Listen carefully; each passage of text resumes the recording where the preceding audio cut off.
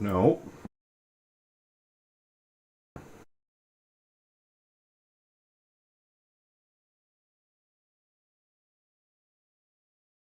Mic check. There we go. I should be working now, right? Okay. All right. So, all right. Jeez. Um. Yeah. Let's play the intro one more time.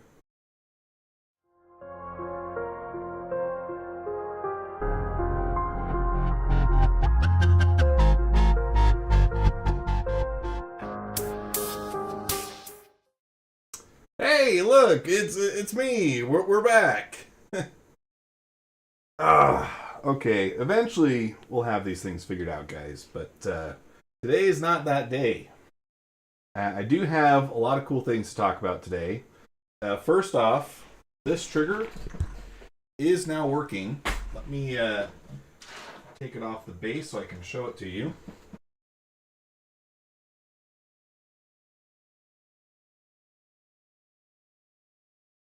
I wish that it was a little easier to take off the base, because once you lock down those little hex grub screws, it's kind of a challenge to get the key lined up to be able to then take it off.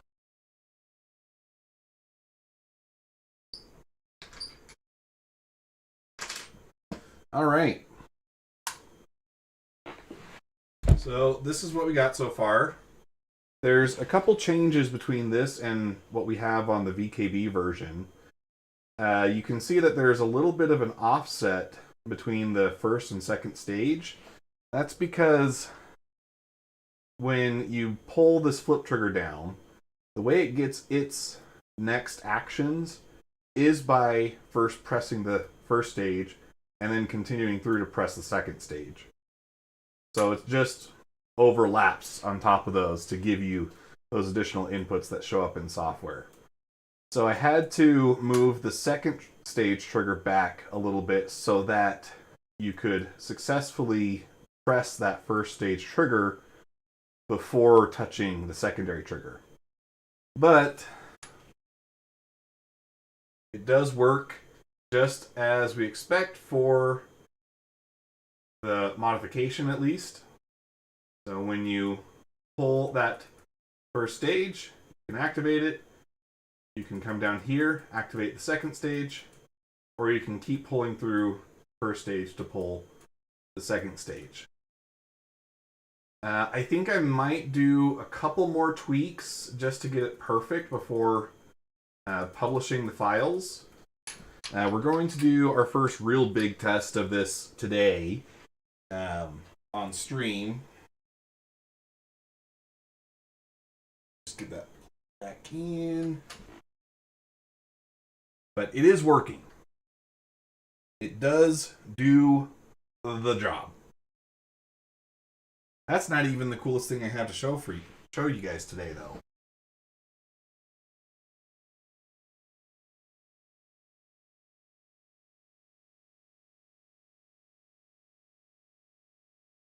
Just tightening that grub screw back down.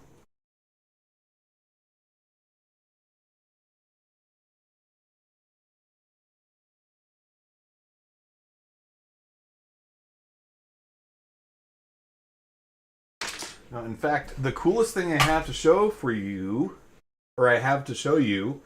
is something that we're going to try and make a little mini video in a video here today. And I've noticed that when I try to make these, the stream quality is not up to snuff for what I would want in a video.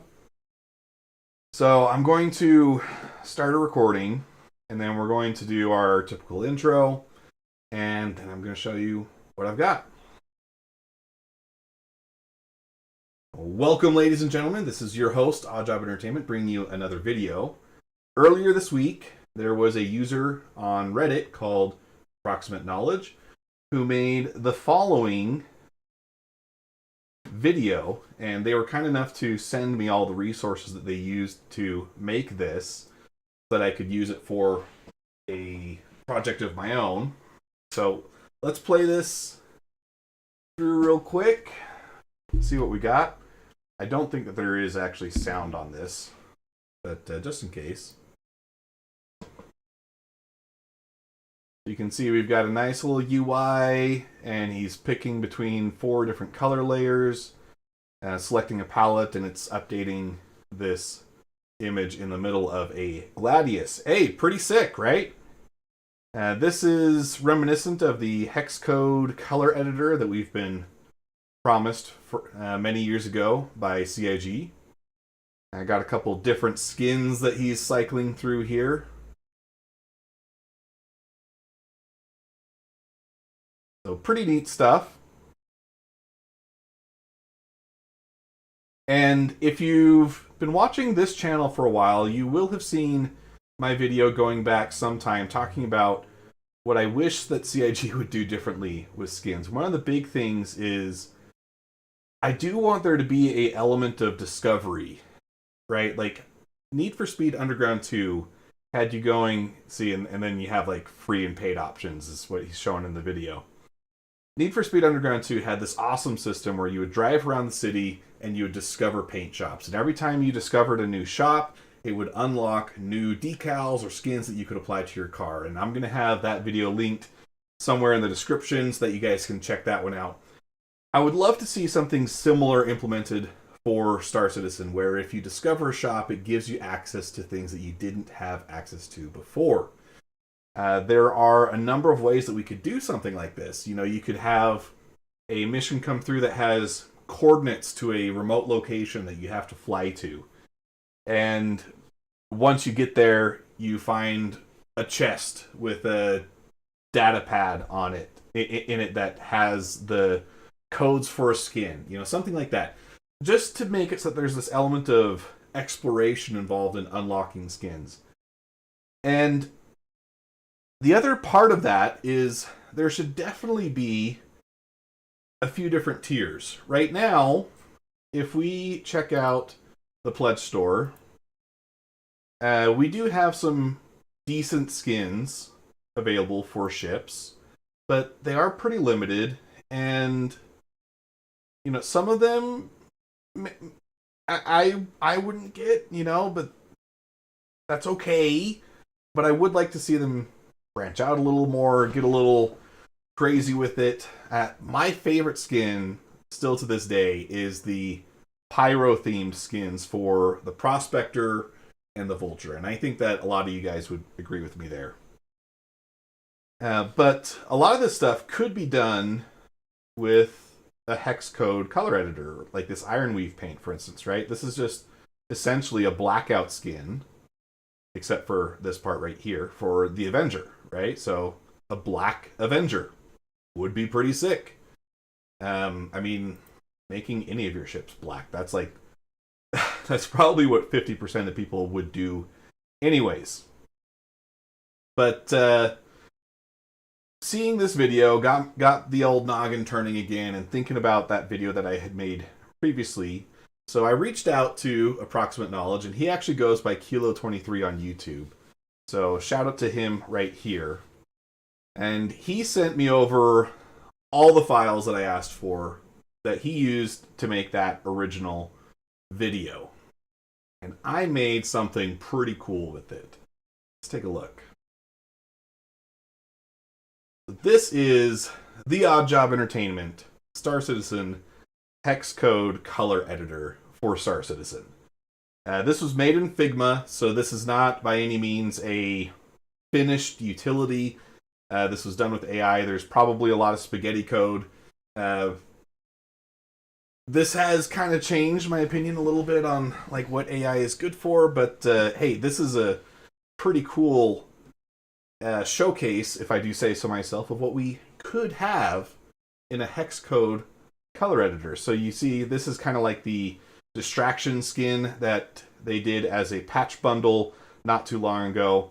And if I click over here, if I hover, and see, I'm going to geek out about this a lot, because yes, I used AI to make this, but I did make a lot of the decisions here. So I wanted it so that if you hover, it will tell you the hex code color that's currently applied. So you see F97316. we can change that and we can make it more grayscale to match the original skin, right? Let's check a couple of these other options. I recreated a lot of the ones that Wikelo23 had in his original video. So here we have a 5-layer camo skin for the Gladius, and we can change all these different color layers. Right? You can click and drag layers, and it will swap which elements the color is applied to. Made a cool little flames one. Let's do like a blue. That looks pretty good, right? So, in a perfect world, I envision CIG having a number of, let's call them basic tier skins, right? These are the things that you can find in the verse, relatively easy. There's not a whole lot of challenge, or maybe there's even a host of them that are unlocked by default for each ship. That's kind of where a lot of these skins fall, right? Like, we're talking a pretty simple decal, just some flames applied to a Gladius, not that complicated, right? So this could be something that's unlocked by default, and then you can go through and change the colors to your liking, right? Some of these skins, though, are a little more complex, right? So you have the camo one. This might be something that you have to go out in the verse and do some exceptional challenge to get, right? But once you complete the challenge, then you have this skin unlocked, right? This can be a reward for something that you do in the game. Novel idea, right? Or these could be things that you buy on the store, right? You can pay to unlock new patterns, right? Maybe the basic tier camo is, like this one, is unlocked by doing a challenge in the game, but if you want the 5-layer one, you need to get it on the pledge store. But you can unlock this as a pattern with your credit card, and then that's something that you can then use in the game, right? And you can be able to, you can give the player some ability to edit this to make it look the way that they want it to. But there's still plenty of room to have premium skins. Right, so on this first page, I created this one. This is based off of some skins from the Hoonigan Garage. This is based off of, I think it was the RS200 skin. I could be wrong, though. But it's got a very faint checkerboard pattern here on the white section. We've got some color banding, and then it switches to this black and gray checkerboard. Got the Monster logo, American flag. Forza logo, Toyo tires, you know, so you would probably want to change a lot of this to better match the Star Citizen universe, but Hoonigan has some of the coolest paints, so I just wanted to recreate one here. And if I do say so myself, it looks pretty good, right? This could be something that could very well be sold on the store, right? No problem there. And that's denoted here with this clipped corner and the P for premium. Let's see some of the other options we have. I created this Ninetales layer, which doesn't look like it is applying correctly. Something about that broke.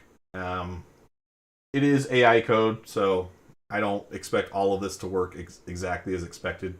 Let's keep going through, though. We have this Pyro-inspired skin. Honestly, not as cool as what we have for the Prospector and the Vulture, but I tried. I'm not a amazing artist by any stretch, but you can see an attempt was made, right? Looks like that one broke, so that one's not working. Here's a race decal one. So this would be maybe a decal that you buy on the store, right? But then you can apply it to your ship, and this gives you some limited ability to change the look of your ship by giving you access to change some of the color, but not the whole thing, right? So there's different tiers to this system. You can sell full skins, you can sell decals, you can sell patterns. And if we keep going through, you can see I spent quite a bit of time putting a lot of skins in here. Looks like, okay, some of them do work. some of them broke, some of them do work, though. Here is our classic Gladius skin, right? So let's see. We would need kind of a green, and then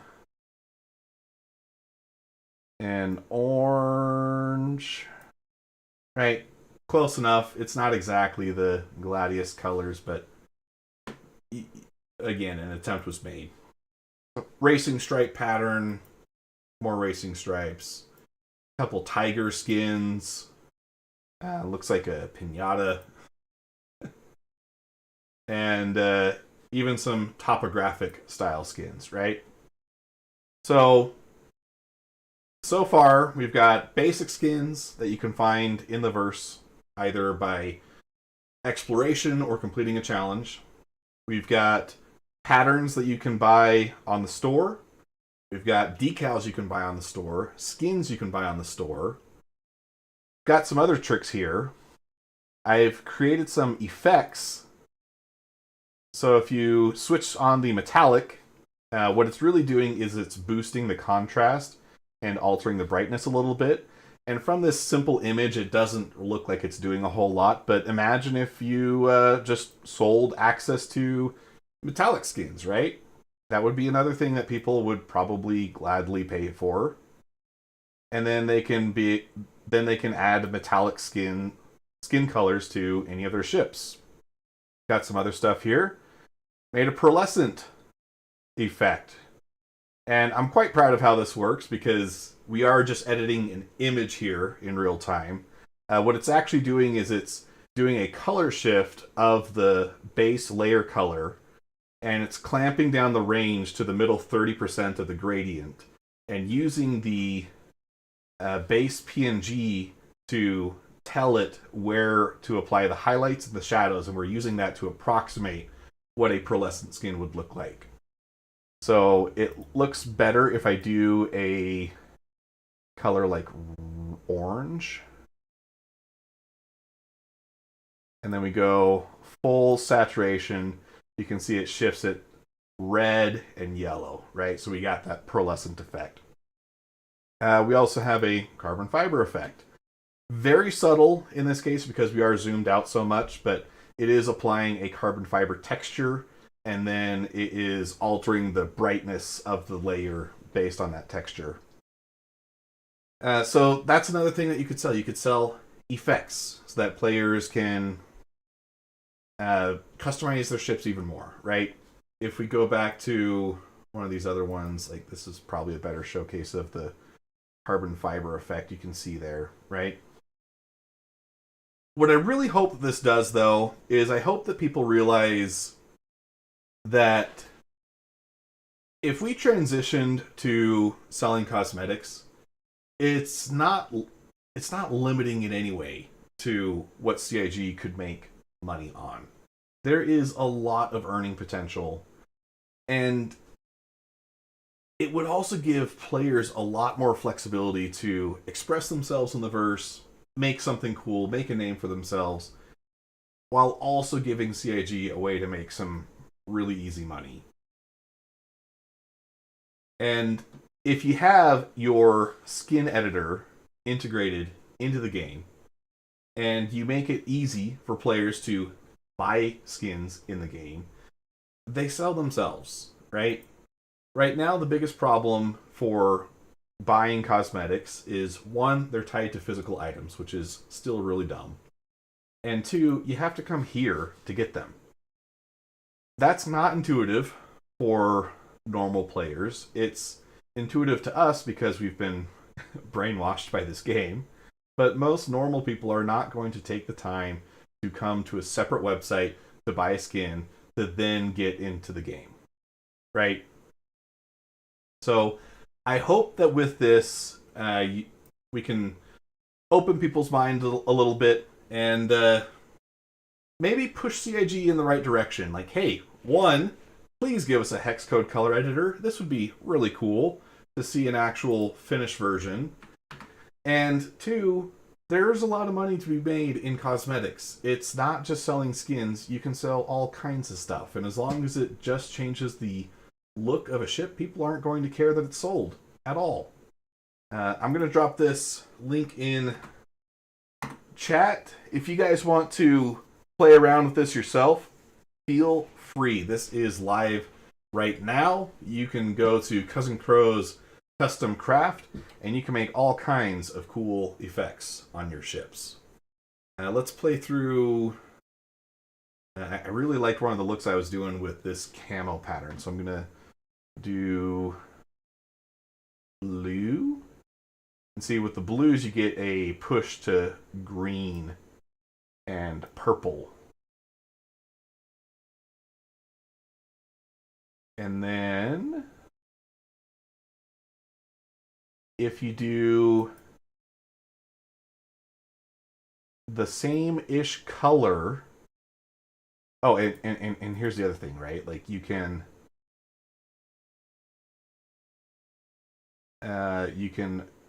grab that color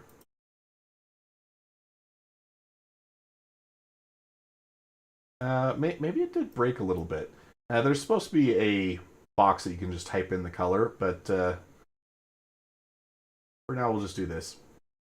If you then do a desaturated, darker version of the same color, you can make it look like there's a drop shadow effect. Right? So there's all kinds of really cool stuff that you can do with this. So please have fun with it. Take some time to check it out. Let me know what you think. I had a lot of fun putting this together. Thank you again to Kilo23 for being cool about sending me all the assets that you use to make your video. You can see that they've been put to good use here. So I've had a lot of fun getting creative with this. Like, share, comment, subscribe, do all the YouTube things. Here we go. There's the subscribe animation. And I do want to give a shout out to our channel members. Your contributions directly help make content like this possible. Thank you, Orbital Bombardiers and Up. Get a special mention in every piece of content that I do. And until next time, this is Odd Job Entertainment, signing off.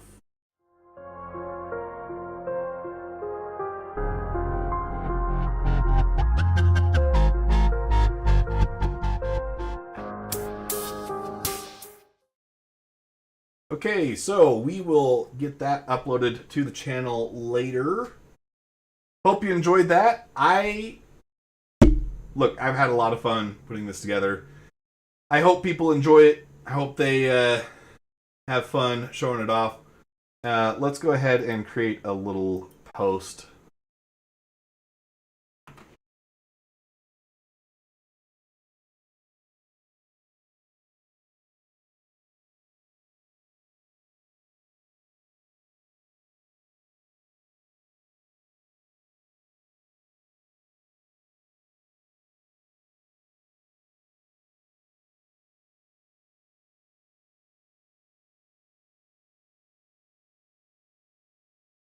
Then the really big thing tonight is just testing our new our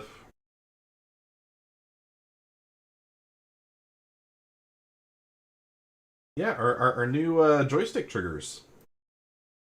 Let's open up Joystick Gremlin.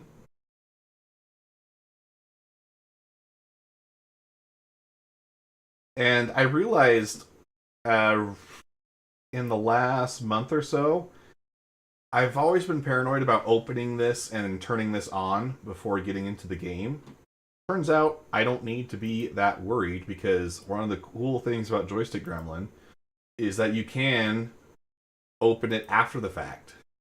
Star Citizen has this quirk where if you don't connect your device beforehand and you're not using Joystick Gremlin, it won't realize that you're using joysticks.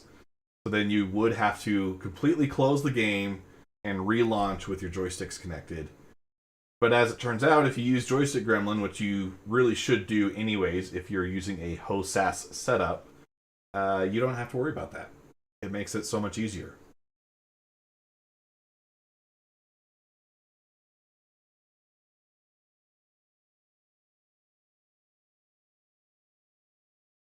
And I had Krita open because we were going to take a look at how those skins are made, but I think we're going to forgo that part for now. There was a small update today. I think it was just a hot fix for some things.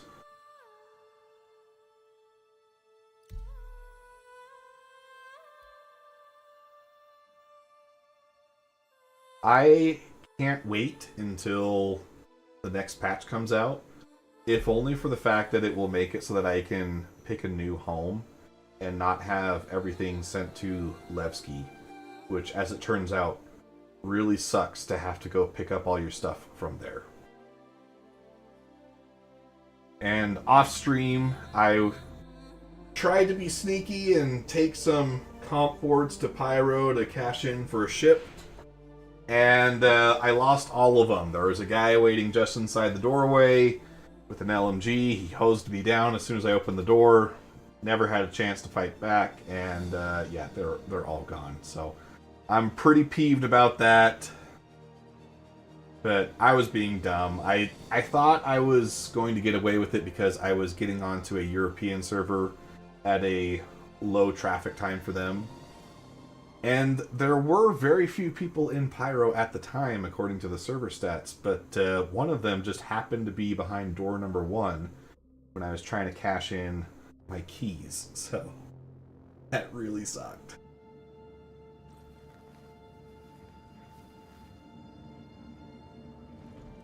Turn the lights off.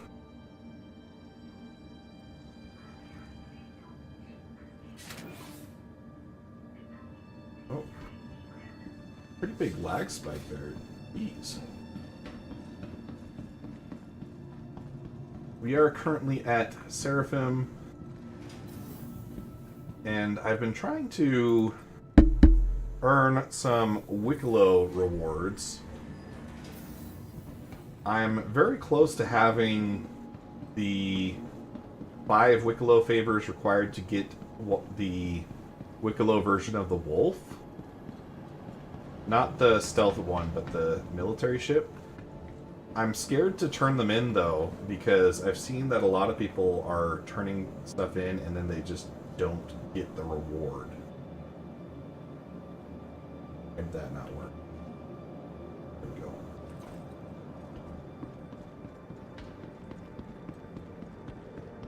So, I don't know, is that a limited problem that people have had where it works most of the time and some people have just gotten really unlucky? What are the odds that I successfully get a ship out of this?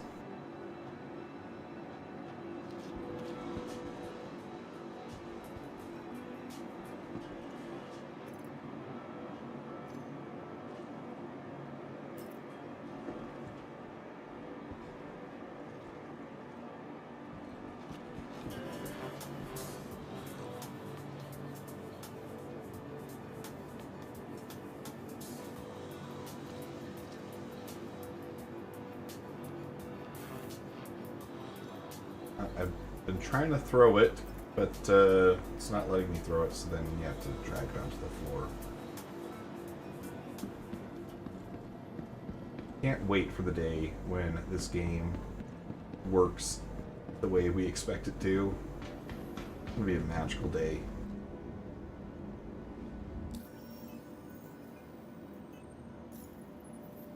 So let's see, what I've been doing is I've been grinding out these mercenary missions, trying to get script to then turn in for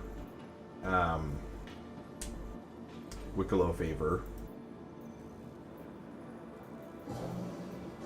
And it seems like, honestly, one of the best ways to do it is to just keep doing the Gillies Flight School. These are shorter than the escort missions.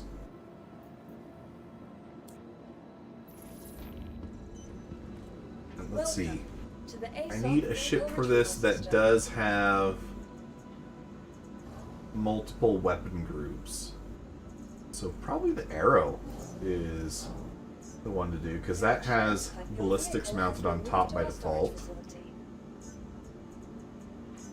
Your insurance claim has been sent. Thank you.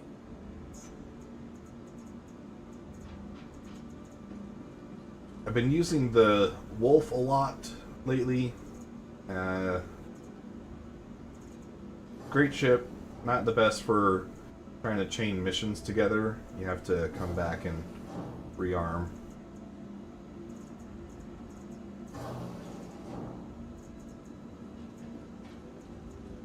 Welcome to the ASOP Visitors Against.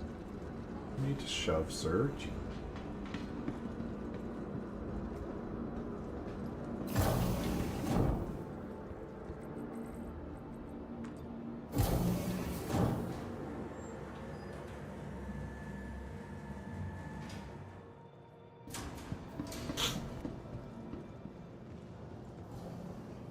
Welcome to the ASOP Vehicle Retrieval System.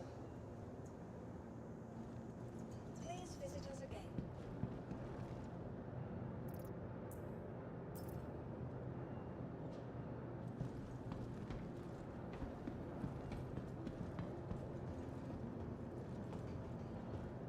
Welcome to the ASOP Vehicle Retrieval System.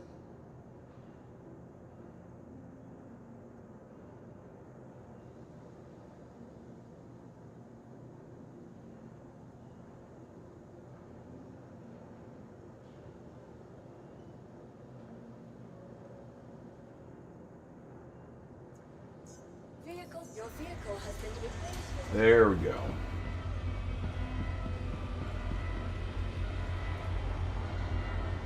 Gotta love the realism, guys. Slow moving hangars.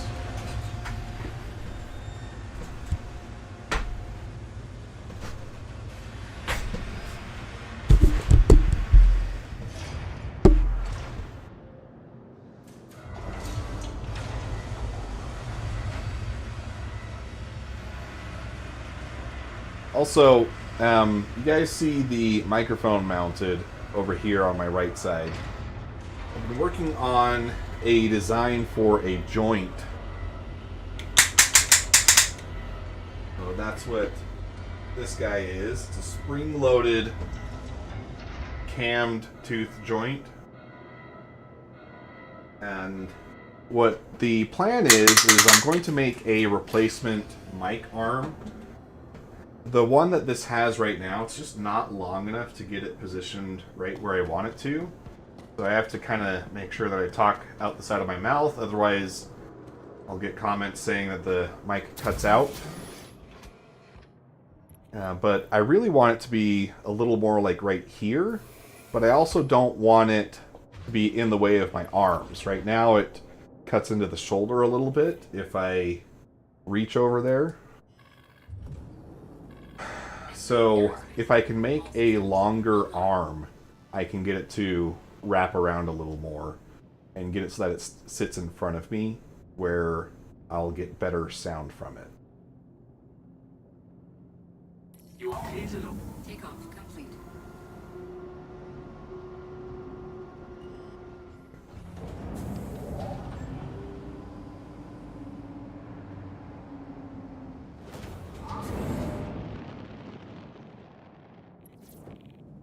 Okay, so right now we have our weapon group set up so that it has all the weapons. Let's go ahead and change that so that we have yellow jackets on weapon group 2.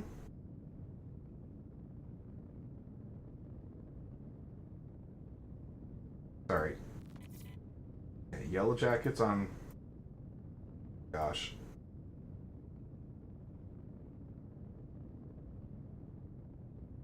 That's a little better. Yellow jackets. Weapon group 2. Panthers alone on weapon group 1. Okay, so now if I pull the primary trigger, we just get our lasers, right? If I pull the secondary trigger, we just get ballistics. But I still have the ability to use both of them at the same time.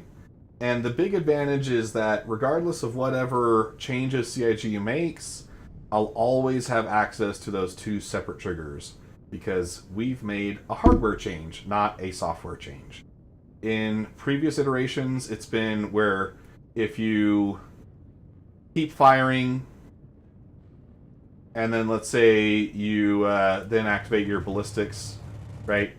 There's been cases in the past where it will not recharge, right? It'll sit there firing slowly, and the capacitors don't top themselves off again. In this patch, it seems like that behavior is changed, so there's a little bit less of a benefit to these triggers. And I'm saying that just because I want people to understand, I designed these on the hardware side, but I can't control what CIG does, so, your mileage may vary in the sense that it might not be as useful today as it could be tomorrow or as it was yesterday. But I still have much easier access to be able to control those two different... Jeez. This is the problem that with the ghillie missions is sometimes it sends it like way out there. I'm gonna try and shuffle to see if I can get the mission to give me a point I can jump to.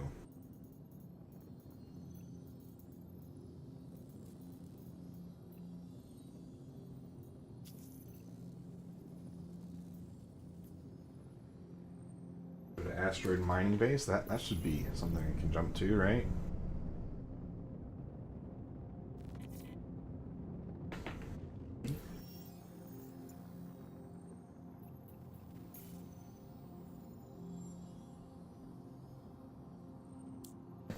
Okay, cool. We only had to do it once.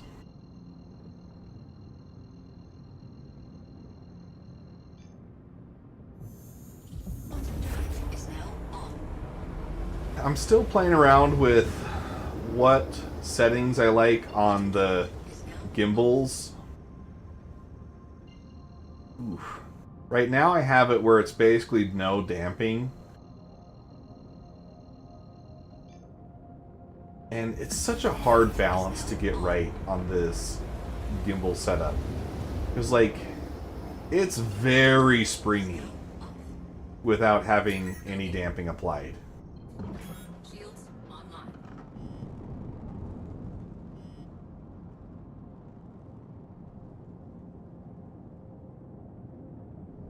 But on the flip side, it's like... You're in the right place. Stand by while I deploy your targets. Once I add damping to it, then it doesn't center the way that I want it to. I reached out to Virpil to ask them what... Looks like you got inbound. Weapons free. To ask them what spring rate the springs are using. And they were nice enough to send me some stats on it.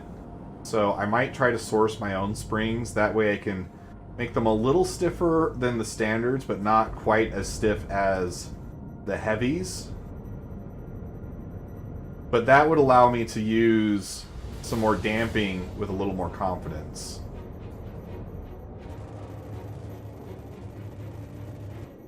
Target destroyed. Hey, that guy wasn't doing anything. All targets neutral. Catch your breath. The next one is on its way.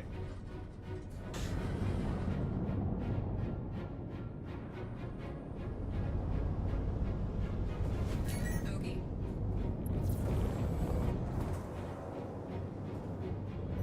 Are you guys awake? Or are you guys brain dead too?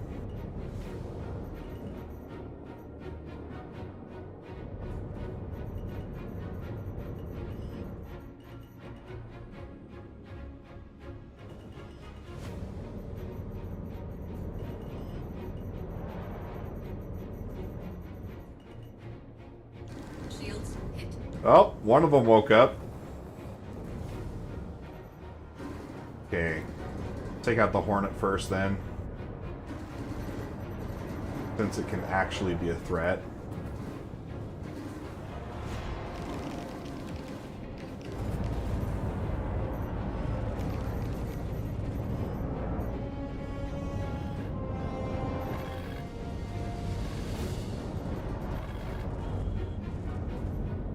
So, see, I can switch between my weapon groups or fire all of them at the same time. What this trigger mod does is it just gives me easy access to whatever I want to do. It doesn't give me easy access to skill. That's still on me. Target destroyed. But it does give me the ability to be a little more decisive with the resources that I deploy. Shields hit.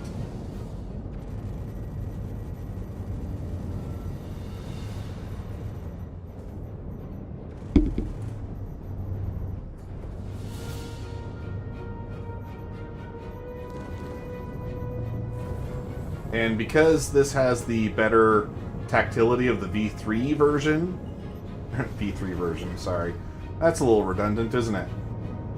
Because this is reminiscent of the V3 that we made for the VKB joystick, it is a lot easier to tell which buttons you're actually pressing.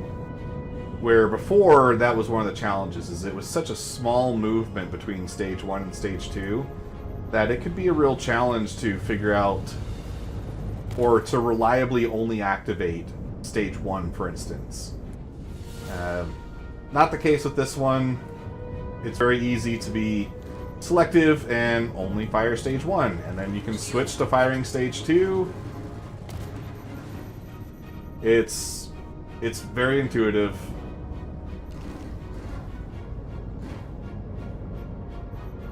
The only thing that I might not be a super fan of as of yet is the feel when switching your finger to stage 2, just because it does have to kind of come down off that ledge a little bit. So I might still want to play around and figure out a way to make that feel a little better. But functionally, these are great.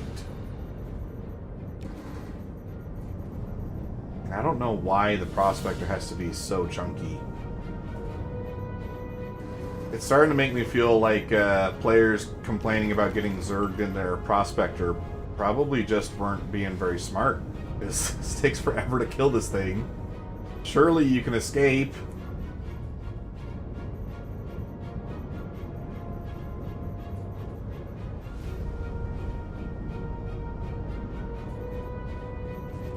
Shields hit.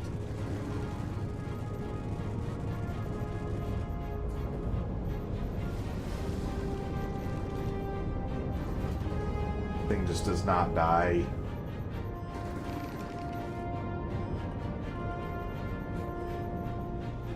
Thankfully, his buddy doesn't have any ballistics, so I can just keep tanking the hits.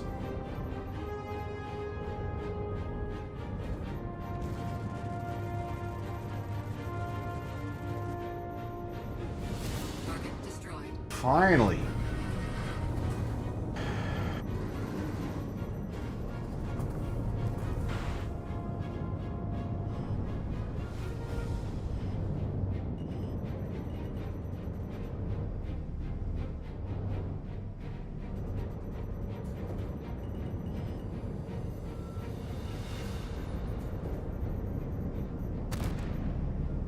Yeah, honestly, it's so springy on the right stick right now that I'm having to fight the springs. I think I'm gonna need to add some damping back and just deal with the poor centering ability.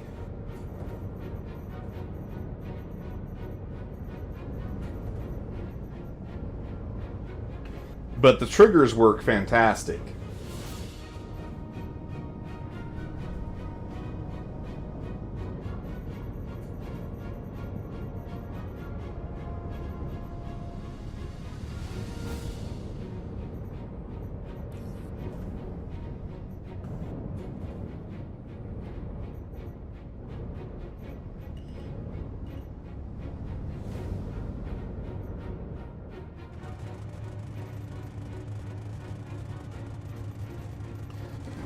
You might even be able to detect it, like, as I'm doing these slow yawing turns, I can see it in my aim, that it's bouncing back and forth.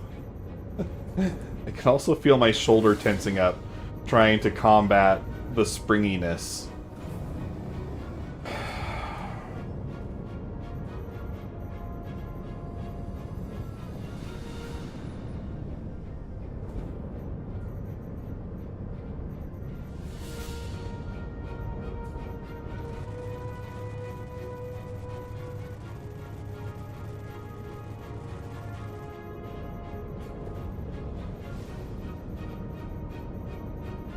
And because it's an NPC, they don't try to shoot unless I'm actually like in their cone.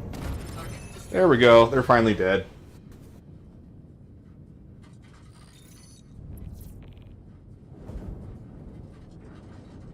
So, yeah, I got the 5MG script, and those are at Levski.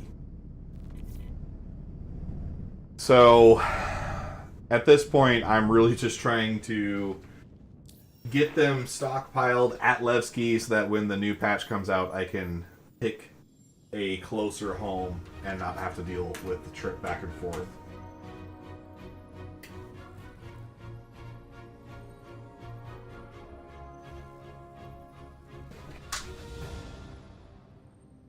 Okay, I'm adding some damping back on this stick.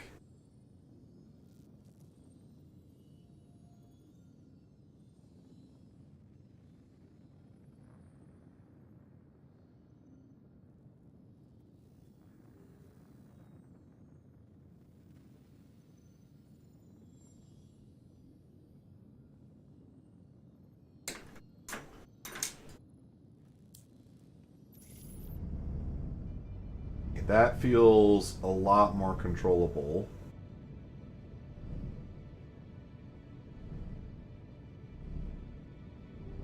Alright. We'll try it with those settings. See how that does.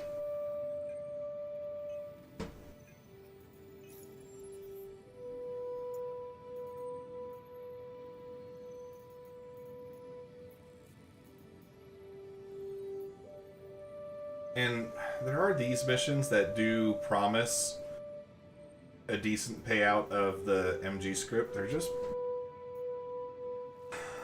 They're kind of tough.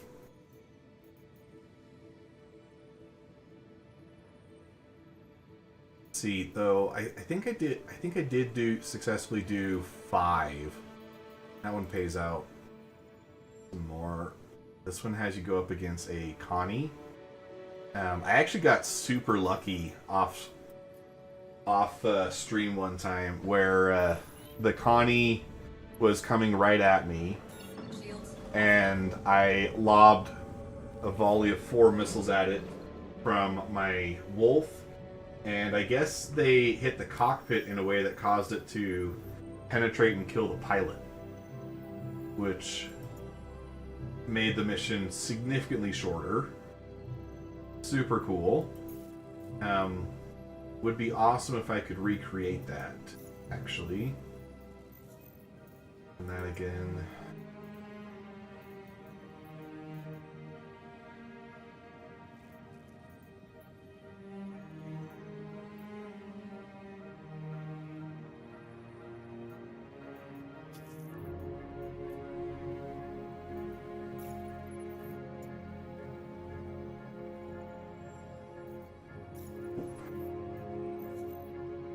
And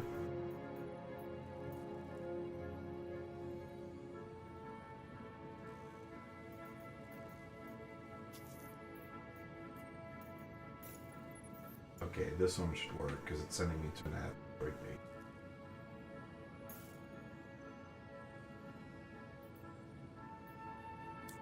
base. The other thing that you can take advantage of is yeah,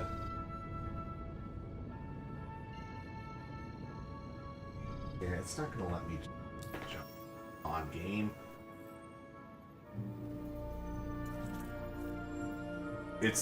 I'm still having a lot of good luck being able to get the NPCs to send themselves into objects. So it's in your best interest to try and stay close to the hard areas of your environment, because there's a pretty good chance that you can get the ship to take damage by getting them to crash. Quantum drive is now off.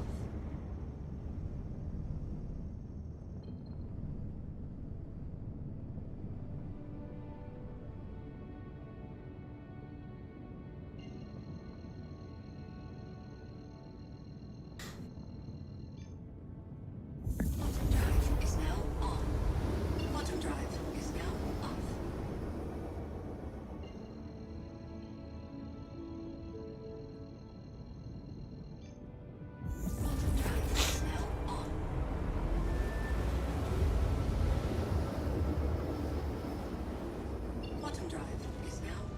So if I remember right, I think this sends a Hornet after me for wave 1. And then there's 2 Vanguards, I think, and the Connie. Get started at home.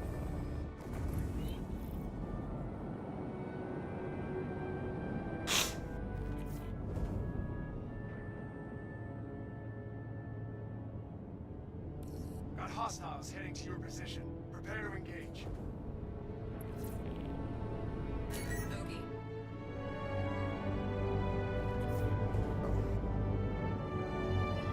Yeah, so let's see. If I position this rock between him and I.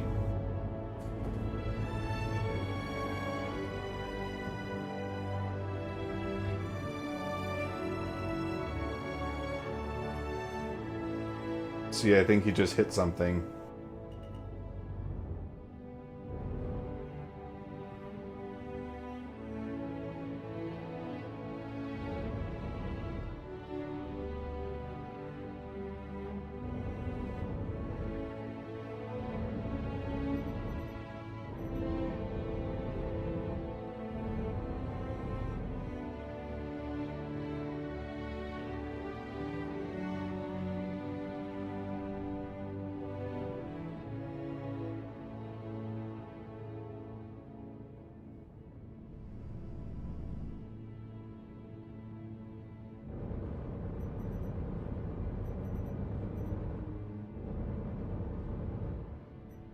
Oh, come on. I mean, I could definitely take these. These aren't that hard. But I was trying to show that they'll still crash easy.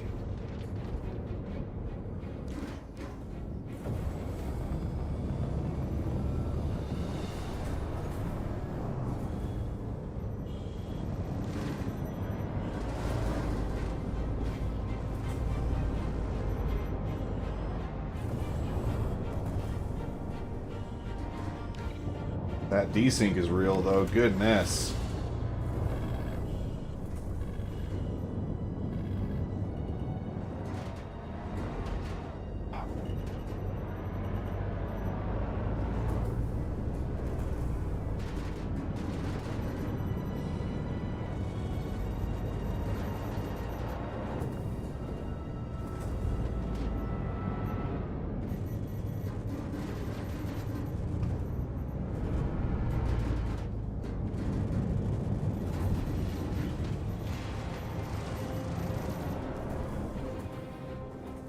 I'm not doing too good.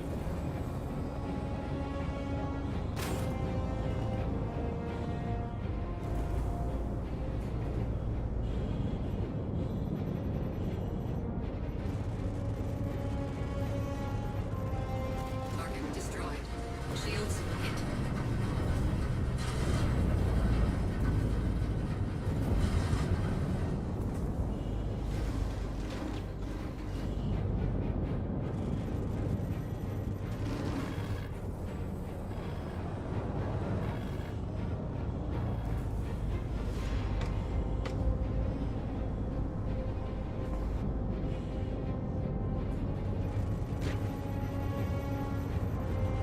Shield down.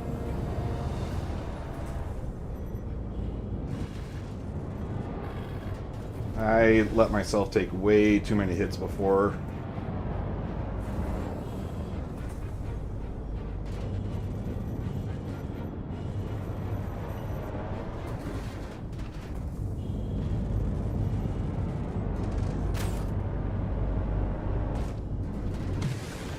Shields offline.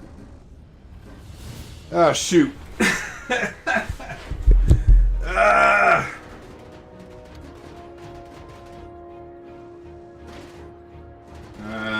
Let's see. Can I do something clever here?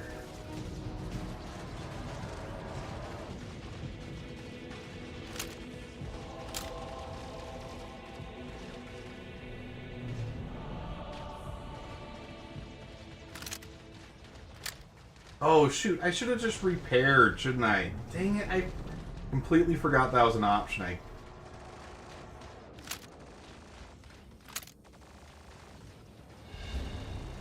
I'm an idiot.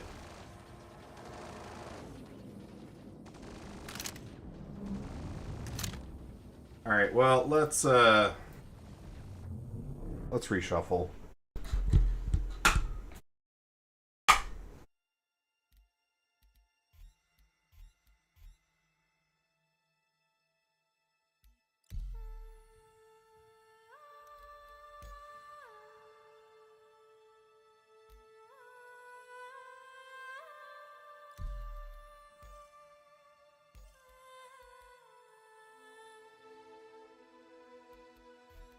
Could also do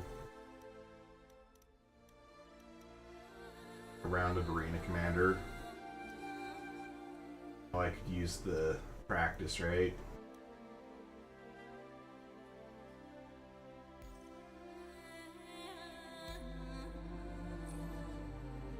We have the Drake Cutter option.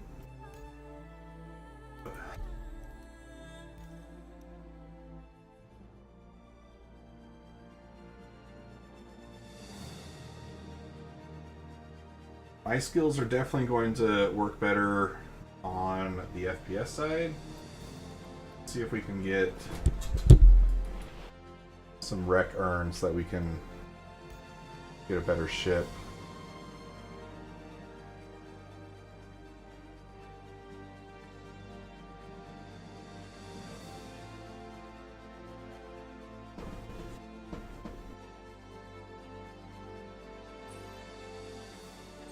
That.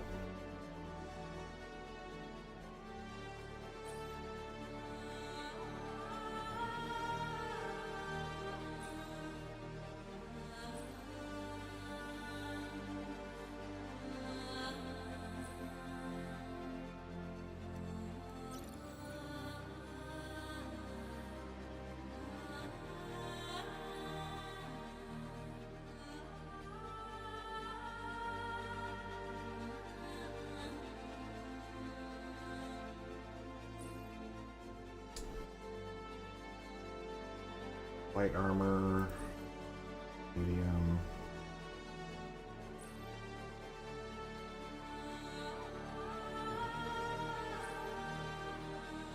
I guess medium's the best I can do.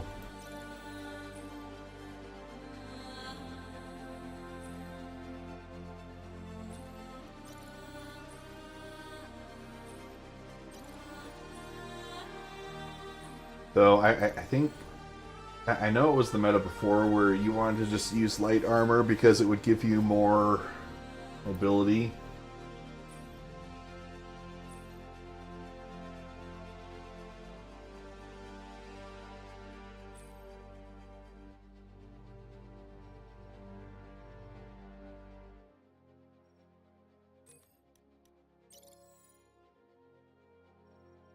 Oh, shoot, that overrode that?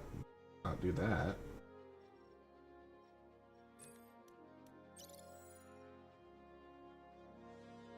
Okay, yeah. Alright. That should be decent loadout. No, what the heck? Come on.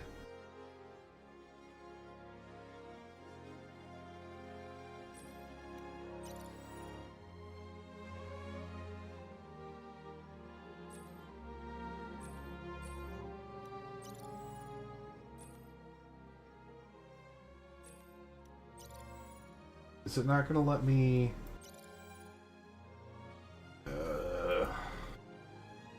Okay, I guess we'll just use the P4.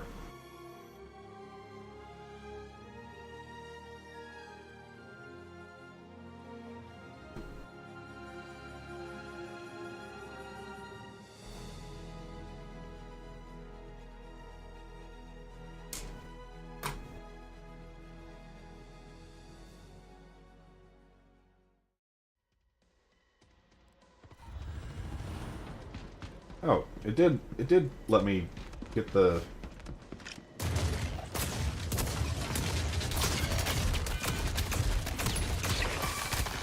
Oh, I should have run in more. Okay, why now I'm stuck with the shotgun. I thought I had the SMG.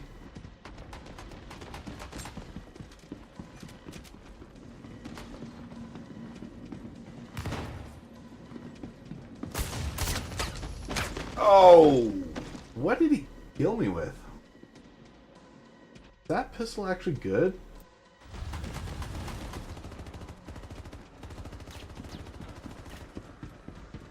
Match over. Match lost. Ooh, short game.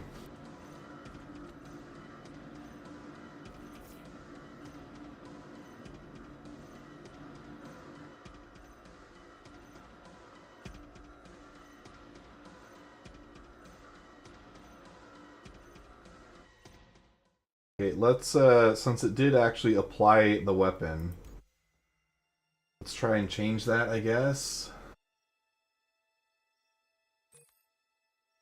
Or did I have that applied and then all I had to do was just...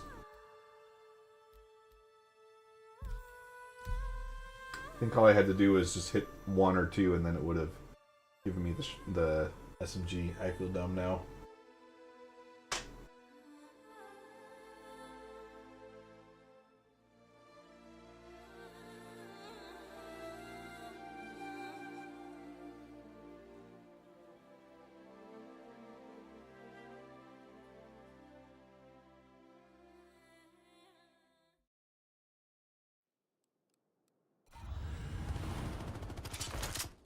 See, there we go.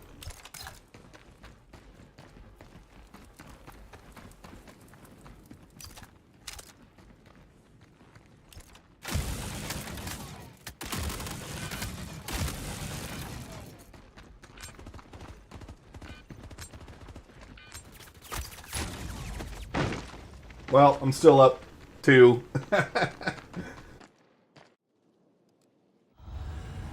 This thing about these kill confirm style game modes, right? Like, you can still win even if you're a sucky player, because you could just steal their kills.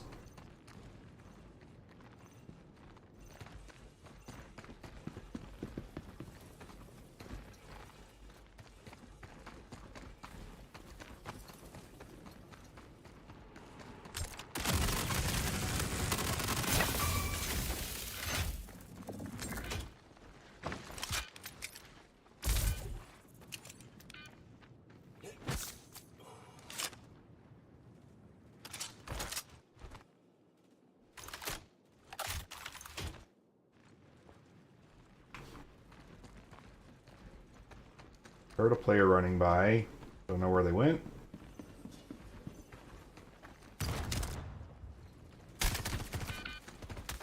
That guy seen me.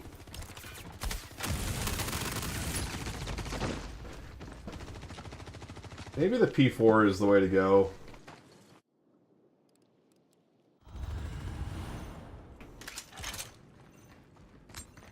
That's an easy pick up.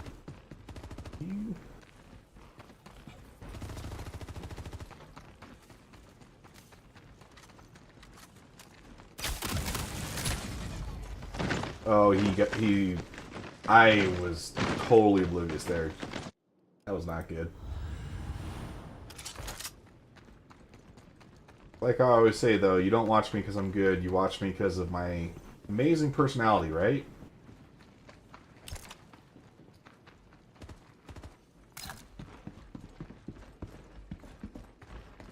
There's a guy over here. Come on. Stop running. Let me kill you.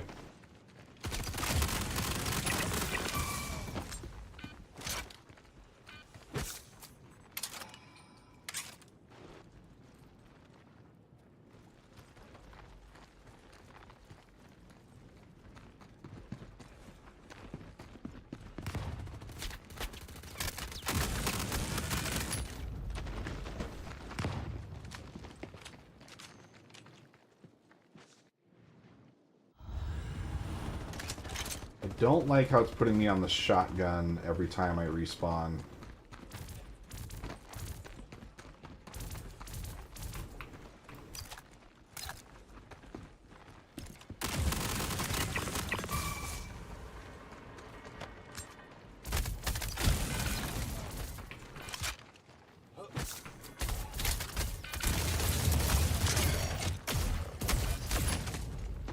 That was bad. I don't know. I almost had him.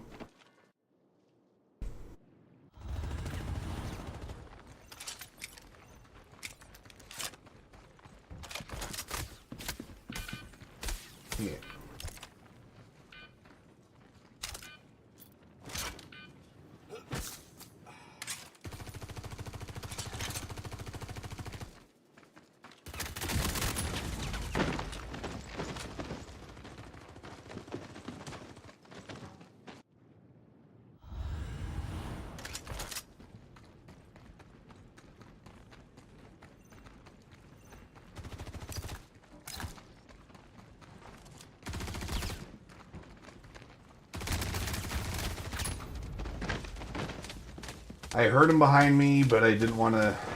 Oh, there's two there. I knew I wasn't going to get the drop on him, so I kept running. Not the right move, though.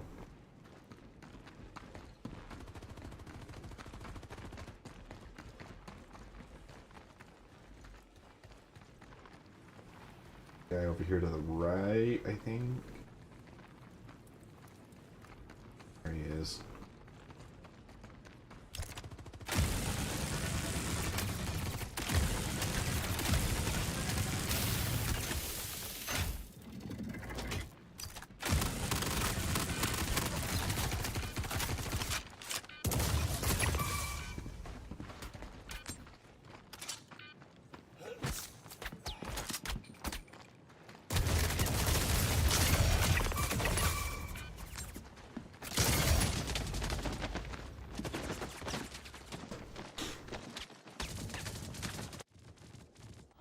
Really not doing too bad, though. I think we're probably, like, in second place. Maybe third. This gray Jedi that's, we're really competing against. The other players don't seem like they're really picking up the skulls all that much.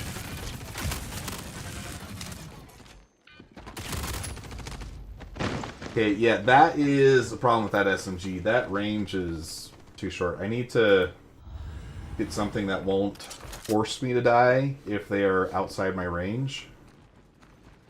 So, probably just good old bullets, huh?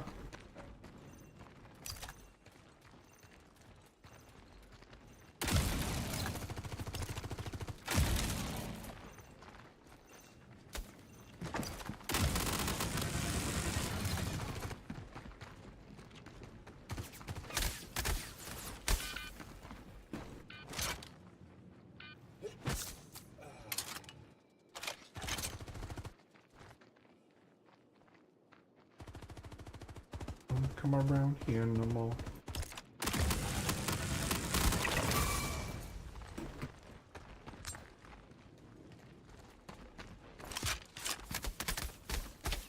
Okay, Ren. He express ordered the kill for me.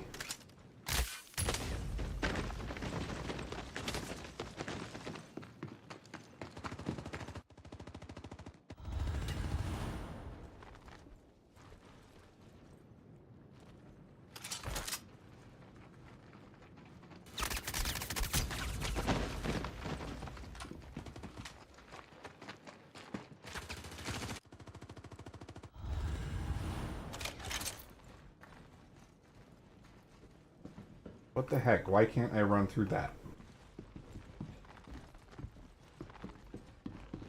CIG, why? There's nothing in that doorway. How stuck am I now?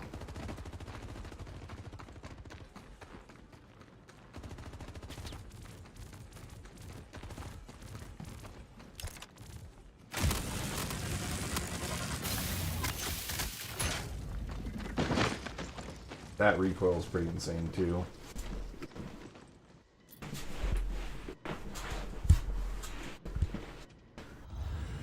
I should probably, you know, just take the time to actually equip all of the attachments.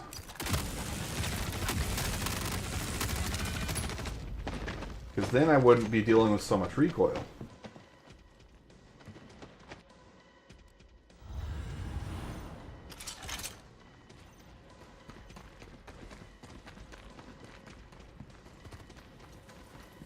Oh, look at this guy. He's so cool with the cape. People got that cape armor and they're just never going to take it off, are they?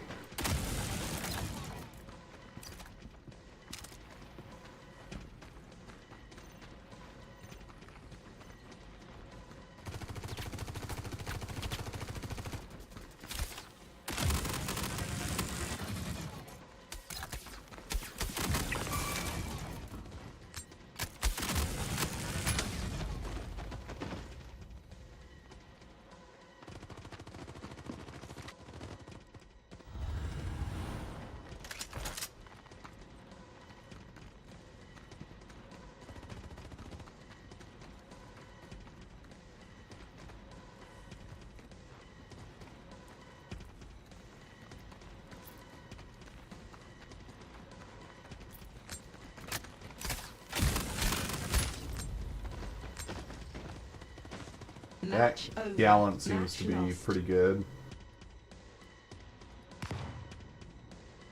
Let's see. I definitely didn't finish. Yeah. Fourth isn't terrible. It's not like this is the most competitive game, though. It's not a whole lot to brag about. Finishing fourth here. I'm not doing too good.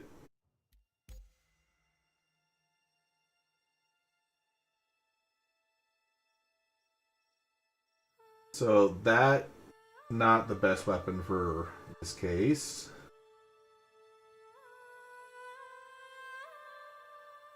Seems like that Gallant was doing pretty good at distance. The P4 is also alright.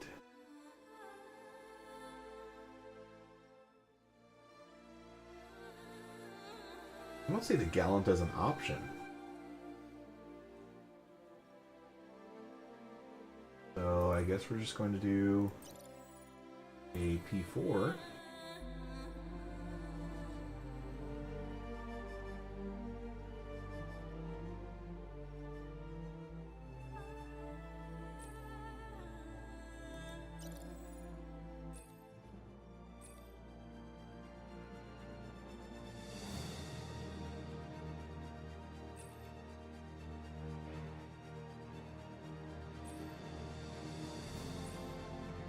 One's the one that increases your damage a little bit. That might be the one to go with. That's pretty hefty bonuses, though.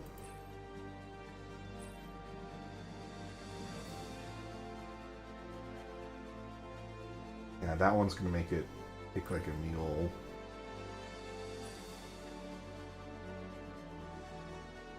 So, I think it's between the Vera and the Stoic. The Vera increases spread by quite a bit and seems to have less benefits.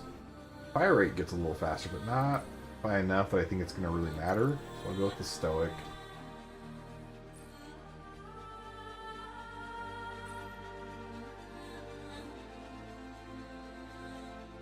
And then these also reduce your spread a little. So why do they look different? What the hell? And then can I unequip? Yes, you can. Cool.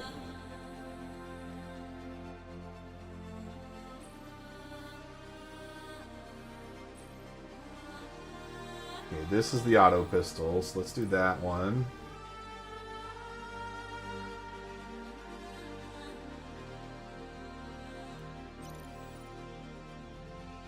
And then I'm going to trust that it actually did change it.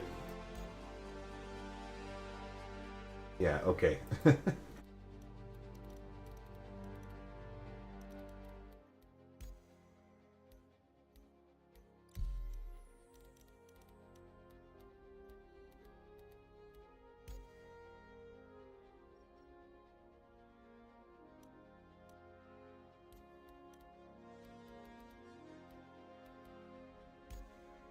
Why is it just the Drake cutter showing up? Shouldn't I have the option of being able to pull different ships?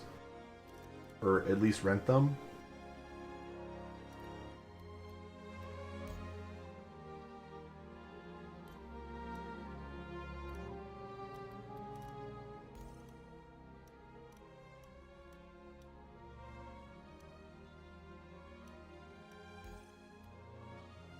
Okay, I want to do one more round of this and then we'll step back into the PU.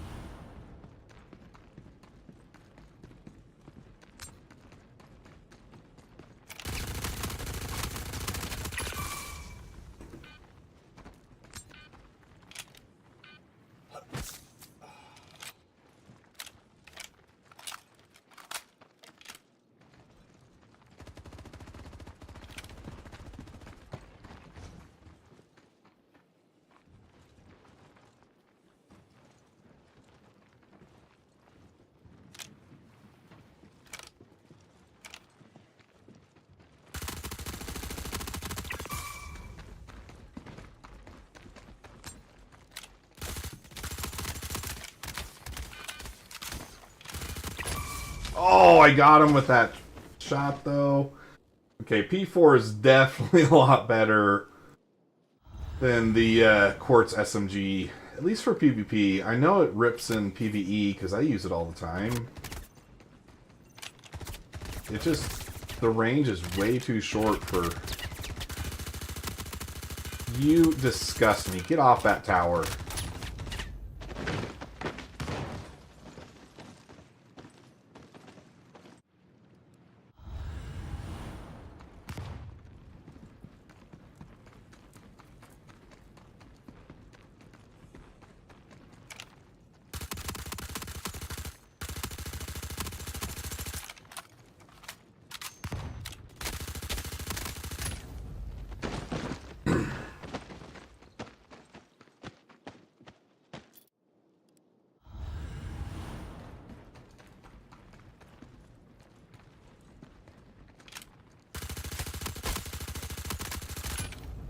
Man, I couldn't even see that guy. That shadow is pretty good armor.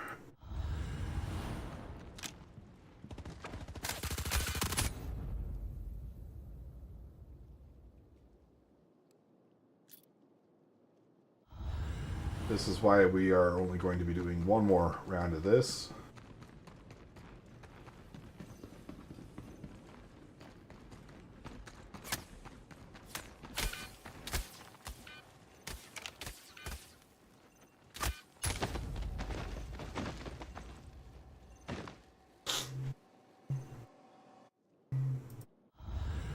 I think these must be the same people I played with in the last round. There's not a ton of people playing these matches.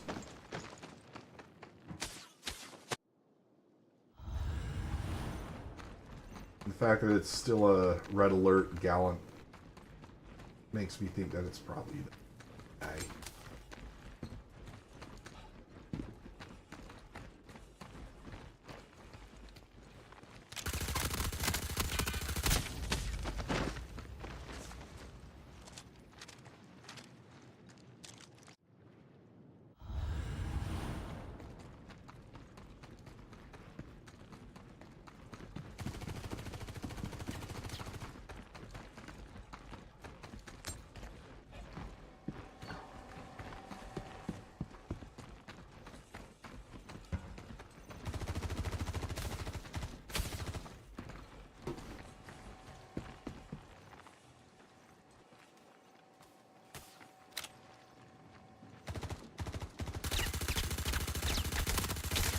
Oh, that's lame. Dang it.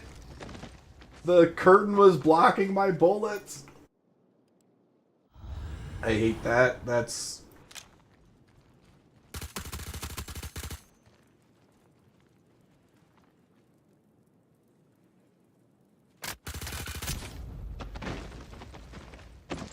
Yeah, that gallant is lethal. I need to figure out how to get that unlocked, because that cooks.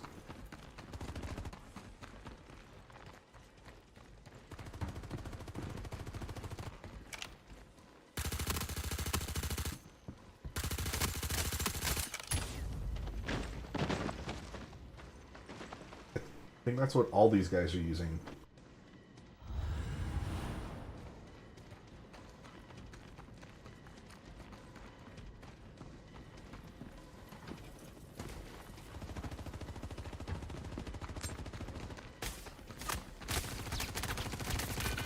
I can get it! Yes!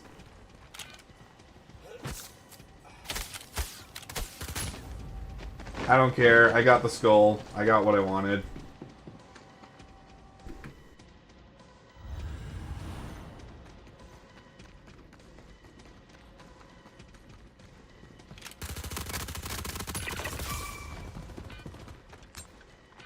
There. I actually earned that one.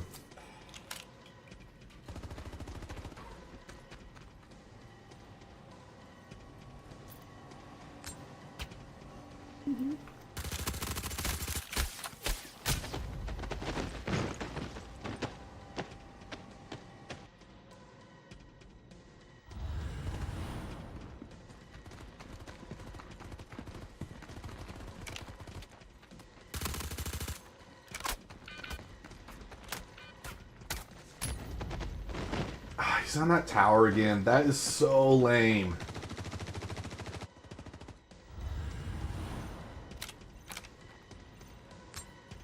That one above me. Match over. Match lost. Second place. Second place isn't bad.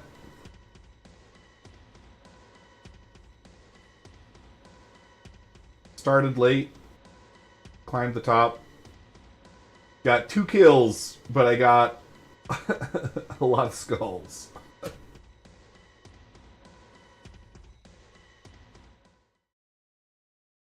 I think all you have to do is get a podium finish, right? And then it gives you... Oh, okay. Is there a way to view what the challenges are then? Or is it just you have to get, like... Oh, no, I didn't want to do that.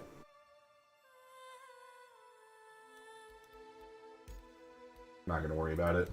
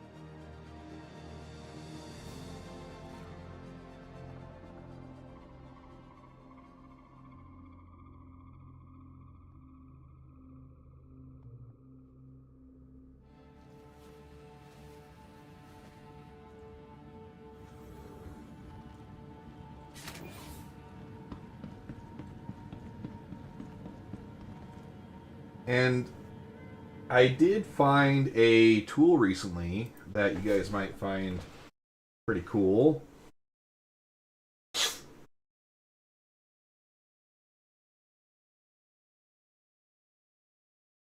if you are on the Odd Job Entertainment Underground Discord server and you go to game resources, you can find this handy list of Star Citizen related links. And I just added this one, Wikelo Trade Recipes, where it just lists all the recipes that you need. Pretty cool. There was another one that existed, but it seems like that link died out. And this one does seem to be a little more better organized. So this is what I was trying to get, this most special wolf.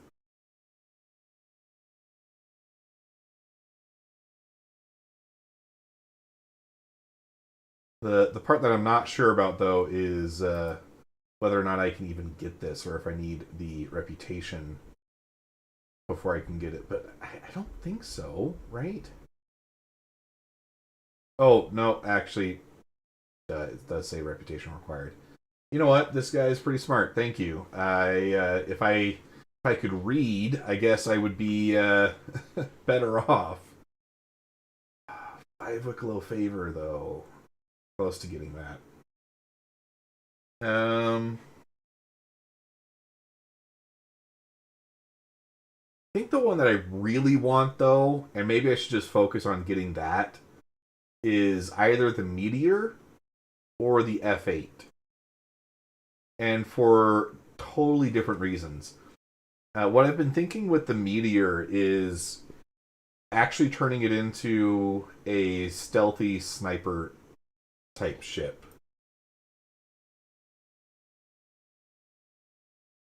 Can't remember what it's called. I have it linked in the Discord as well, though.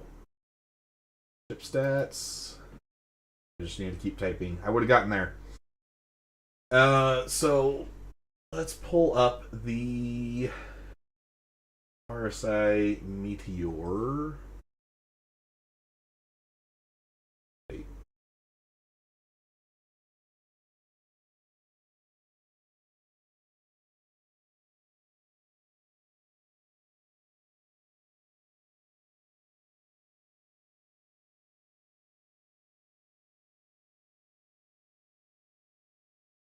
Okay, so the trick here is we set everything to minimal power.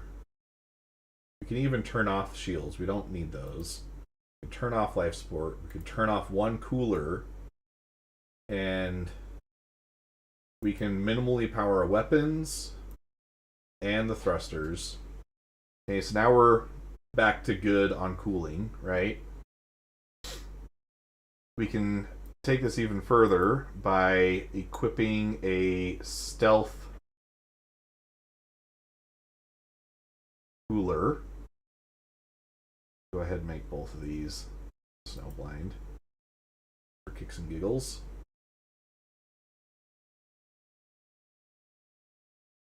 And we'll turn off all of the non-ballistic weapons.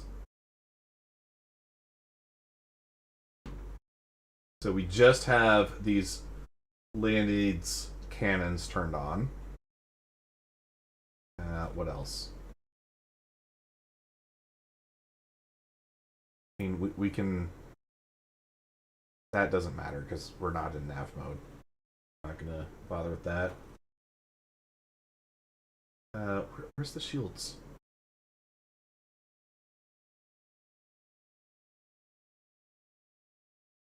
Yeah, I'm going to go ahead and equip some stealth shields.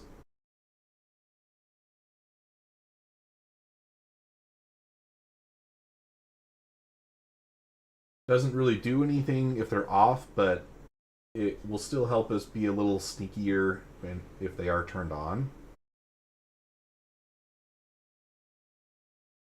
Okay, and then if we select a radar, with these signatures, you will be visible to your opponent from just under 3 kilometers, right?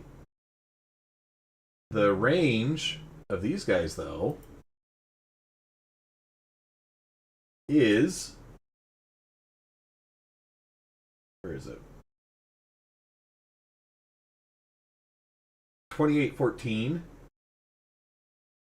So we're sitting just on the edge of where we can be detected. And the other option is pull up Urkel. I think there's another size 5 that reaches out a little further. Let's... No, wait, actually, I think it's a size 4. And then... range is on here somewhere.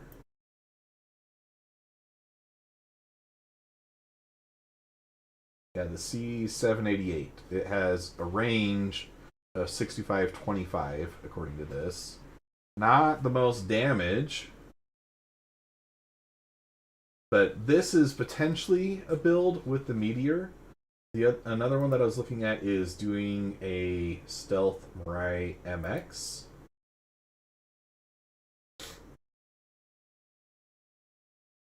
So, similar deal. Let's set everything to stealth components. I think I have a bunch of these Umbras stored up somewhere. But we'll just turn them off. And we need stealth coolers.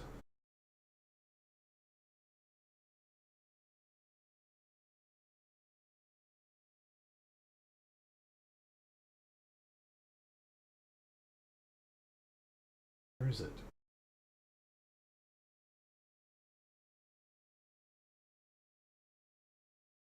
Oh, that one's a size 2. They're different components. Nightfall. Okay.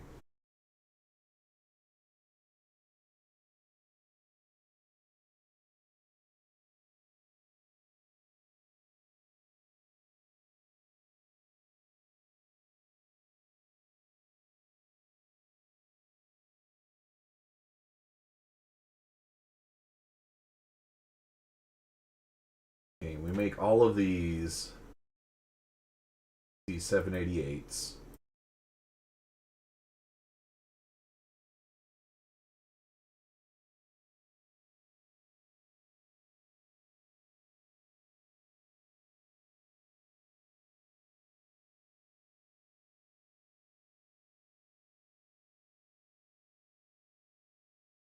can make this a stealth component. That'll help us.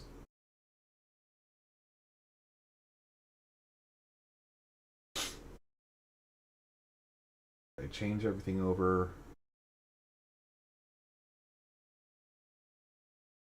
Yes. Okay. So then, where is it?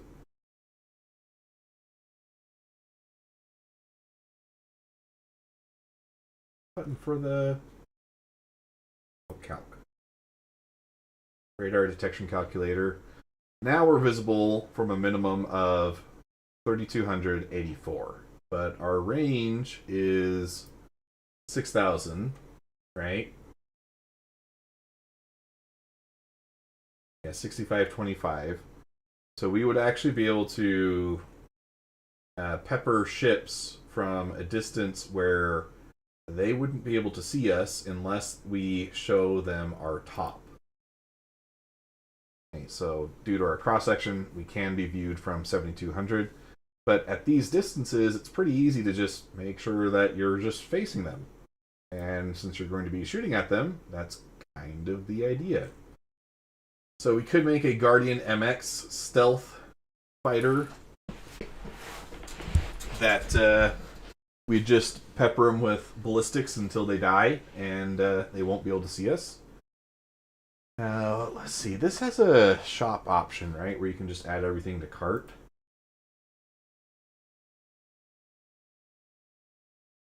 Yes, it does.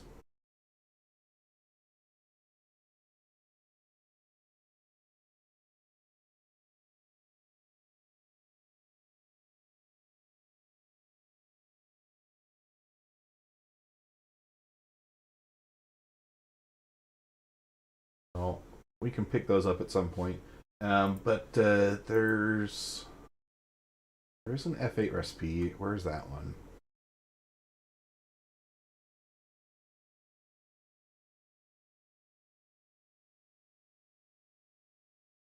I feel like this one wouldn't be too hard to get either. And Virpils is supposed to be a pretty good one.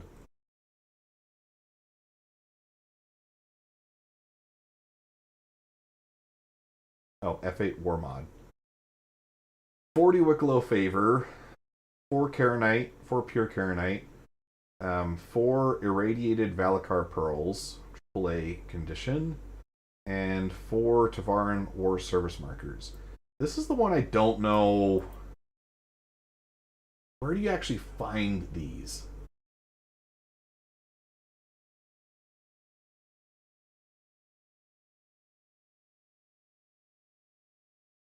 See, can you help me out, Loud Guns? Where do you find them? Hello and welcome back. Let's see, so Ace Pilots. I don't want to just play through his whole video because that's not very fair. Loud Guns definitely deserves the views from you guys.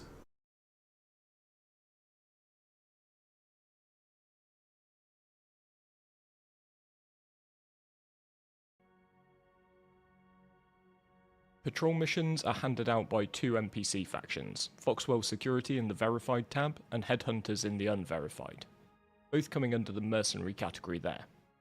They follow the exact same format, with a selection of randomised submissions separated between 3 patrol points. Notably, you don't seem to find Ace Interceptors on the ambush missions, which are the other side of this, so just stick to the patrols if this is what you're looking to farm. As you complete more Alright, we can do that. patrols, you will unlock higher difficulty levels. The Foxwell ones run from yellow to orange to red. Okay, and I think we have those levels unlocked already.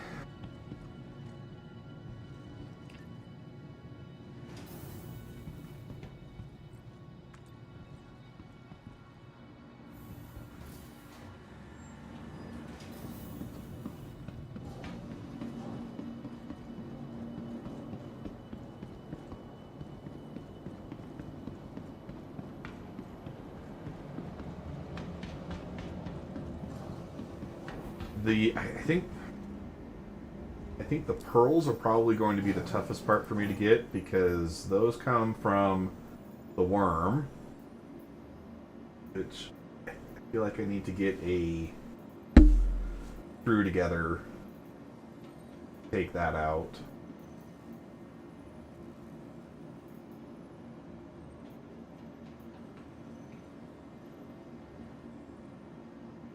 Okay, whatever this is, I hate that this happens. It's like it stops listening to your inputs for a second.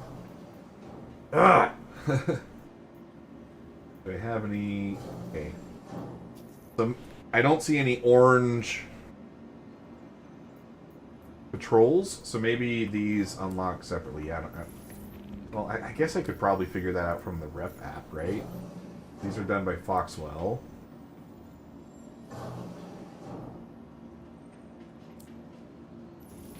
I would have thought there'd Hey, be... it's Walton with Foxwell. Courtesy reminder to not head out on patrol without getting geared up. Things been wild out there lately.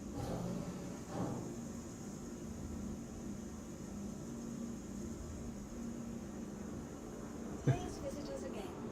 Goodbye. See. See, it's doing it again. Why you no listen? So you have to like back Please visit out. us again. Welcome to the ASOP And then it'll vehicle retrieval work. system. I'm gonna submit a claim for The that. vehicle has been moved to our storage facility. And see, now it's not listening again. Please visit us again. Welcome to the ASOP vehicle retrieval system. I think if we're trying to chain these together, though, the Gladius is probably going to be the way to Your go. insurance claim has Because been they sent. have The vehicle has all been moved laser to our repeaters storage on it. facility.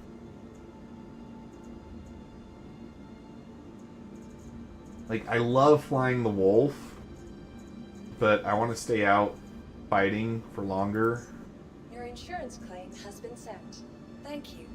And the Gladius is pretty similar in maneuverability, so you can get the same kinds of benefits of not getting hit, as long as you're not playing like I was before and allowing yourself to take too much damage. See, like, I found you can find all the flawed stuff in the boxes, and I saw a video where someone was saying that you can find the pristine medals in the blue bins, but I've not found anything except for the flawed stuff. And then, do those actually have a use? Maybe.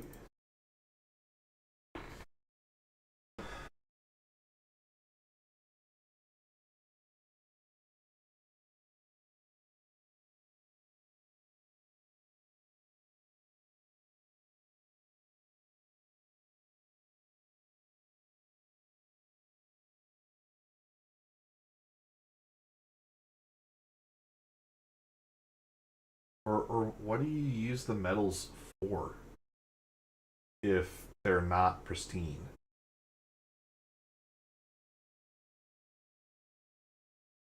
Maybe there'll be a way to refine them into something better. Funny. Get 5 flawed medals, staple them together, and now you have a pristine medal.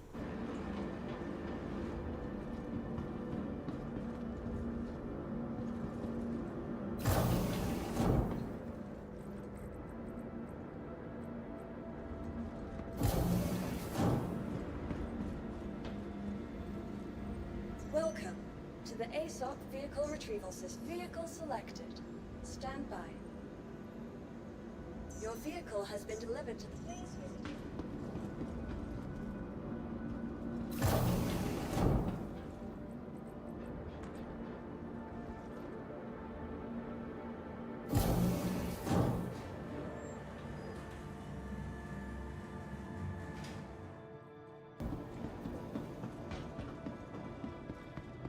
Speaking of the Gladius, wouldn't it be just so cool to have some pearlescent paint jobs on this? Like some flames, camo.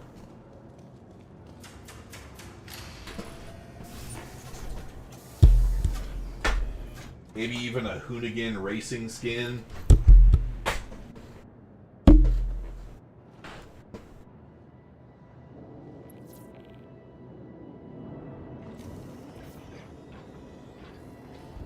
Oh, what's going on? Frame lag.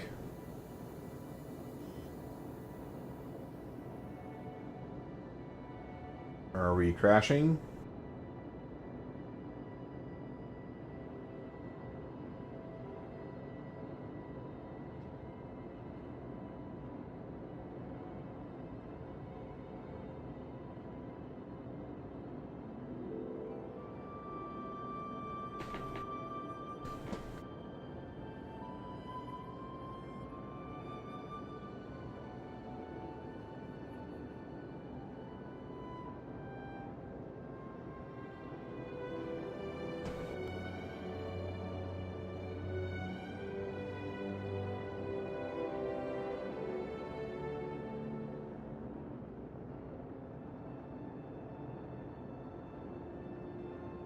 Let's kill it.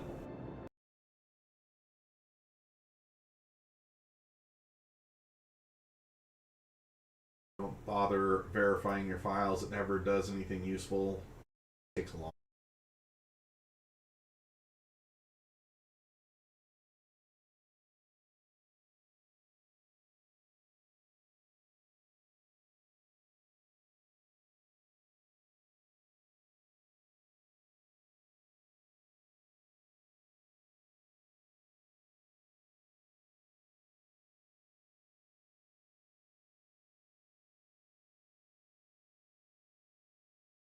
Updating the titles here.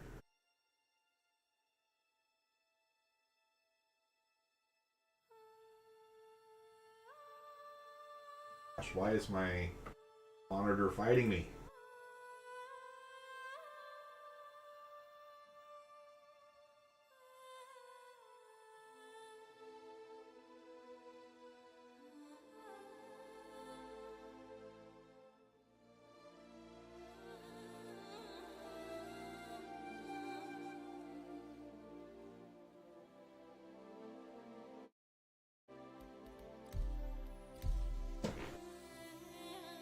All right, hopefully it puts me right back in the hangar with the mission accepted.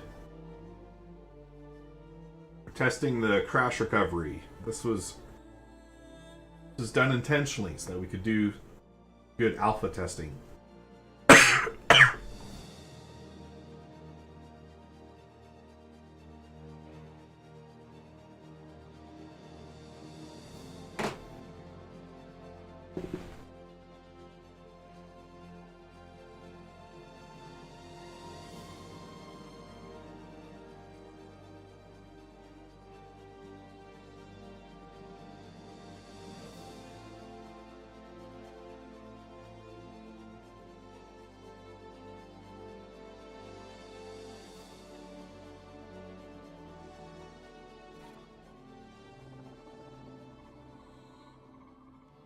Sweet! It did not send me back to the hangar, so we get to go through the whole station again.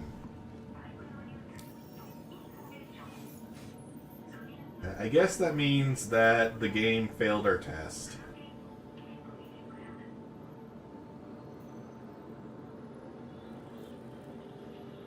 Where is...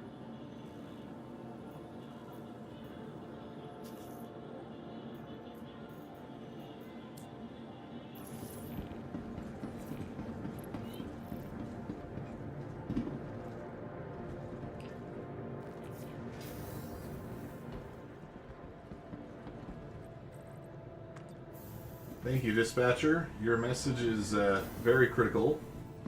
Glad I could hear every word of it. Oh, wasn't the hotfix supposed to fix the cowering NPCs? Or is that the, does that have to wait to 4.7?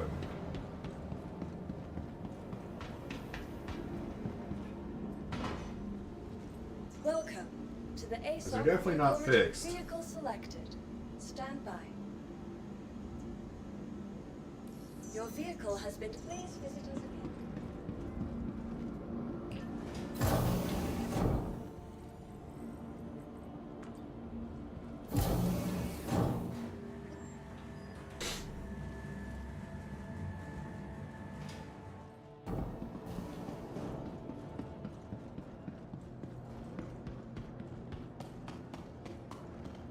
This is just such a cool looking ship.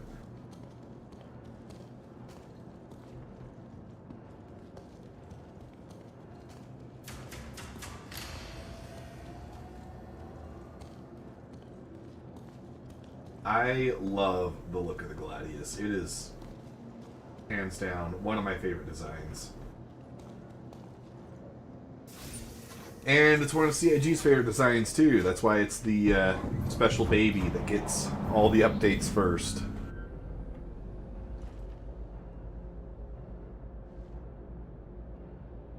Aegis combat system activated. Systems green.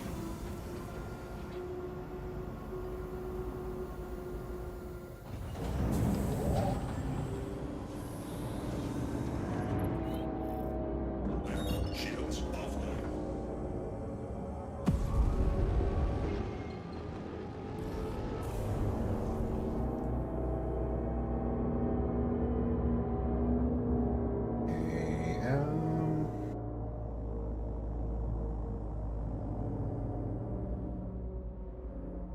Yeah, let's jump to Daymar, and then it'll probably... I'll just do like half the jump. Quantum travel initiated. Quantum travel Like that. complete. And I can jump to this.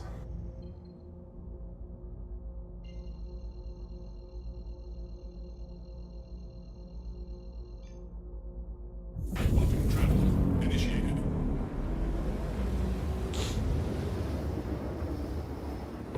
Quantum travel complete.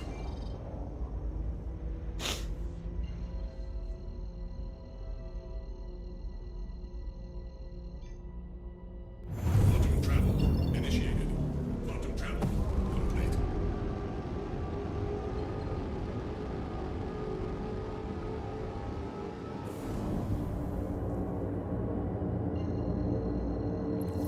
I need to run scan. Shields. Give me a second.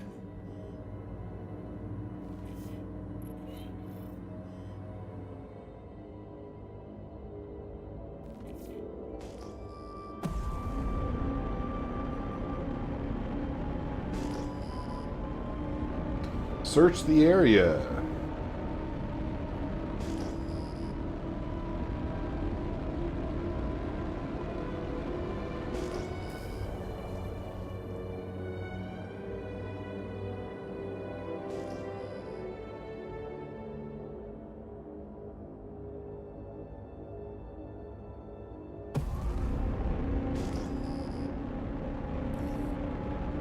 Looks all clear. Okay. That's an easy one.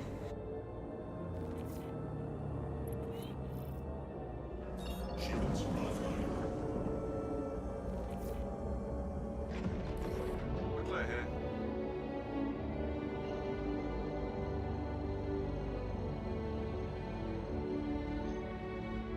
Quantum travel initiated. Quantum travel. Guys, I can't tell you how happy I am to have my dual triggers back. Quantum travel initiated. I've really just felt like something was missing, not being able to select between the different triggers.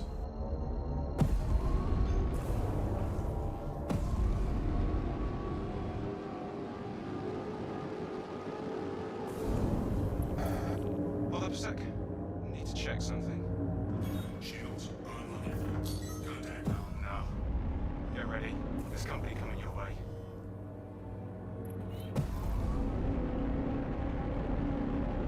Just a guy in his little cutter.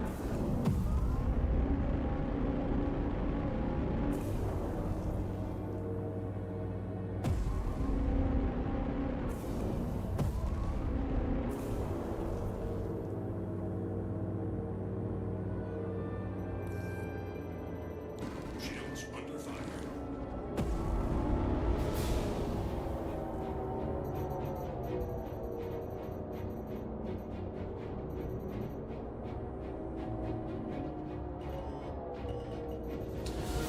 Seems like I'm not getting weapon firing audio. Kind of lame.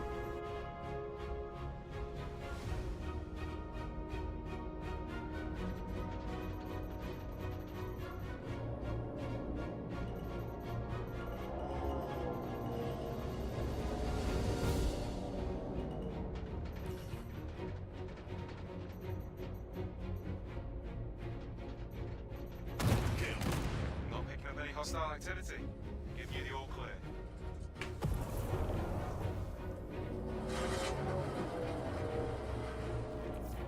Shields offline. Don't see anything here.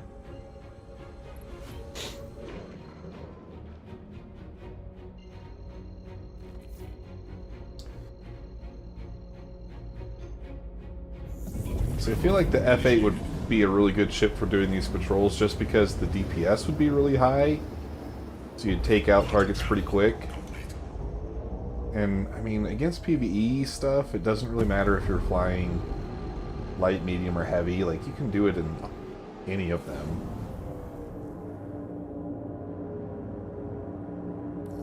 Okay. Shields online. Check the air.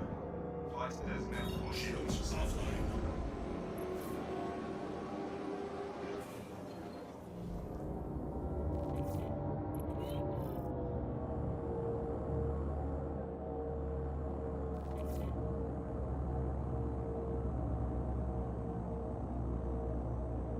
Contact.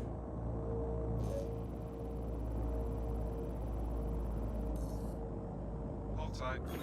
That satellite isn't registered. You cleared to take it out.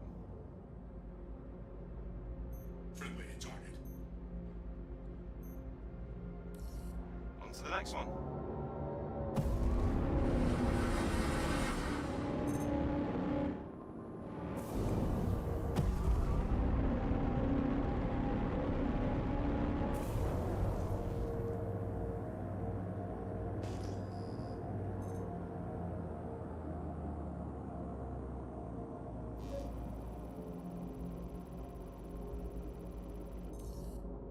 Okay, that satellite's good. Clear, proceed. Head to the next point.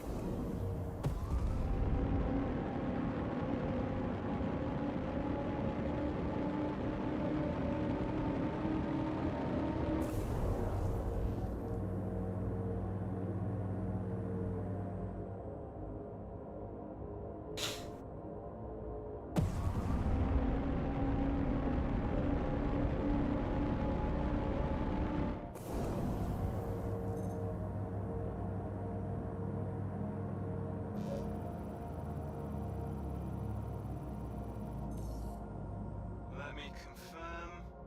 Yep, that satellite is friendly and functional. Let's move on. Alright, that was the last scan point. Hey! Scans are clean.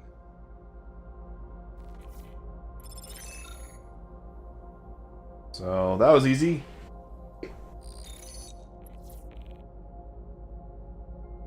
Killed a cutter, scanned some satellites. And then the other one was a dud.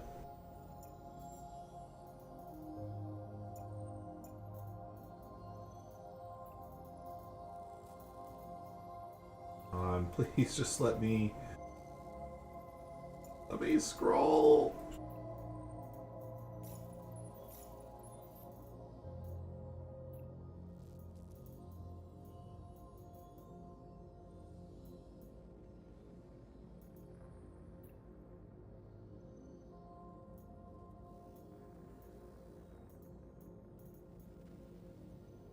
Patrol, maybe? Come on.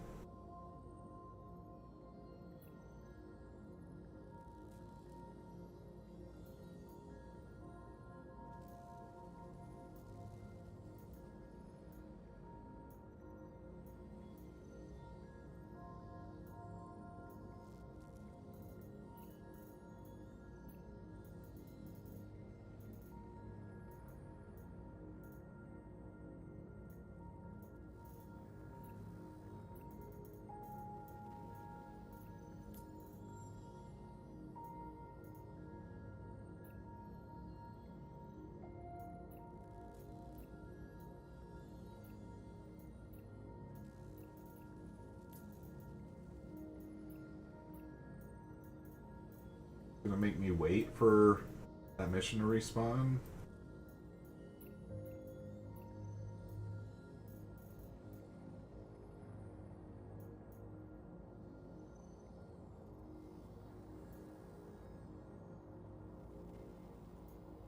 I guess I might as well get the call to arms too. I'm out of practice. I keep forgetting to grab that one.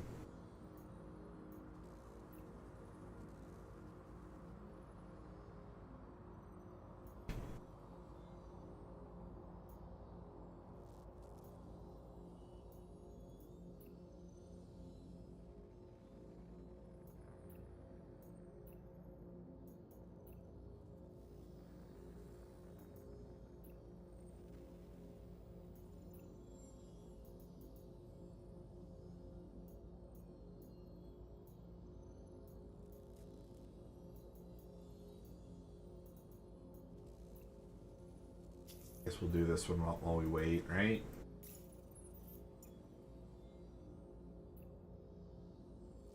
Oh, but not if it's not gonna give me a place to jump to. That's lame.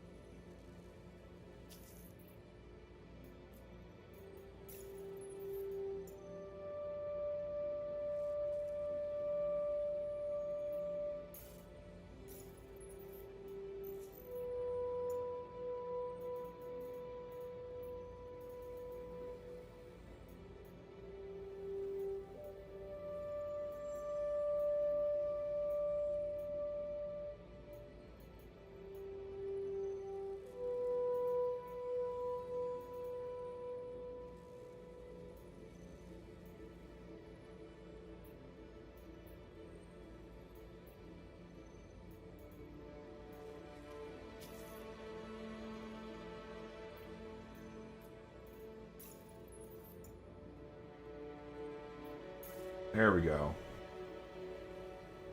That's what I want. Sending creds your way. Thanks for clearing out that contract. Oh, I wonder if it just hadn't actually registered that I had finished the mission because I hadn't let the Confirmed all the specifics. thing play. What's left is for you to get out of place. Drop the hammer.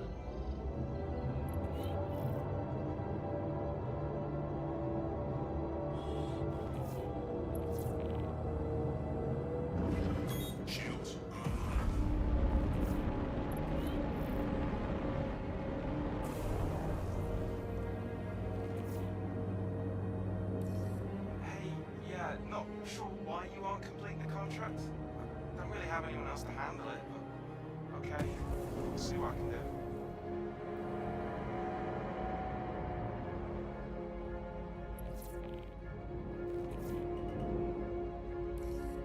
This is Walton with Foxwell.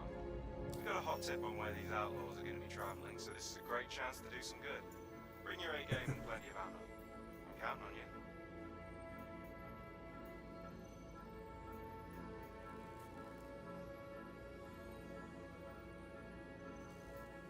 I don't see a patrol mission.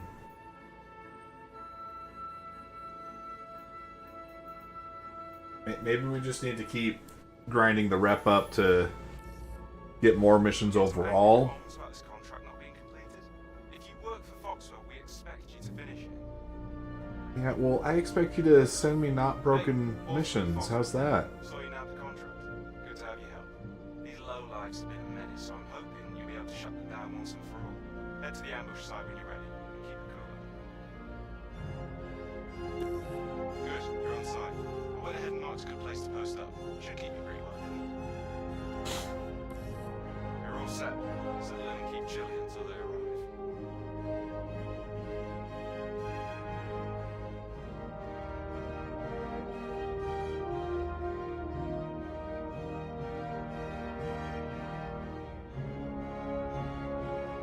Anyone tries to mess with us, you handle it. Looks like we're in business. No sign of the target yet, though.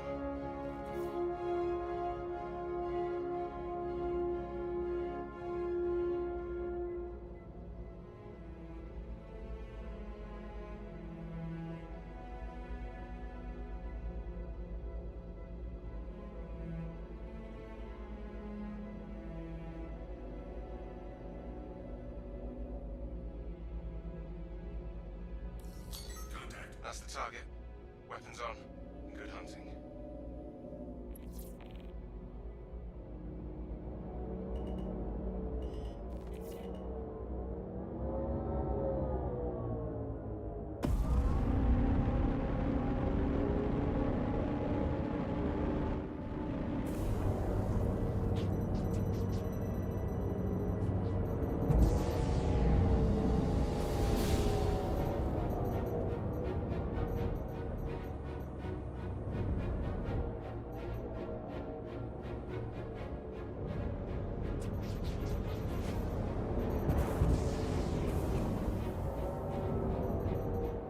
Shields under fire.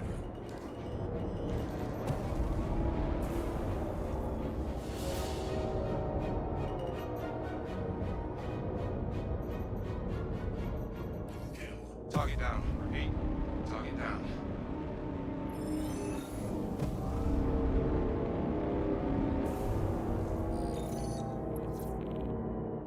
Shields offline.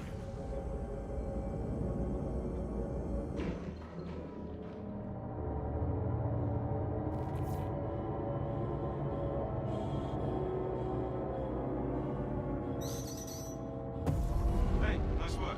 Fox will appreciate it. Okay, you understand. Quantum travel initiated. Okay, there we go.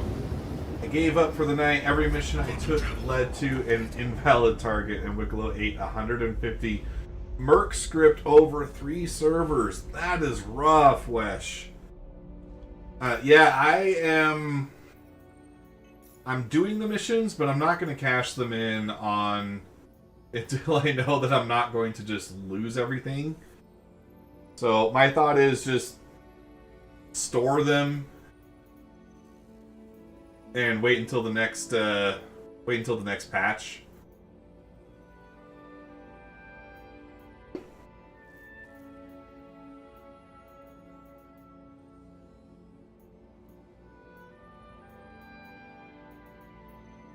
I don't know if it's actually true or not, but I did see someone say on Reddit that if you just send them a message or submit a trouble ticket, like, you can get it fixed.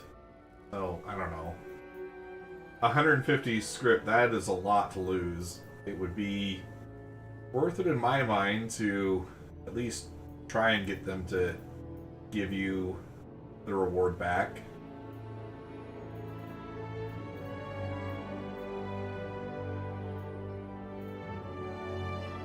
But welcome to chat, Wesh. Glad to see anyone talking right now. It is a bit lonely at the moment.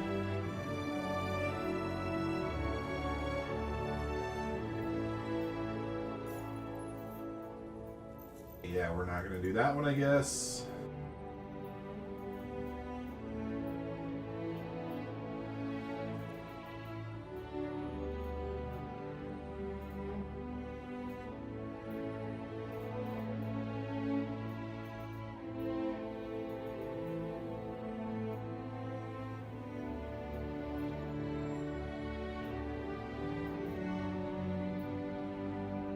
This one.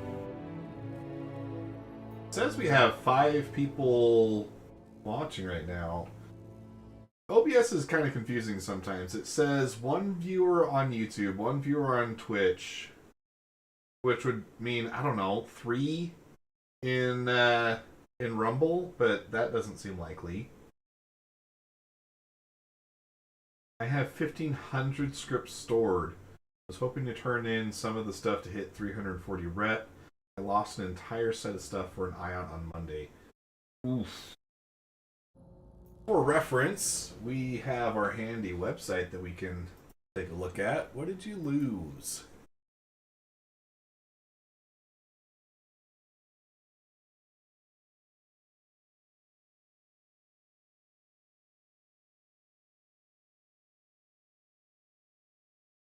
Probably this one then, right? The 10 Wikelo Favor, 10 Normandy Eyes, 5 Ace Interceptor helmets, and a pristine Tavaran War Serpent. That hurts, dude. I'm sorry. No bueno.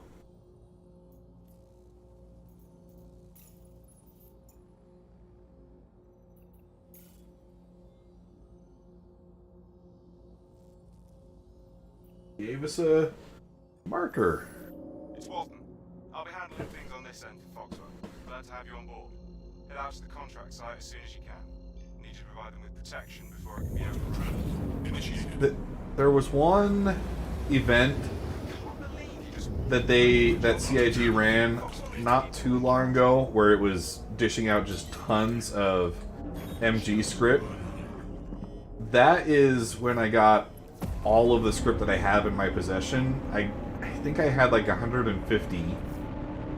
So I was able to get some easy Wikelo favor that way. But other than that, I really have not done anything with Wikelo.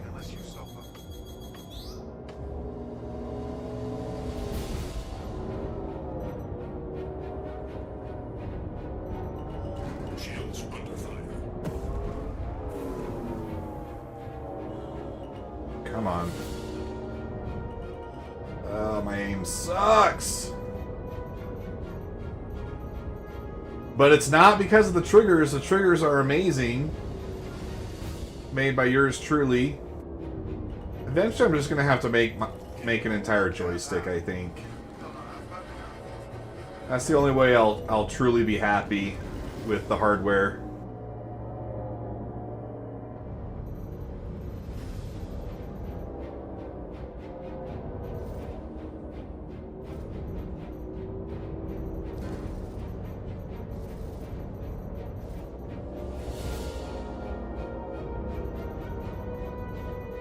We're gonna need a minute or two.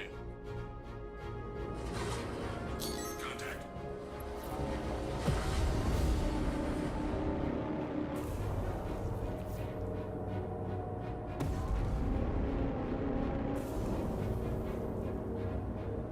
The favor was the hurt part.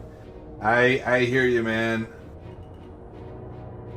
That sounds really rough. 50 to 1 conversion rate. That was a lot of favor. That was a lot of script.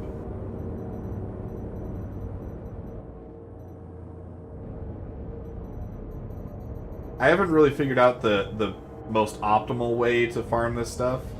Shields under fire. So like at a rate of 4 to 8 per mission. Oh, cool. The station defenses must be working.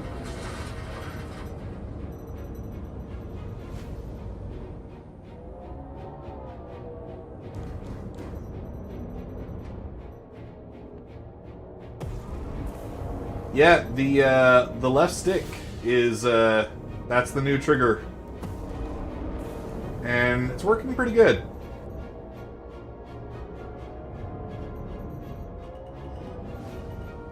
I think as I've been thinking about it in the background, I think what I'm going to do is I am going to release the version that I have right now.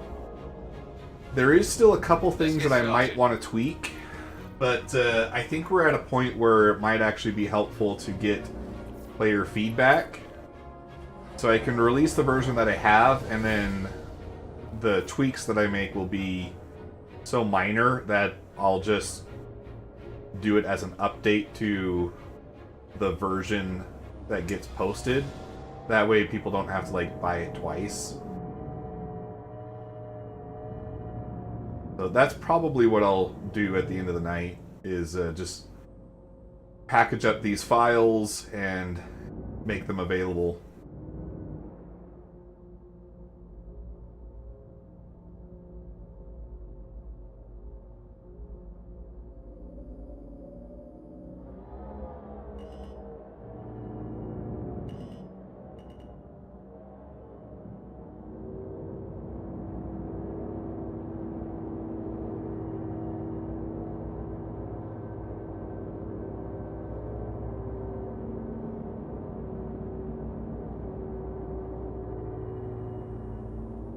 And, you know, if people end up liking the version as is without the changes, that would just make it so that there's a couple variants available that they can pick from.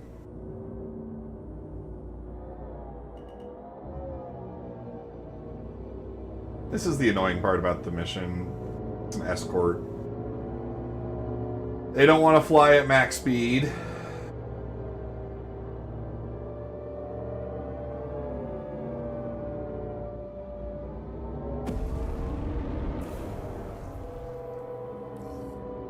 All ships arriving. Get ready. Contact.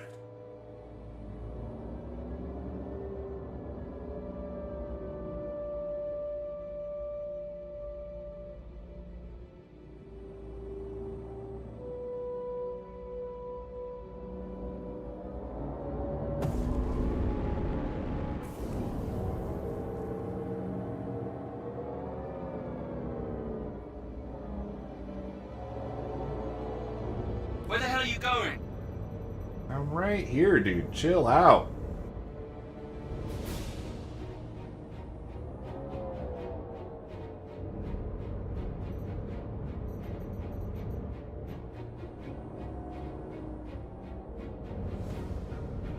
And desync is strong as ever. It is the best defense for these PvE ships. Shields under fire. Contact.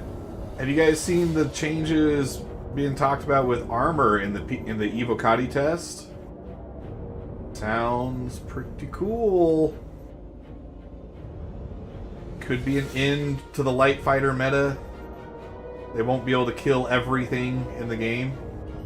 Fight's over here, genius. Dude, I am taking care of the fight. The fight is right on top of me.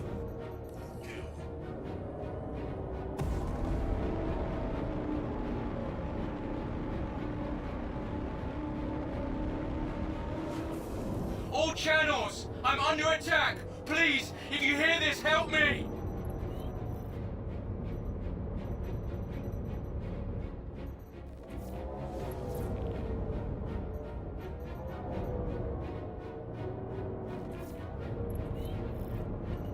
Okay, this is the tricky part. Last time I did a mission like this, it wanted me to, like, split up. More of those bastards coming our way. Thank you. I thought we were done for.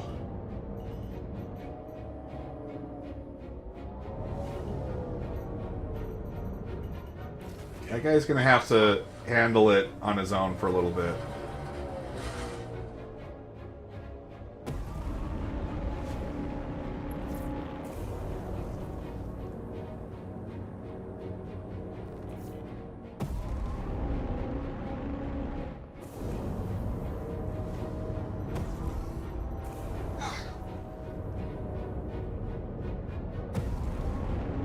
Okay, I guess I'm not close enough. I'm not doing a lot of damage there.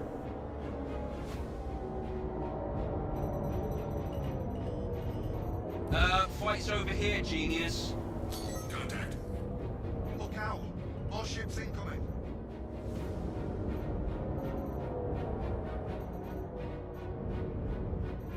Shields under fire.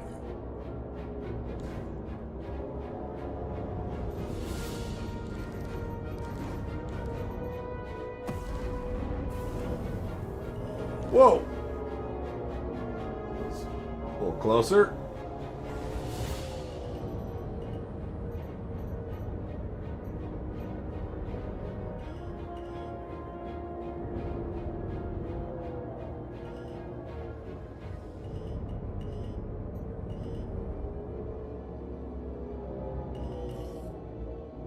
There's more Hey, of those bastards coming is this our guy way. not taking any damage? What is the deal with this one? Contact.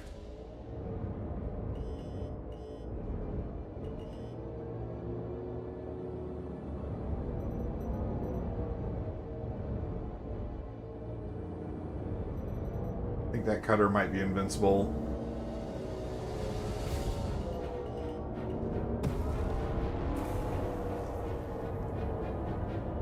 Where the hell are you going?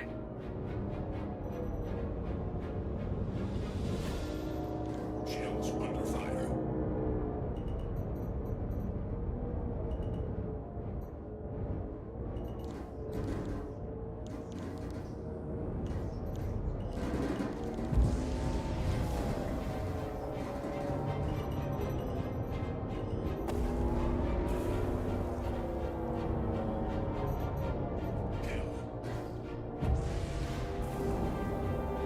Another one. The... What is that? 100i? Where the hell are you going?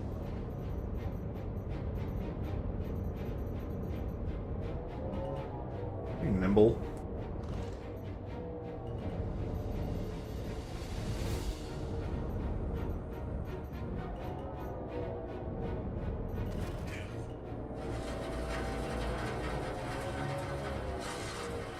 Okay, let's see,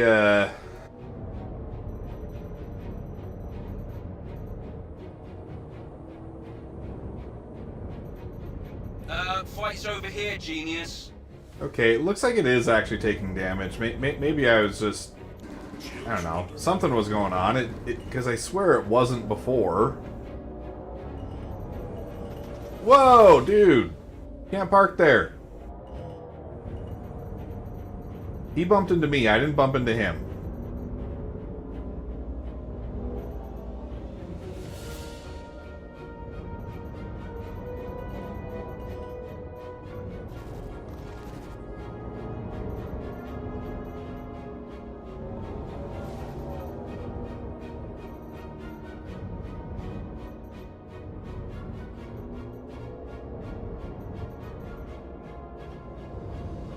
Okay, wait.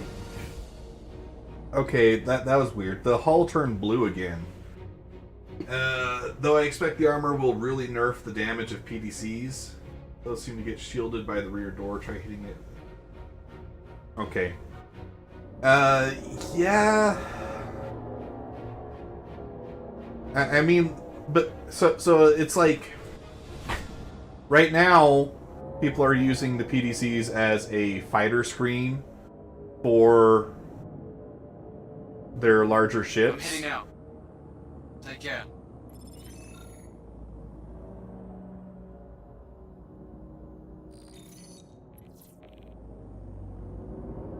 So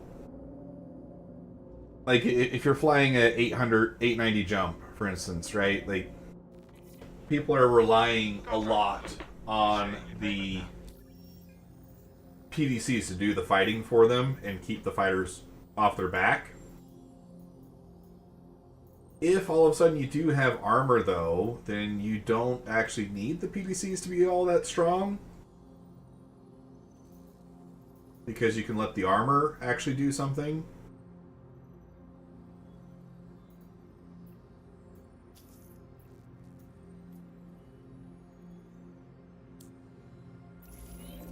And in my head, I think the PDCs are best utilized as a missile screen. Thanks for taking the contract.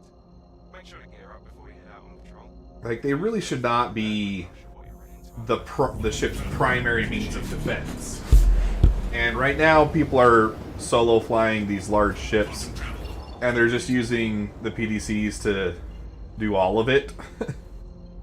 And that's not the way a PDC should be working.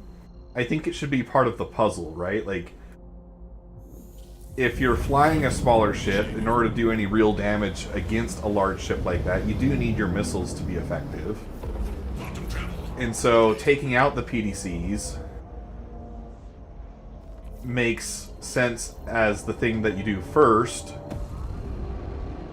because those are shooting down all your missiles. So you shoot down, you take out the PDCs, then you can use missiles, and then you can take the ship out. So it makes it more of like a challenge and a puzzle Running a scan. instead of just constantly kiting the ship, right?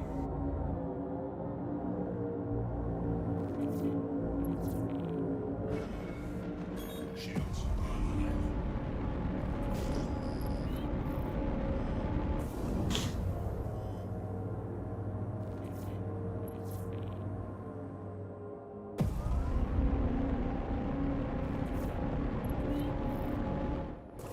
Leaving restricted. What? Where am I? Why do I keep getting that notification?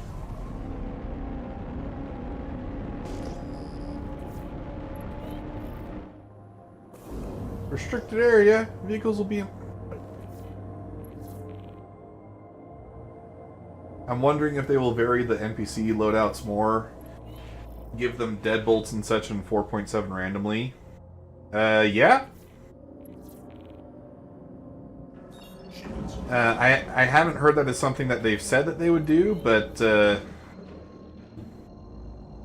yeah, I'm always for more variety.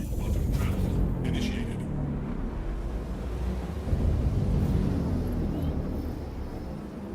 Quantum travel complete. One of the scenarios that you do with the Gillies Combat School, it's supposed to be like a stealth mission. What actually happens is it spawns in an Argo Mole and a few Mariah Razors. I think it is the stealth variant, but I think it would be cooler if you had missions. Maybe not cooler, but I think it would be a nice option if there were a mission set where you had to like actually search and find your targets and then take them out. And they're in like a stealth ship, right? So you really have to use your whole sensor suite to be able to get any info on them.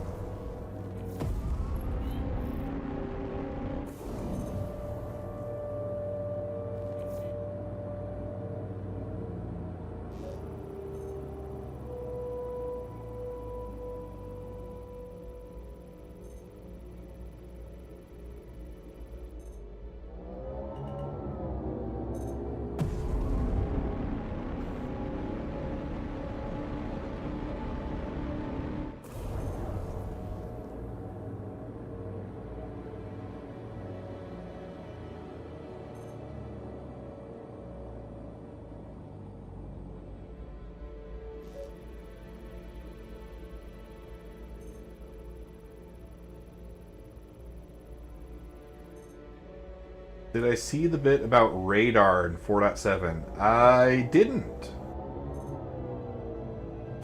I did watch all of the SCL. When did they talk about radar? Was it in that or roadmap update?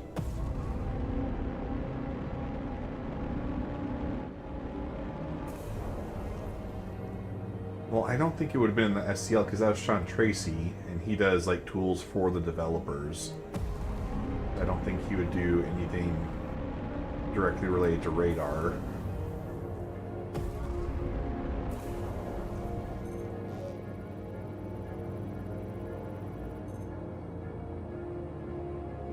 Okay, 3 friendly satellites. Shields offline. It was in tonight's patch notes.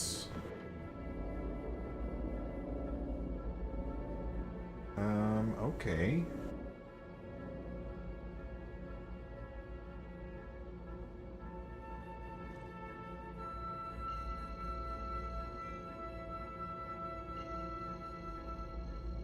I'll jump over here. Same with changes to life support. Travel initiated.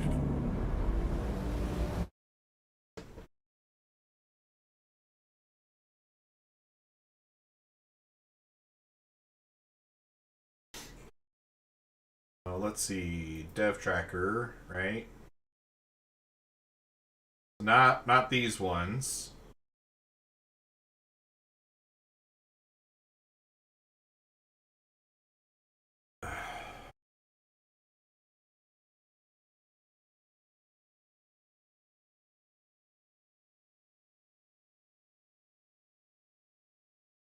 Is it the patch notes for?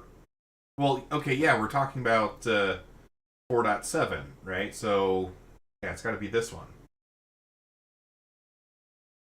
Okay. Radar-based aim assist. Aim assist range now tied to installed radar. Ship aim assist is now governed by the radar equipped in your vehicle rather than applying uniformly at a fixed distance. The effective engagement window is determined by the power tier and model of your installed radar, defining both the minimum and maximum distances at which aim assist activates. Upgrading to a higher grade radar will extend the range at which aim assist engages targets, while smaller or lower powered units will support assist only at closer combat distances. Oh. Okay, so I mean, like, we were doing this little play around with the SC Ship's Performance Viewer, right? And you do have the ability to check against the different kinds of radar that ships can have.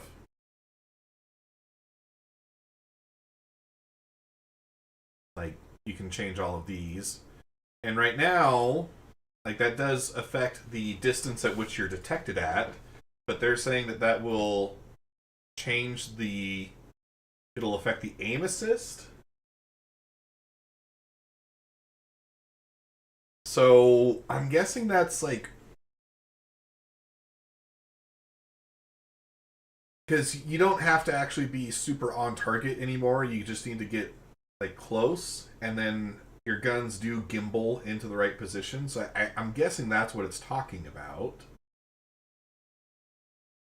New radar variants added. A large number of new radar variants have been added across multiple manufacturers and ship sizes, significantly expanding loadout customization options. Each variant has been individually tuned with distinct aim assist range profiles to reflect its grade and intended role. Recon focus units tend to prioritize extended engagement windows, while combat or optimized models offer tighter, more aggressive assist profiles. Okay, that sounds pretty cool.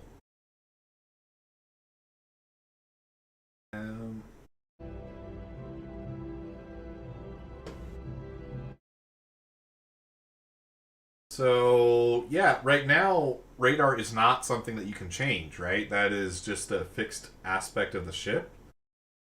So it sounds like that is changing. There will be a bunch of different radars you can go and buy, I guess.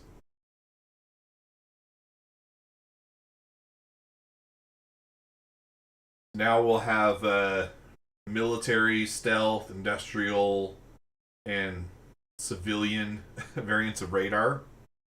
Cool. Increase life support cost to maintain atmosphere. Decrease the exchange rates from life support to the room. Decrease the exchange rates between rooms. Oh, so that's still not something that you can go and buy in a store? Huh.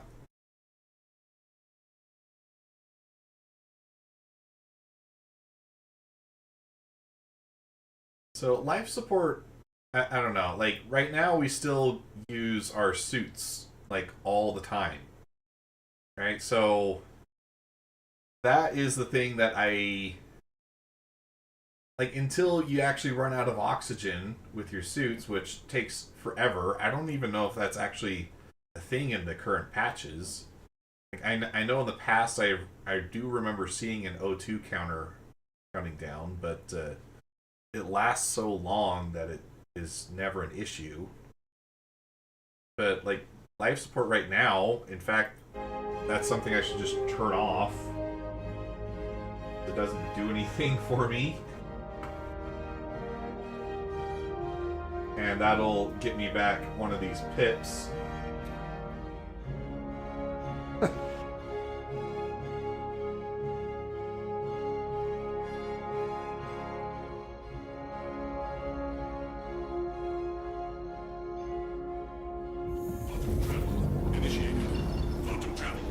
Is that a change then in the upcoming patch where it is only 15-ish minutes?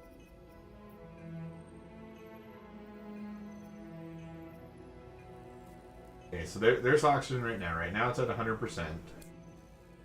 And I just turned off life support, so I'll keep an eye on it.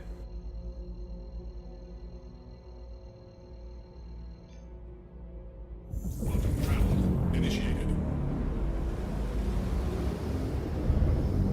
Quantum travel complete.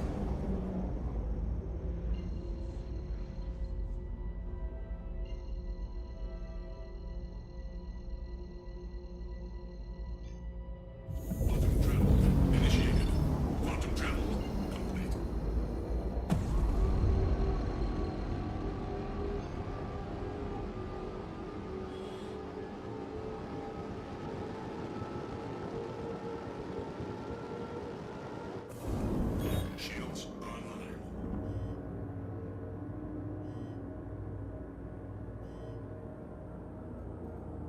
See, now I can send one more pip to weapons.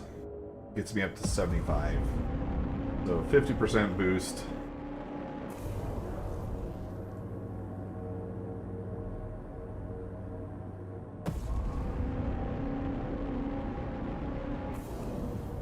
Contact.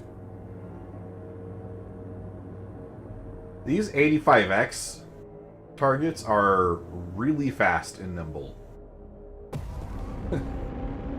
I was struggling in one of the previous missions to this guy.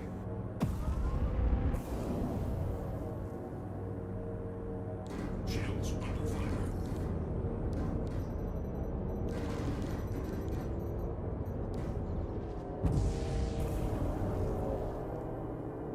And like, look how fast they are.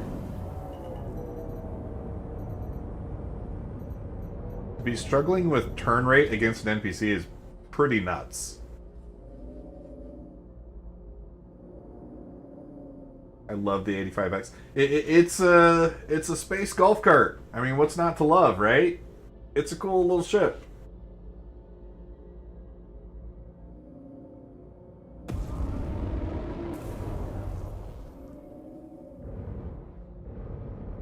Hey, randomly my weapon audio's back. That's cool.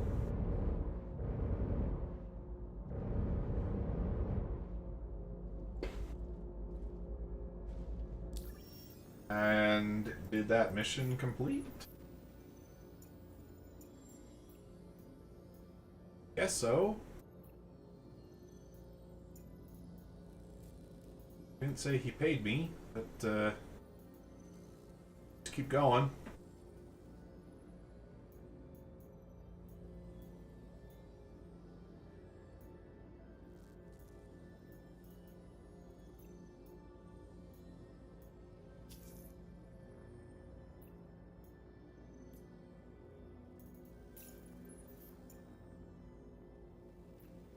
Okay, cool. This one gave me a marker. Shields offline.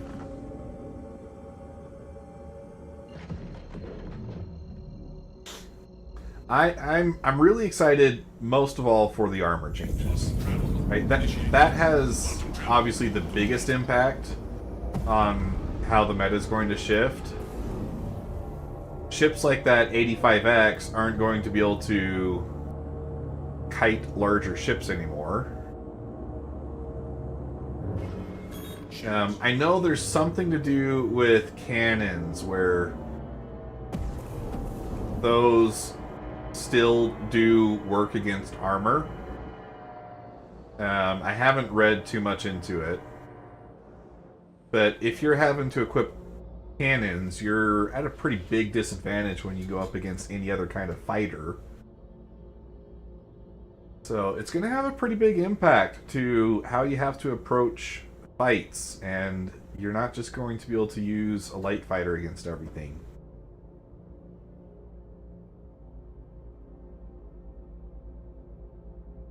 Did this mission break?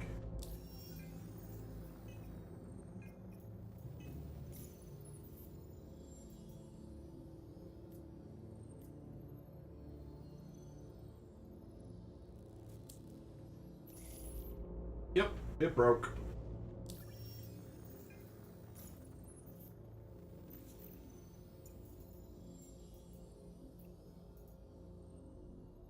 Well, that's what I'm saying, right? Like, you could put deadbolts on it, which is a form of cannon, right?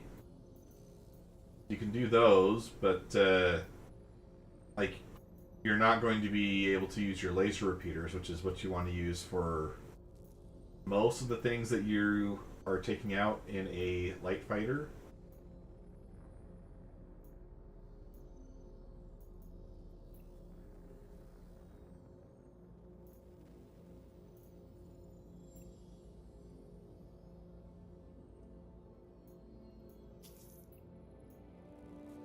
Armor appears to be a simple minus alpha damage, so if a deadbolt hits for 100 and the armor is 80, it'll do 20, but no way will an 85 have it.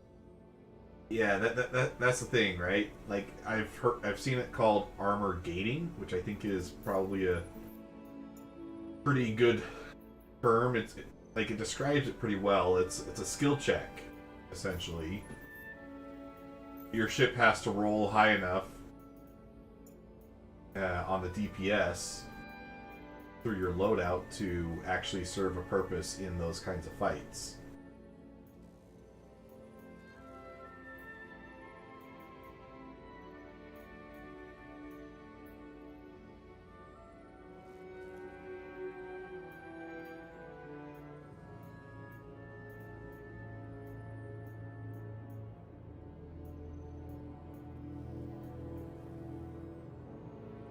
I'm also curious how armor will affect disruption. Yeah, like distortion damage, right? I don't think I've seen anyone talk about that. I'm not an Evocati myself, so I'm unfortunately not very helpful there.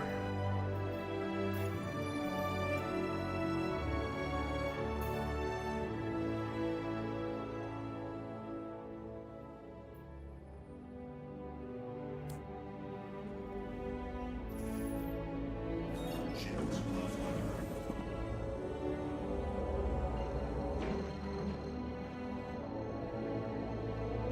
It's showing obstructed, but that's the route it gave me. Come on, game. And I still hate the default view of how the map loads. Holy hell.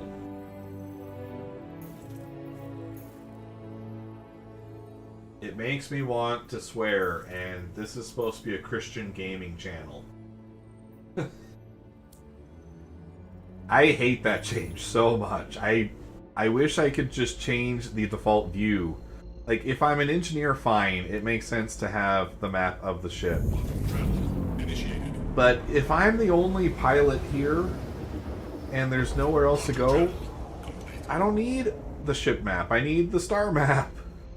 It's terrible. Why are we starting zoomed in all the time? It is so stupid. Initiated.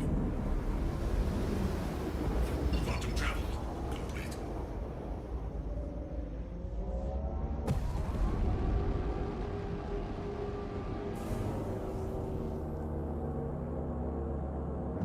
Shields online.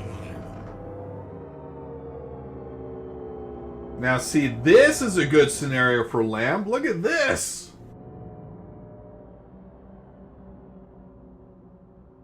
Oh yes, even worse, if you take up one level too far, you jump out to the whole system and have to scroll back in. Or the intersystem one, right? Like, you go too far out, now you're looking at like Pyro, Nyx, and Stanton all together.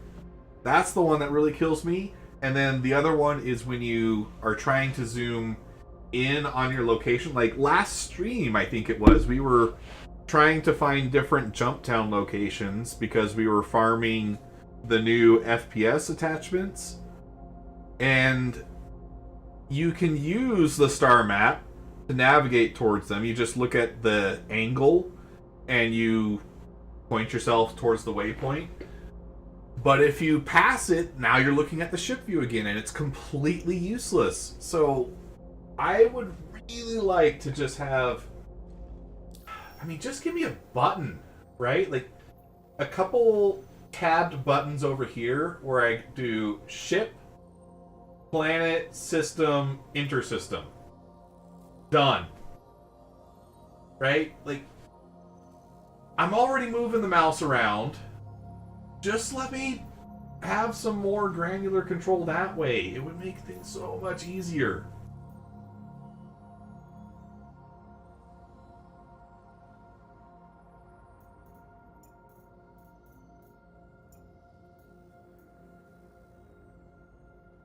Contact. Oh, this one did actually work? See, I don't even need the hotkey to go to each level. Like, that would be cool, and you could just put like a little F1 or like a reference to the keyboard button on the clickable button itself. But, like, if you're already moving the mouse around to be able to navigate, just give me something that I can just click. Contact.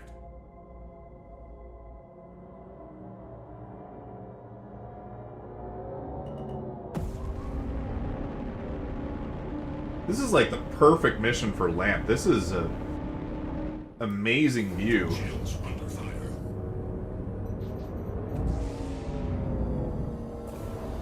Then I turned around and now everything's super bright and it feels like I'm looking in the Visions and Minority Report.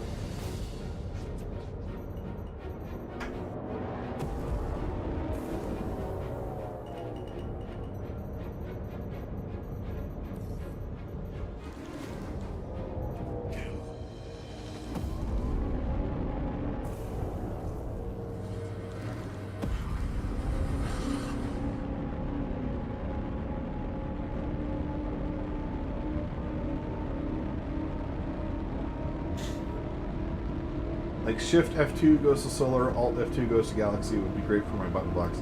Yeah, like, I'm definitely not opposed to there being keybinds, right? But first and foremost, there needs to be a clickable button, right? Because everybody has a mouse.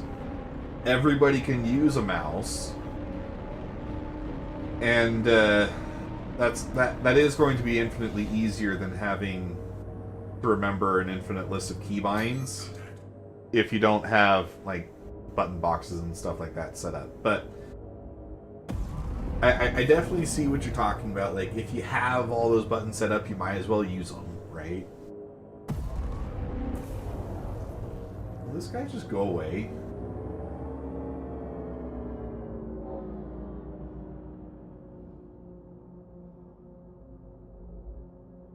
Man, he's booking it, isn't he? He does not want to let me go.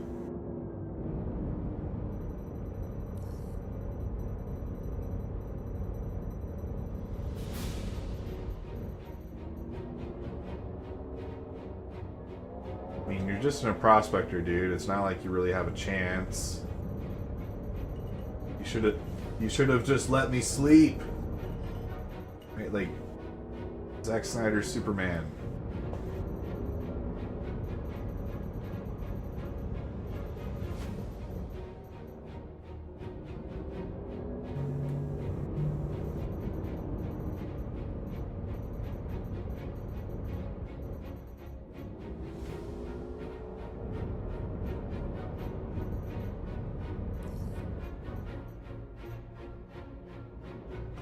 Not even shooting back. I feel bad shooting at him. Like, and then he'll ram me. That is true. He does have the secret missile, right? You could always bust that weapon out.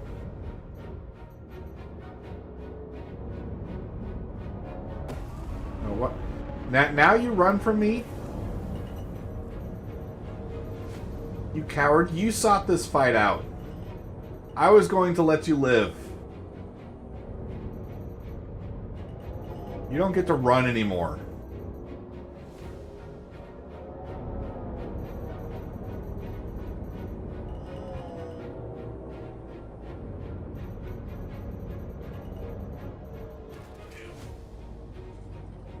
There. Happy now? Got what you wanted?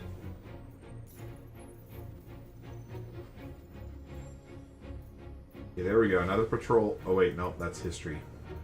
Not what I want. This menu. Oh, and give me a search in this one, too. Every app needs a search.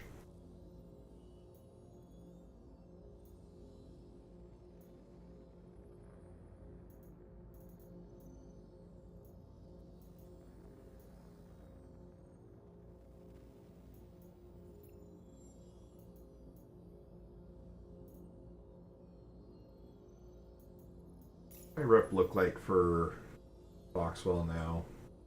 Where are they? Here. Junior security contractor. Is that what I was on before? Is this just taking forever to level up?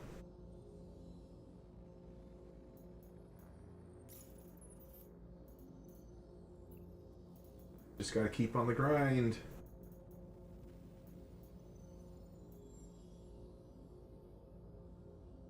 Hauling is a pain once you have 70 to sort through.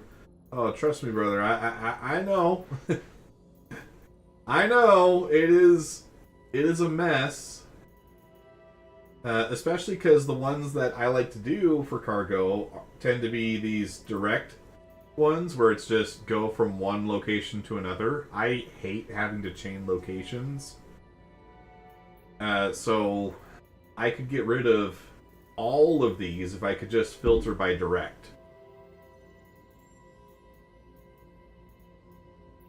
Well, so that's the part that I'm confused about. I want to unlock more patrol missions because that's what gets me the higher likelihood of the ace pilots, right?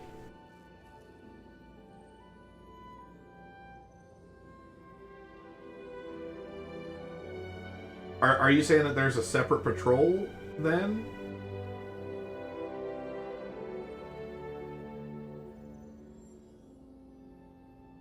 Because I thought that if I just level up Foxwell, that'll get me more patrol missions.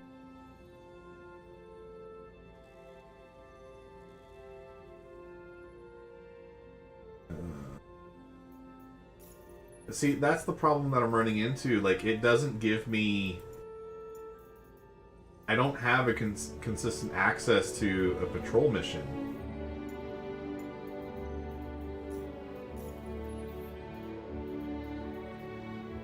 Oh my gosh. This app is driving me nuts. There, I just want to scroll down.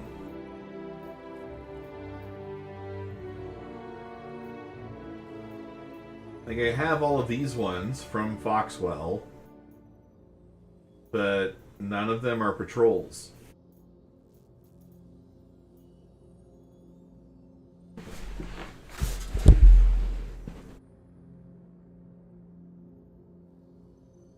Oh, okay. Alright, I can do that. Jump between planets. See, and this would be another case. Click the planet button, and now I'm... or the interplanet button, or the system button, and then I could... Like, I'm still scrolling, still scrolling, still scrolling. And then you have to, like, right-click, drag. I guess Hurston is the closest planet, right? And then you can't just click Hurston because there's all these mining icons in the way, and you're going to click one of those instead.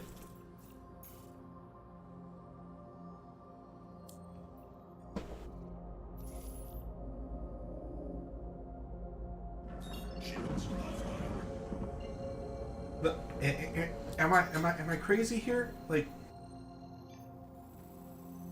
I just want to make sure that there's not some obvious way to filter out different icons. Toggle marker list. Yeah, like,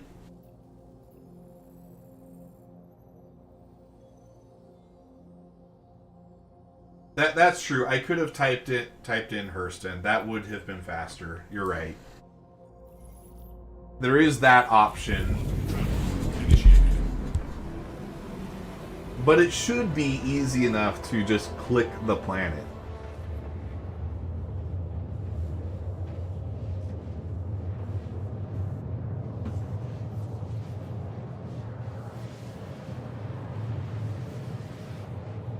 What they could do, right? If you're in the system view like this, still scrolling, and you hover over where a bunch of icons are, like, you could put a little circle there, right? A little cyan colored circle so that you can see like a visual indicator. And then if you're hovering anywhere inside that circle, it does like a zoomed in view of the icons in that circle. So that then you have more control to be able to just point and click. I mean, stuff like that seems like it would just be so easy to implement and it would just make it so much better. It shouldn't be this hard to just navigate the game.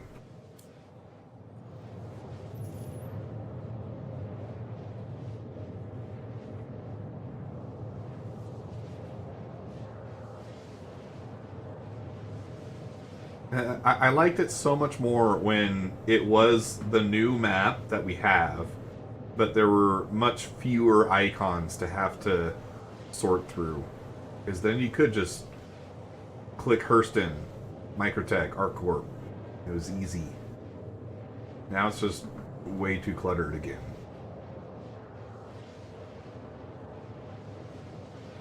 And don't even get me started with trying to, like, manually align to things. Like, if you're not able to, like, click an icon that you should be able to click in the star map, and so you have to, like, manually align your ship to it, it's even worse.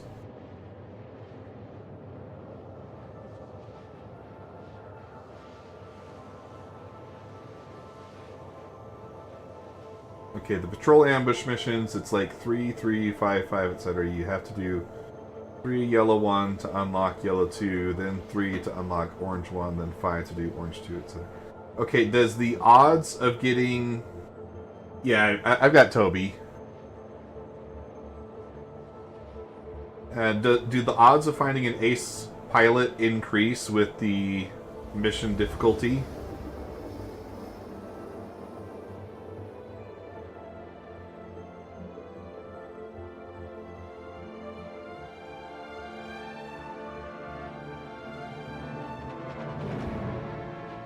Quantum travel complete.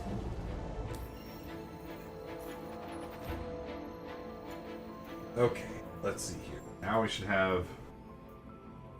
Okay, cool. So if I keep grinding these out, I'll get access to the better missions.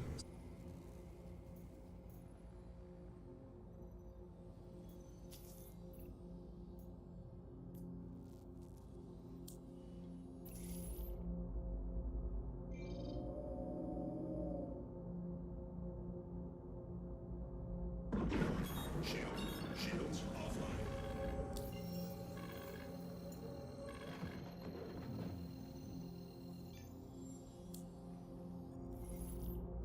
Quantum travel initiated. Red one, I get about 40% each stage.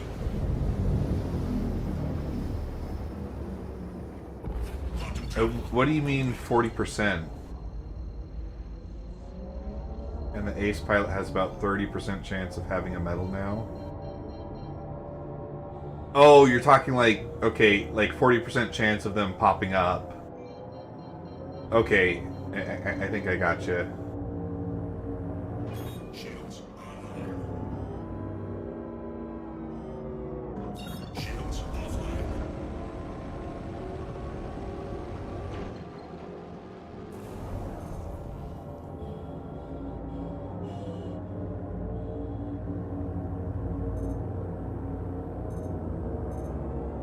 Okay, I way overshot that.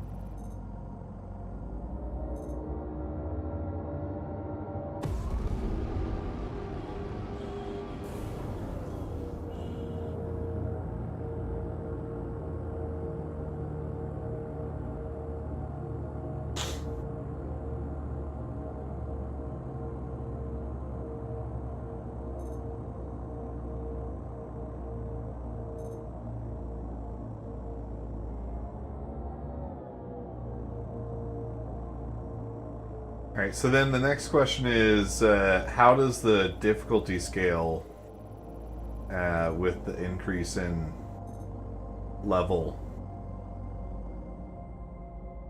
Right, like, I mean, these ones have been pretty easy so far. Am I going to be taking on a bunch of multi-crew ships at the higher levels?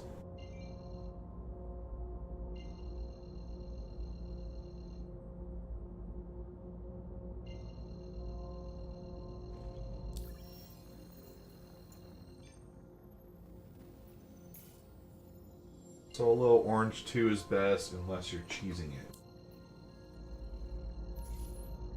I mean, I'm not opposed to cheese. I am quite a fan of cheese. Parmesan, mozzarella. Red has hammerheads, 890s. Oh, okay.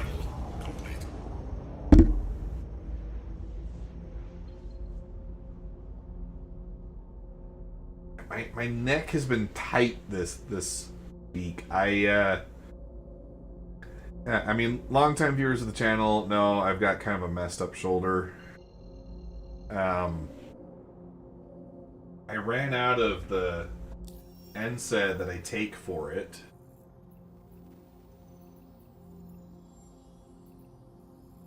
And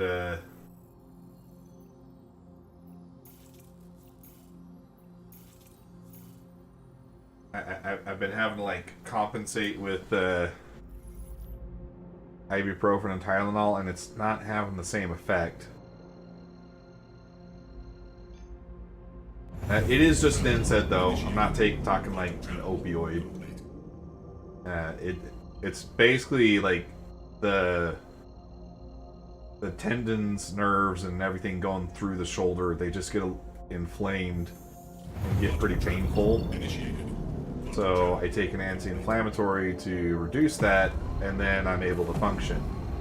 Like, I go to the gym, no issues there as long as I'm on the med. But I haven't been on it this week because they ran out and I didn't get it filled in time. And I am suffering right now. It's not fun.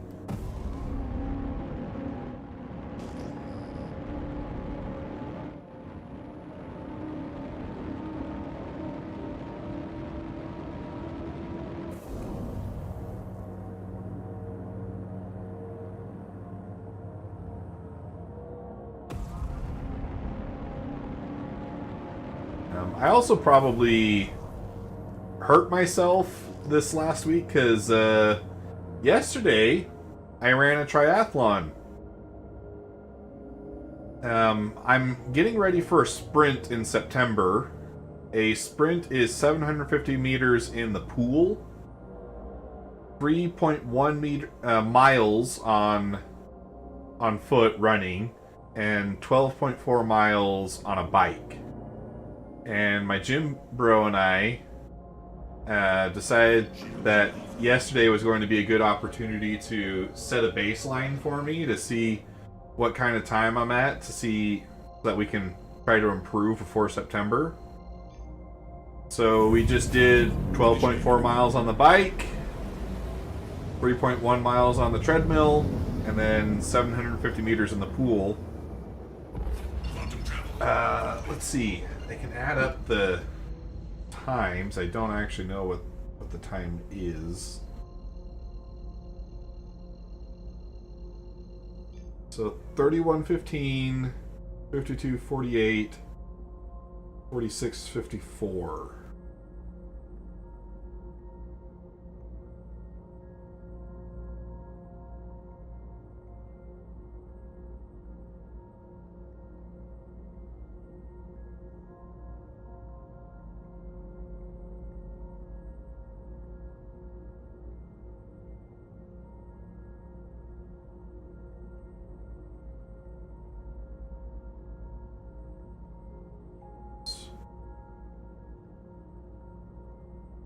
Six.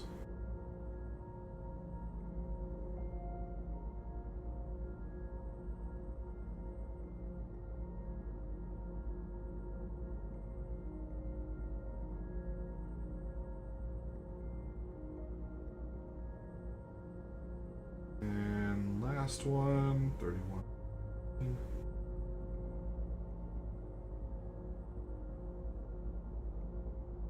So that was 130 minutes. Yeah, so just over 2 hours, basically. Pretty decent time for a newbie. Honestly, the part that was the hardest, and this is going to sound really dumb, the stationary bikes that they have there, the handlebars have, like, no padding. So, Shields online. resting my hands on that, or leaning on my hands, just a pretty miserable experience for 12 miles. But got through it.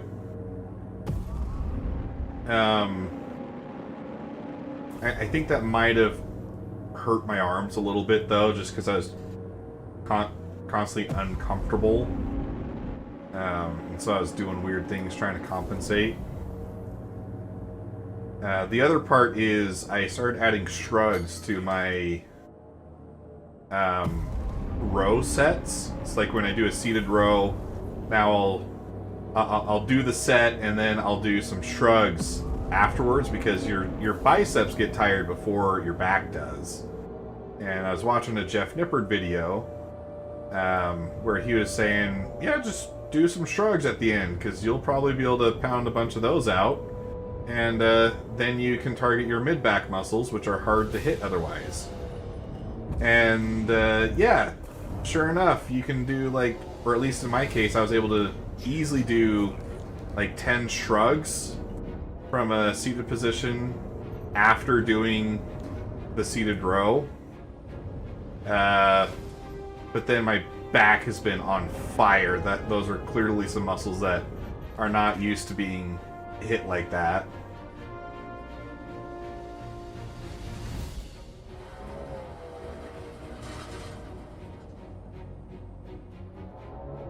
So that was fun. That's probably caused some inflammation there.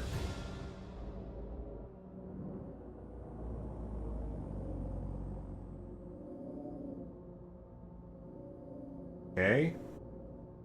I guess we're good then?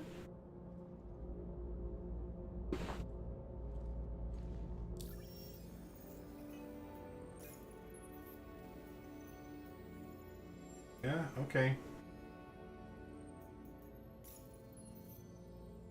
So, I guess all that to say, this week has been pretty rough on the shoulders.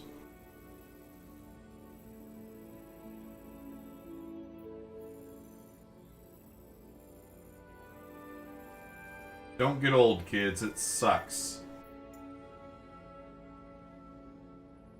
There's nothing good about it.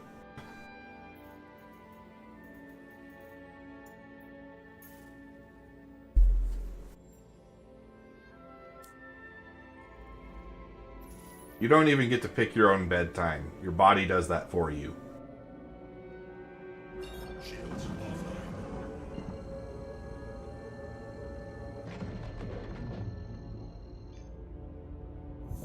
Travel initiated. Well, now that I know that the patrols have a cooldown and that they are just planet dependent, I can get through this quite a bit faster. Percent.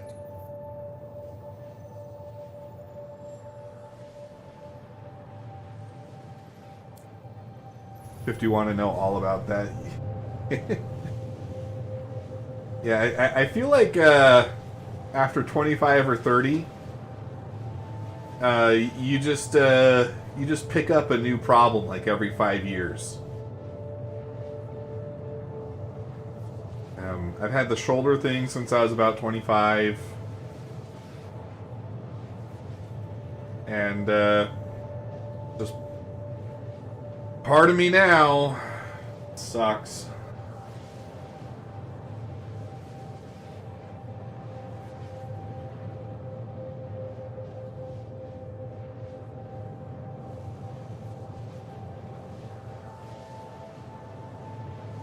But, I mean, the cool thing about having done the triathlon yesterday, I mean, besides being able to say that I did the triathlon distances, and that on its own is a pretty big accomplishment that I'm pretty proud of myself for. It's also something that, like, if you had asked me a year ago if I was going to do a triathlon, I would have been like, heck no. And that's exactly what I told my buddy at the gym.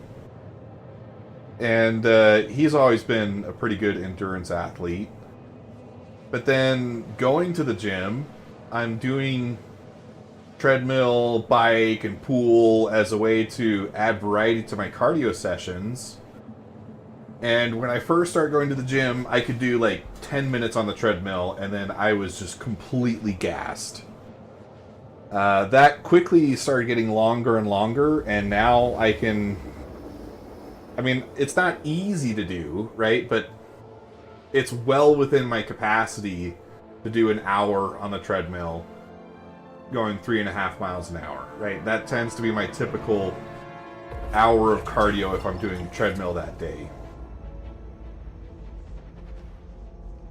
So, fair enough, right? 3.5 miles, that's more than 3.1 miles, which is 5K. And, something similar happened with the pool, where it's like, started doing that. When I first started, I'd get gassed after like 10 minutes, but then you get better, and all of a sudden you can do 750 meters pretty easily. And then same thing with the bike, right? Like, starts off, really struggle to get all that much done. But as your cardio gets better, all of a sudden that's something that you can do now. And then it just turns into a thing of, well, hey, if I can do all of this stuff,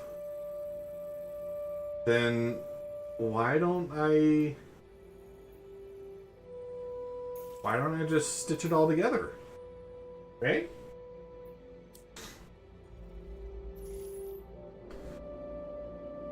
And so, doing those different kinds of cardio for a year, here we are. We're doing a triathlon in September. And until then, we're practicing doing a triathlon so that we can get a good time.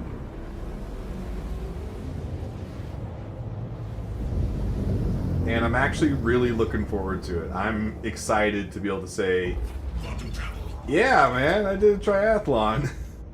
That's going to be so cool.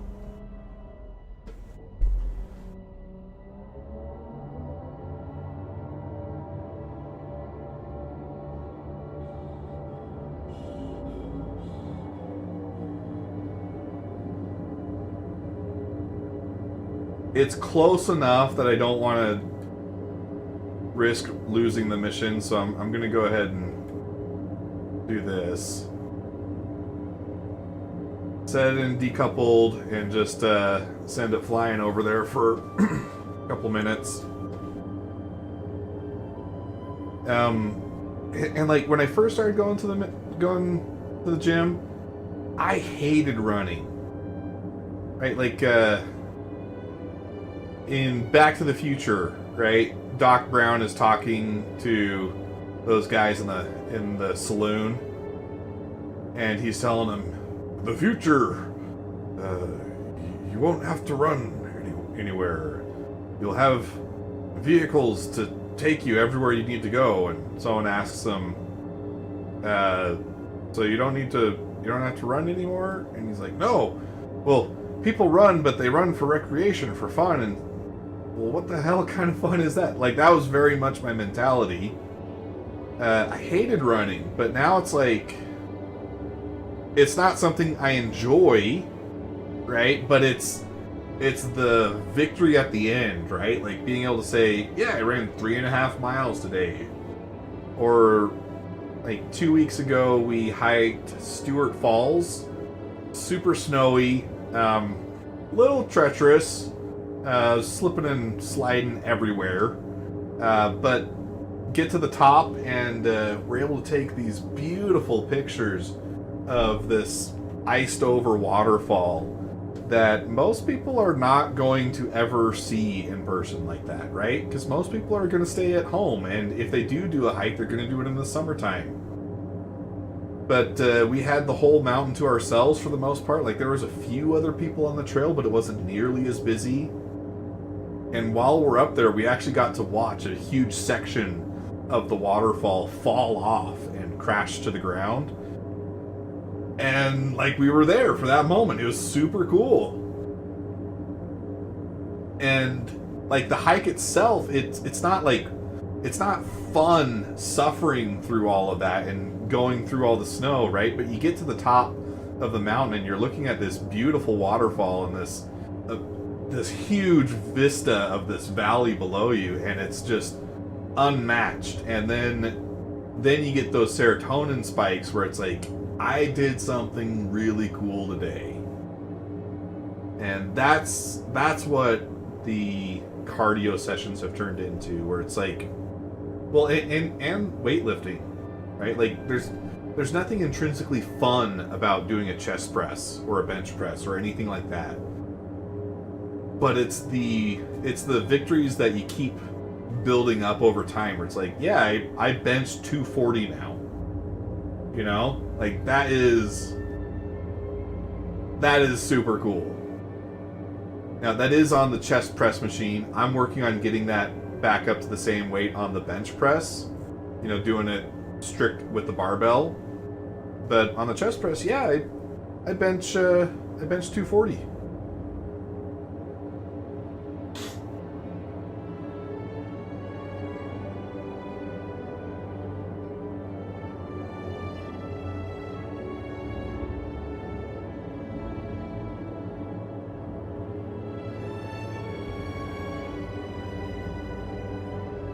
And hopefully we don't fly all this distance and it just doesn't do anything.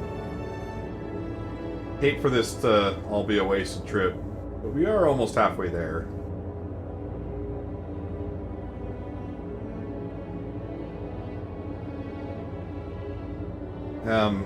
Let's see. Another victory I've been having at the gym. I mean, since we're on the topic, right? When I first started going, I knew how to survive in water, but I was not a good swimmer by any stretch. I got my swimming merit badge, which, if you're an Eagle Scout, you know it's really not that hard to do. You have to learn how to do a couple different strokes at an okay level, and you have to do like a couple laps in the pool, and that was really just about it. So that was one thing that I got much better at by doing it myself. Is I was just forcing myself to study the stroke pattern and figure it out. You know, how do you do a backstroke? How do you do it efficiently? Right now I'm pretty good at the backstroke, which is a nice, easy, safe stroke to do. Now I'm learning side stroke, right? And I'm going to teach myself breaststroke and then butterfly. But like these are all like little tools that I can put in my toolkit to just be better. And I know a lot of people probably hear that and they're like, this guy doesn't know how to swim. But I don't know, it just doesn't come up. I live in Utah. I don't live super close to, or at least I don't have a pool. It's not like I go to the beach all the time. It just wasn't something that I did. I know lots of people do, but it just wasn't something my family did. But now I'm learning as an adult, and it's a lot of fun.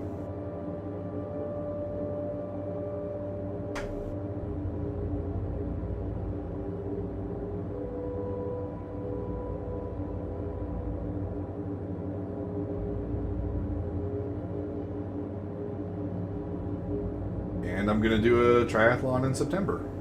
It still just feels so good to say. I'm so excited.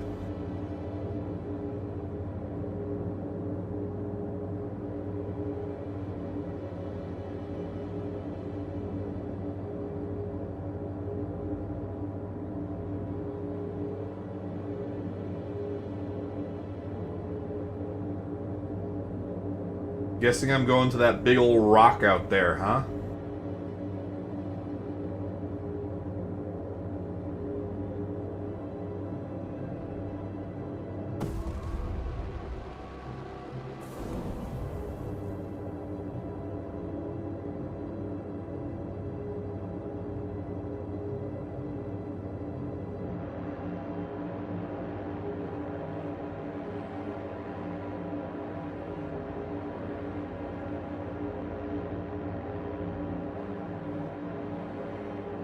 There we go. That's a good thumbnail shot, isn't it?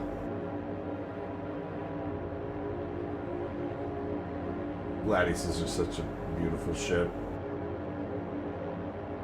Nice.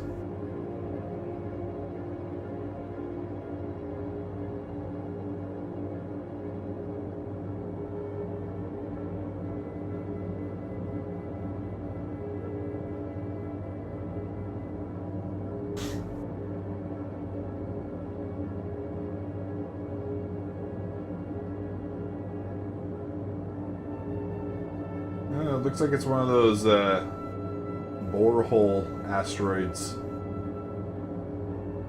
Now it's rendering a little better. I can see the carved lines.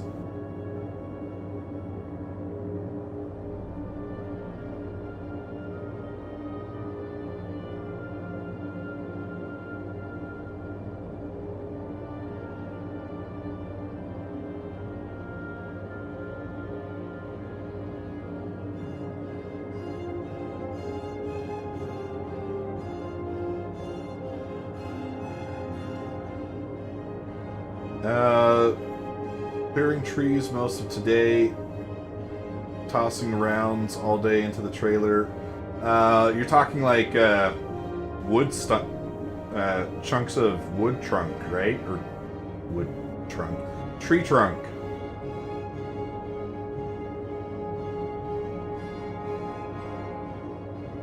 My family does own a super small cabin property. There's nothing on it, but we do have a property in Fairfield, Utah, and we went one year to clear up some tree trunks, or clear some trees that were in the area. Totally miserable work. I was probably like 7 at the time, though. Just not fun. A lot of manual labor. There's that YouTuber, though. He looks like he's the quintessential wood chop, right? I can't remember his name right now, but he just does videos where he like splits logs in one hit with his splitting axe. Makes anyone question their sexuality a little bit. Dude is just like jacked, super strong, and just like causes these tree trunks to explode. Oh, I'm still in decoupled. I'm glad I remembered, because I need to shut that off. I don't die.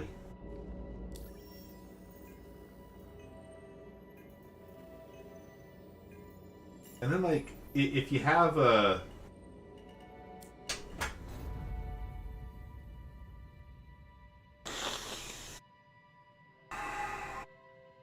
I saw that happening in the background, and I was like, why is my ship still moving? Why is my ship still moving?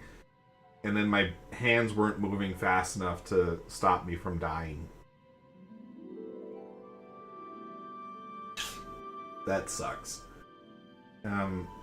Like, when you have your trees and they're totally waterlogged, it makes them that much heavier, and they gum up your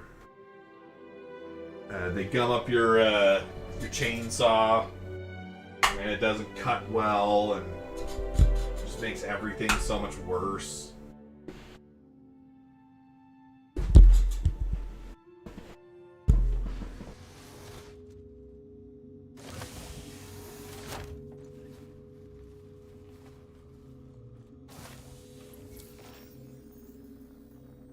And we did do all that distance and it didn't trigger, so that...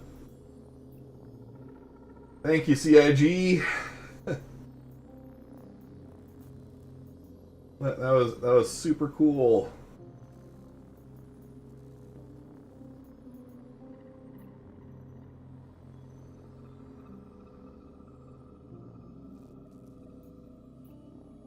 Oh. And we have this one.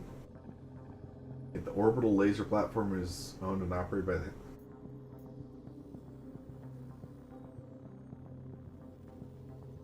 Oh, I didn't know there was missions that sent you there. Huh.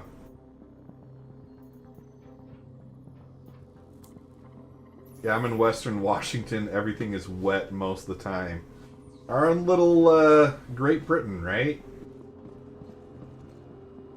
Isn't Washington like? Isn't that the thing about Washington? Is it's just like rainy like half the year?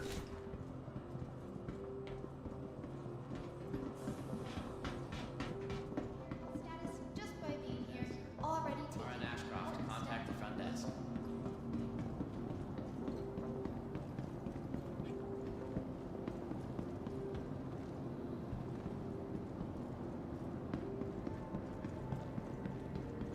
I want to say that Douglas Fir is one of the ones that this YouTuber I'm thinking of says is like one of the harder ones to cut too. Is that the case? Welcome to the ASOP Vehicle Retrieval System.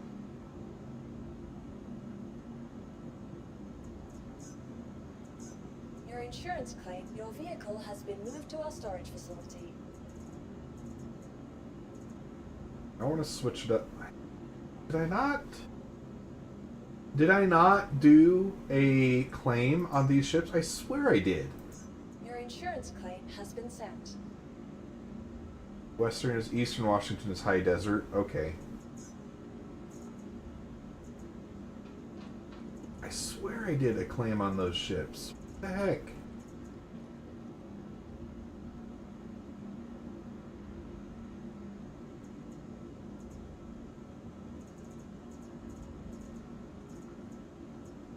Your insurance claim has been sent.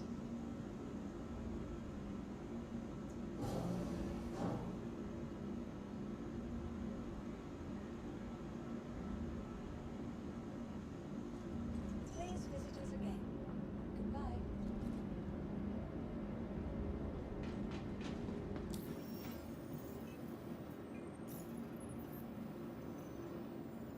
Guess I'll abandon that one because it didn't work.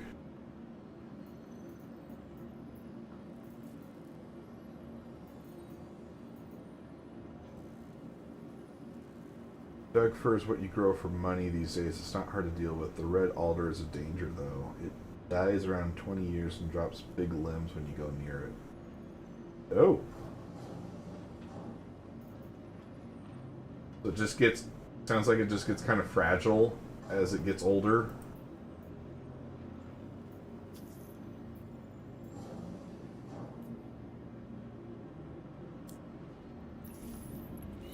Sounds kind of scary. Welcome to the ASOP Vehicle Retrieval Get System. away from a job like that. Foxhole needs people we can count on. Please visit us again. Well, hey, Mr. Dispatcher. Hey, Maybe you it's should, Foxhole. Welcome. give me missions that work, huh? Vehicle Retrieval System. Out getting geared up. Things been wild out there lately. Your insurance claim has been sent. Thank you.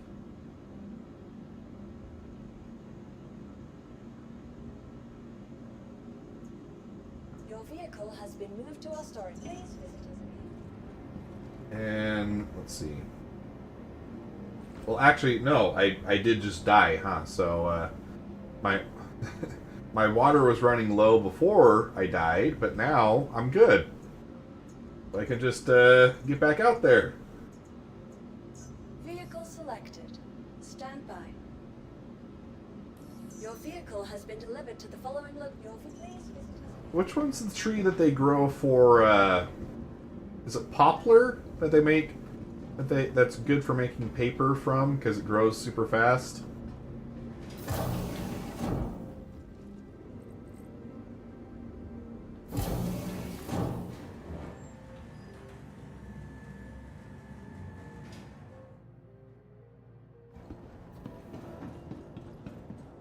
I think alder's a hardwood, isn't it?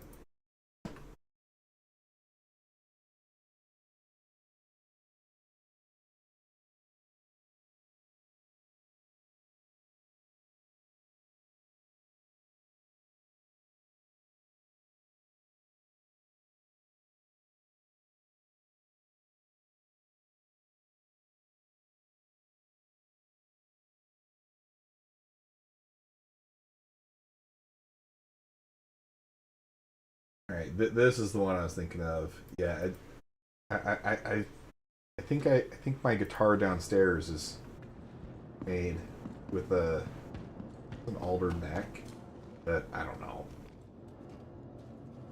I got the guitar because it was supposed to make me more attractive to women, and it turns out that if that's your goal, you actually have to be good at playing the guitar.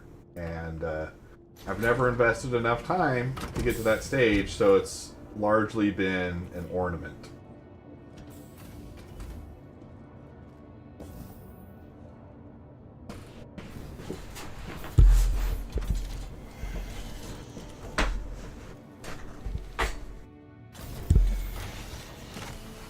But I'm pretty sure some element of at least one of my guitars is made out of alder. How can Miss help you today? Systems on. You are clear to launch. Launch sequence complete.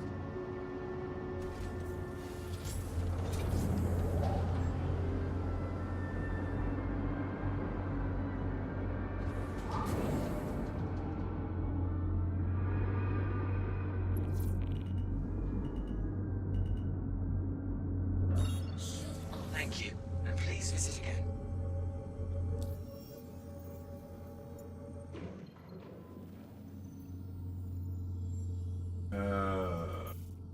Okay, this sucks. Starting to run into the same issue you were talking about.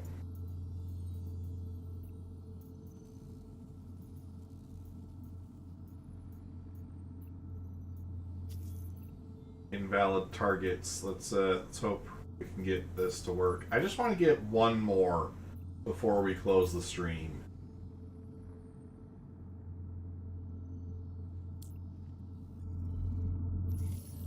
Hey, yeah, not sure why you aren't completing the contract. I don't really have anyone else to handle it, but okay. I'll see what I can do. Well, because you keep giving me missions that don't work, dispatcher. Make sure to gear up before you head out on patrol. Always pays to be prepared when you're Engaged. Quantum travel complete.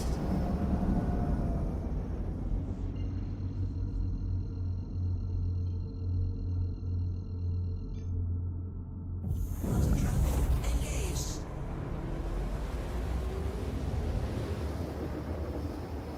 Red alder gets used for trim where it won't get wet.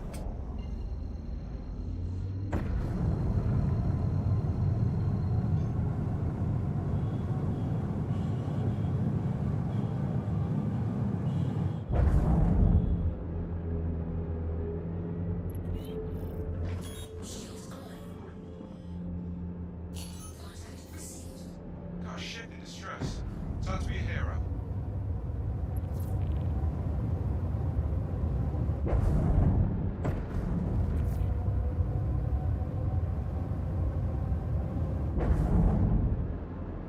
The heck? Why am I not getting...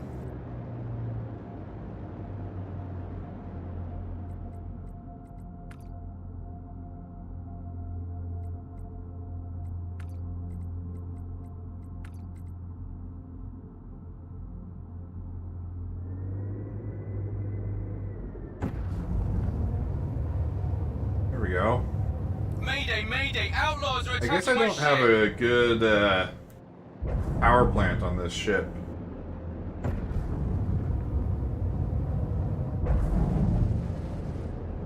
Probably do something about that.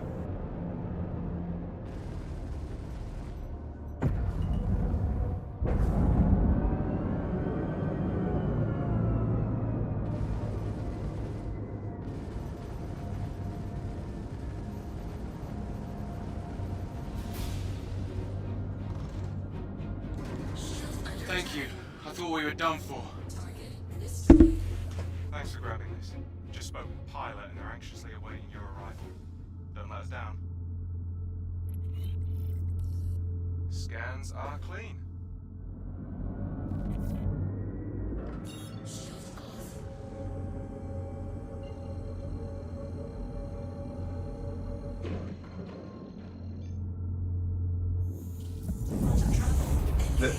There's got to be like a better...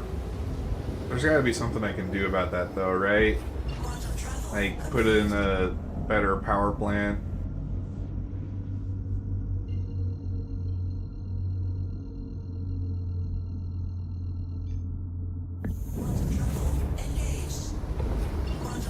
was looking at doing that C78 build, so maybe that's the cue.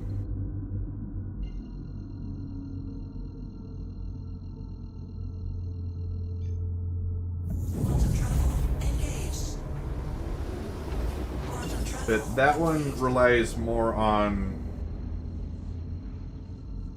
That was going to rely more on the distance that I could get. So I was going to try and be a stealthy build, but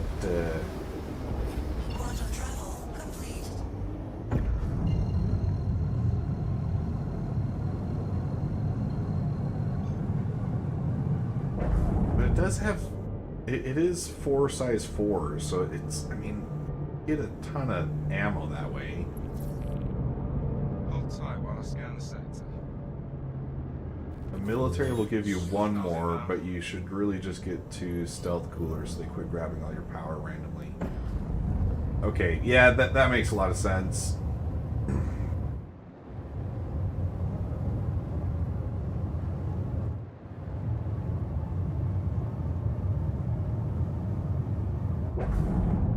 And, I mean, at least I do have max power allocation to weapons right now.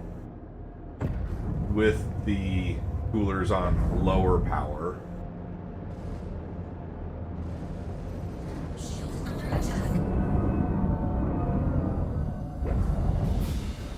I should have just waited for that merge. That would have been more effective.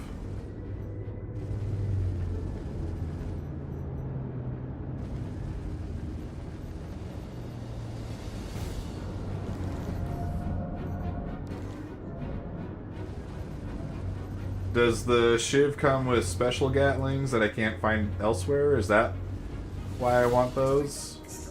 Alright, not seeing any more hostiles. Because, I mean, can't you just get AD4Bs at the stores? Don't see anything here. Let's see.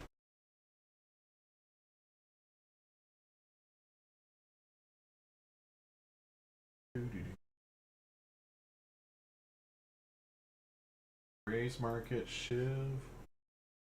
Oh. Breakneck S4. Okay.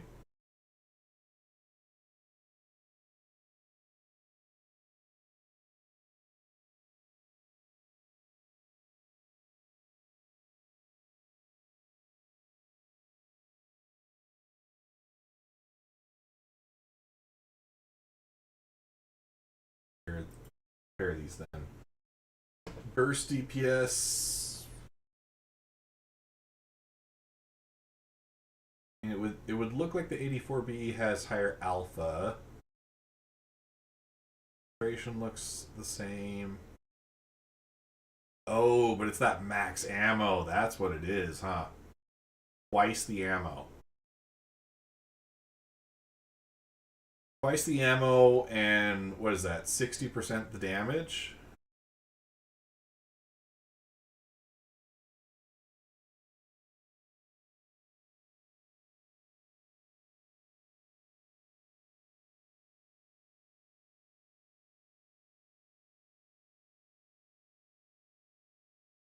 Okay, I'll have to keep an eye out for those.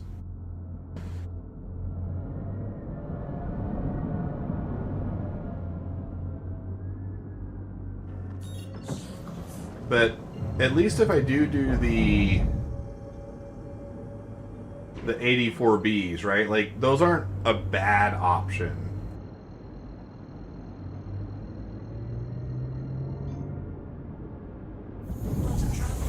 But when I can find a Shiv, then I can get something a little better that way.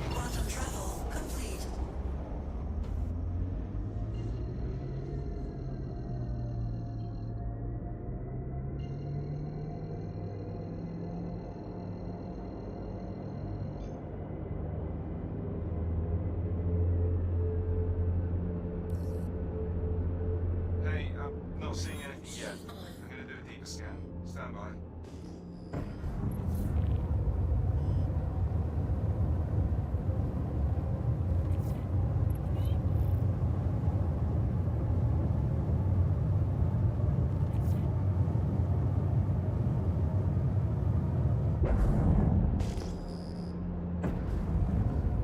not seen a single ace interceptor. That kind of sucks.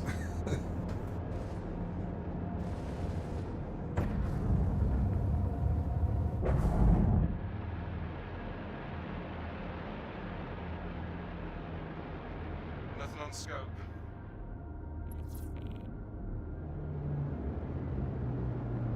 Guys, we were doing such a good job at helping with the Melina mold crisis. I'm finding Melina mold samples like everywhere I go.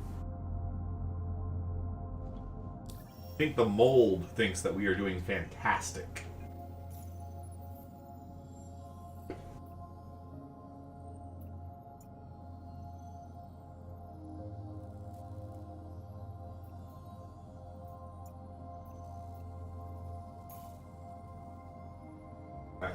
I lied. I want to get.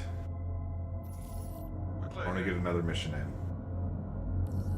Contract complete. Initiating your payment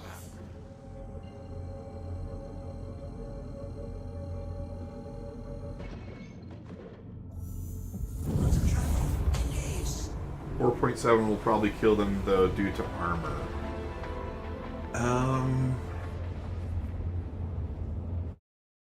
Yeah, because they don't meet that threshold, right?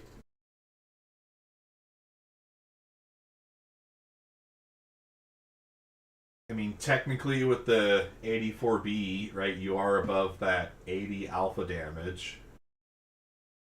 But doing 4 damage to a ship is laughable.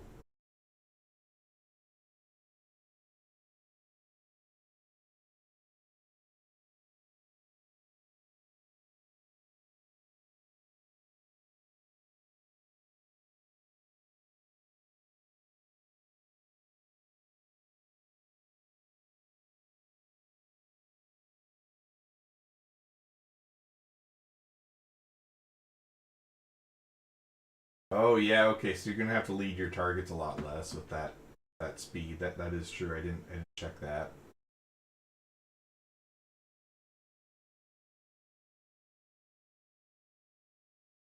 And the fire rate is better on the breakneck. So when you do have your small windows, you're more likely to get shots on target.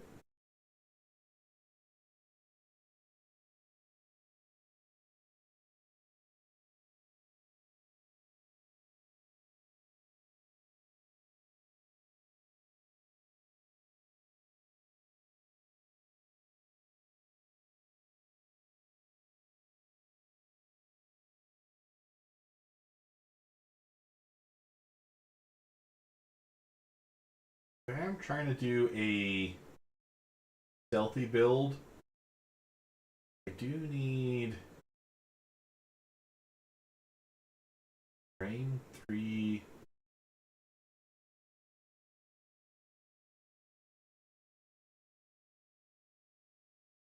Do not recognize that name. Probably going to be a.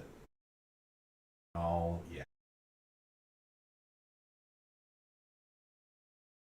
Does that mean that it is not.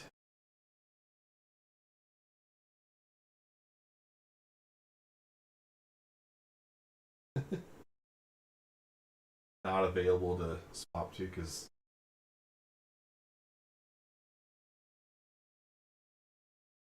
next one down. Well, I could do the strife.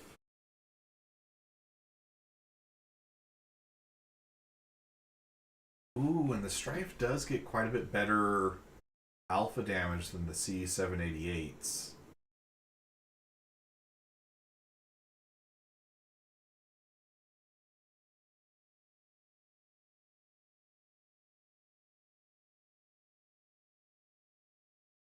As long as it's above 3k, it is a viable weapon. For the stealth build that we're looking at.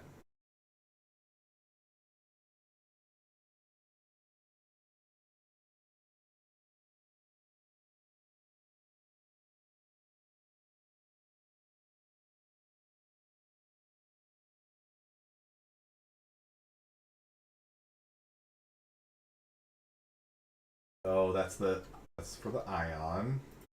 That doesn't.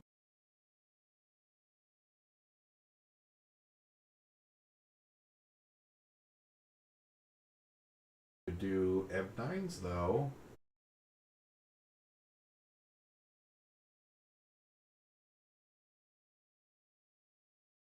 Oh, I'm looking at a.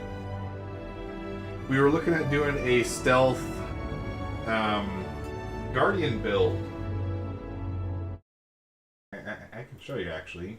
Still loaded up here. If you equip stealth components and turn them all off and run just one cooler at minimal power, and if you are doing all ballistic, then you can get your emissions down super low, where you're only detectable at 3284 meters. Right, so anything above that, you could stay outside that range and still be able to hit them if the range is high enough for your weapon. So like these guys that I'm looking at that are at 4K, then yeah, you could just sit at the edge of your weapon range. They won't be able to see you, and you could hit them. Hey, Exodor! Welcome! Glad you stopped in, even if for a little bit. Since you are on right now, though, I'll play your little animation for you. Exodor is one of our newest channel members, so he got added to the Orbital Bombardier animation. Orbital Bombardiers and up get a mention in each and every video I do, and your financial contributions directly help make content like this possible.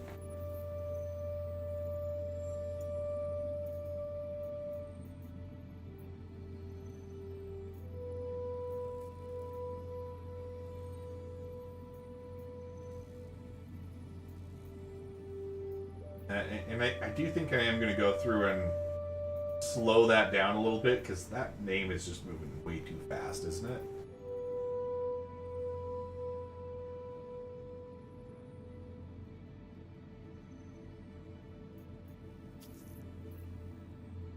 Security sweep. This is the next level. So, alright, I'm glad we stuck around for one more mission, because this is the next level up.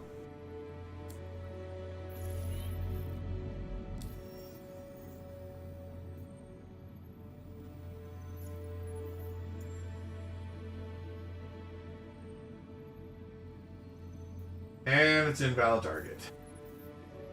So, and in that.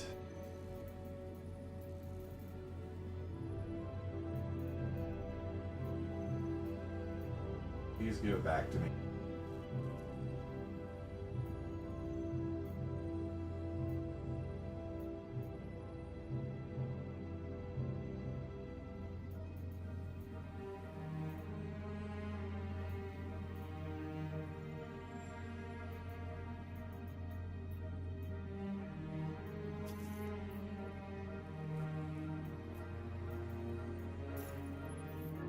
We earned the higher mission, and we don't get to do it because it's broken.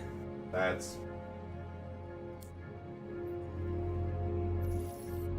Fox will appreciate you covering that patrol. But don't go out low on ammo and other essentials. You might need them. Okay, it did recover. We didn't crash. Made me nervous a second. I'm getting some angry comms about this contract not being completed. If you work for Foxwell, we expect you to hey, it's Walton with Foxwell. Courtesy reminder that you don't help patrol without getting geared up. Things have been wild out there lately.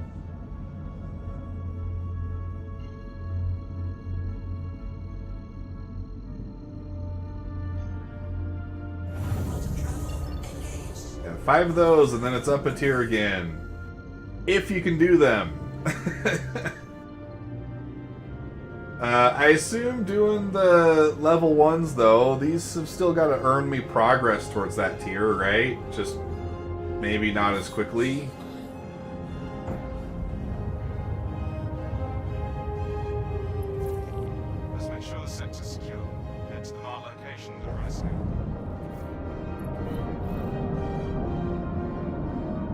this one out first.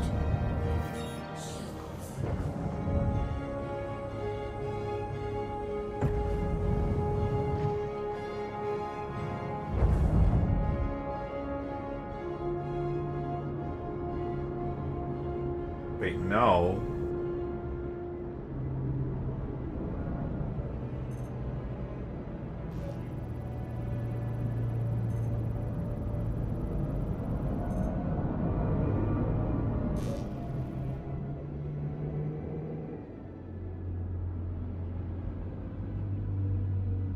You only tier up for doing the highest one. Man, so I get cheated of the higher tier mission. So I do this one. And you're telling me that I'm probably wasting my time doing this one. Ah. It's like a monitoring satellite. Seems functional, so we can let it be. Let's move on. Thank you, CIG. I'm so happy to be wasting my time right now.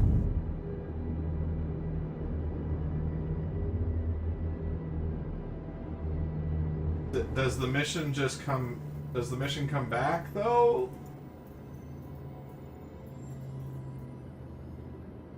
Contact received.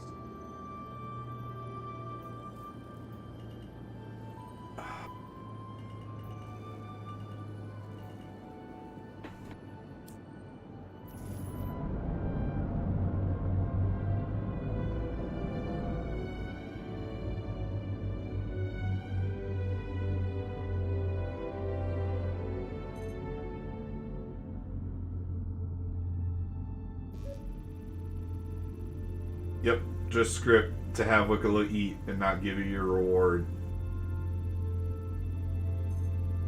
Yeah, I mean the thing that sucks is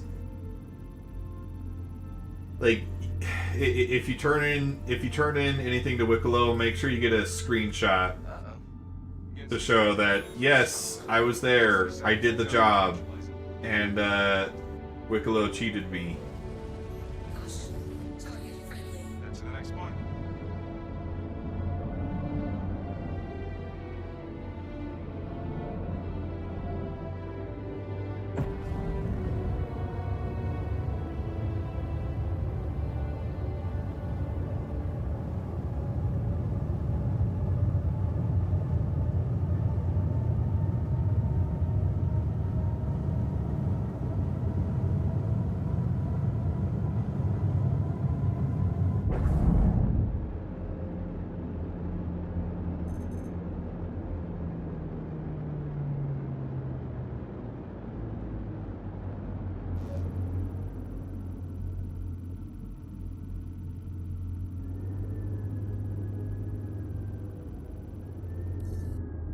Okay, that satellite's good.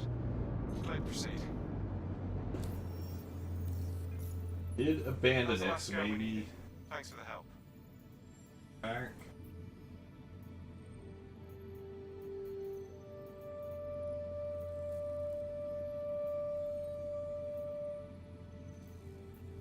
Okay, yeah, here we go.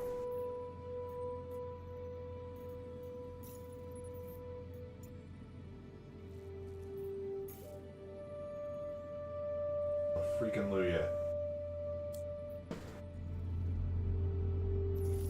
We're clear here. Fox will appreciate you covering that patrol. But don't go out low on ammo and other essentials. You might need them. Quantum travel engaged. Quantum travel complete. Oh no. Jeez, and the Polaris is of course the biggest one. Quantum travel engaged. Quantum travel complete. That would be absolutely heartbreaking.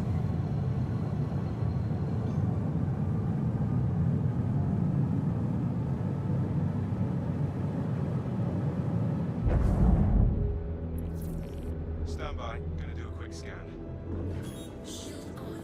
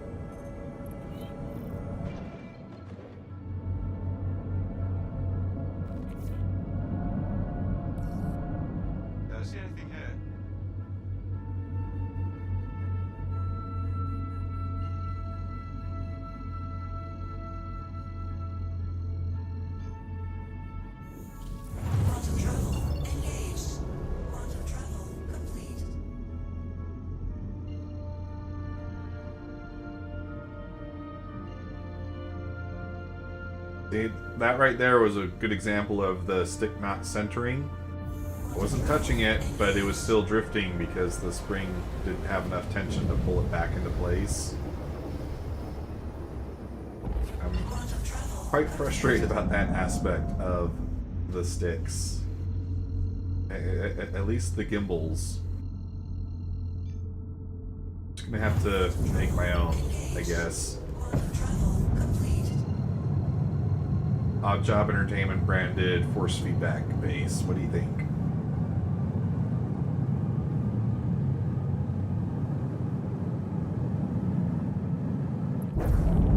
On the right stick, I have the Cosmo.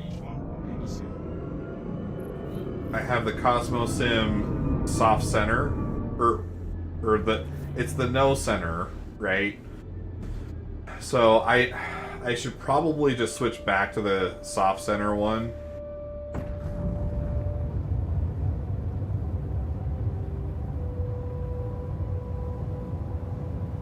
But then you lose out on the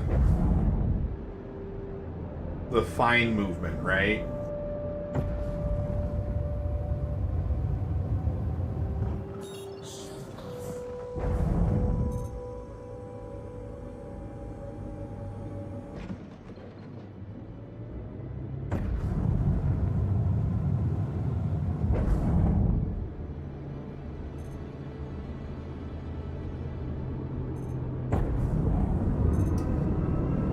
I am clearly forgetting how fast I'm going.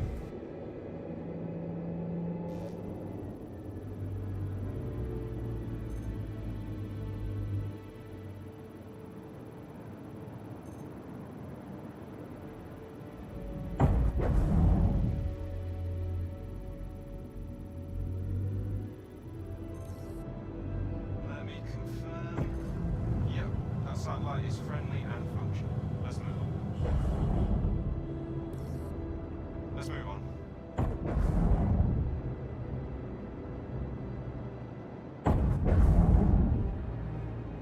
And maybe I could just switch to the Aviasim no centering ones, because those ones do have a little bit more of a progressive load. Maybe those would give me just a little bit more centering ability.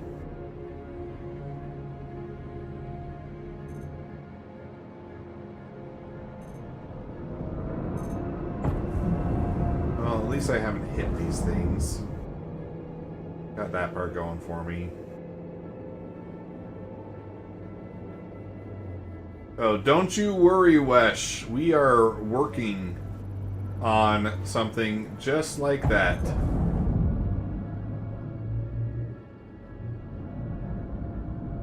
I haven't talked too much about it, but yes, we are definitely going to make a damping mod for the Z-axis on these sticks, because they desperately need them.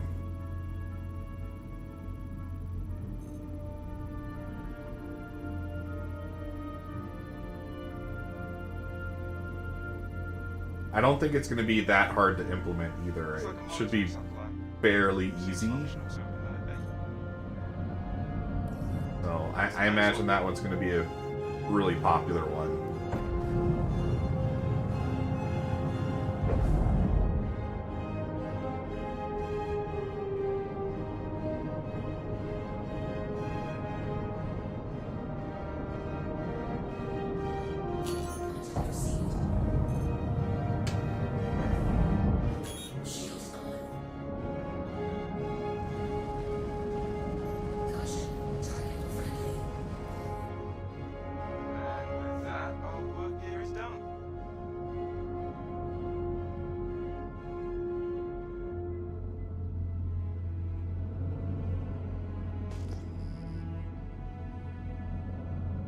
Shoot, should I not have shot that yet? Dang it.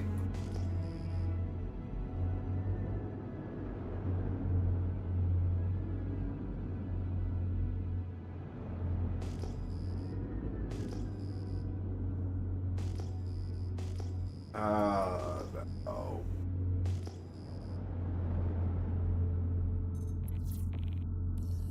Scan hands are clean. Okay, it did recover. We're good. It's making me nervous.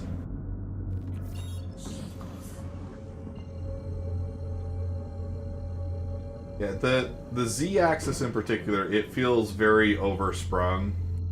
So they definitely need a way to add just a touch more control. It's to a point where, like, if you bump the stick off to the side, you put in inputs that you don't intend to on Z. And I really don't like that.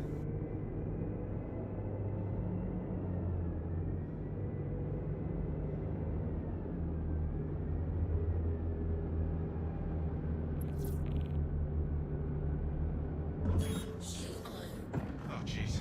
Got a contact that looks like they're in trouble.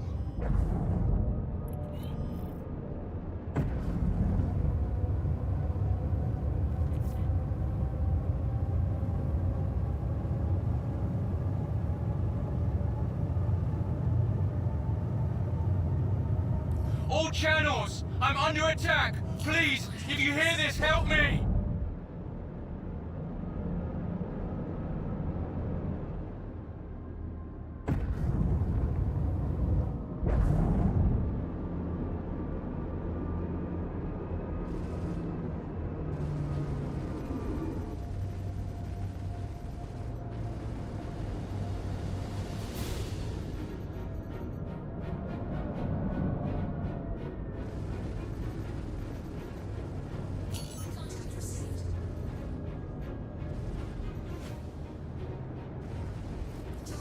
Doing a hell of a job. Don't back down now.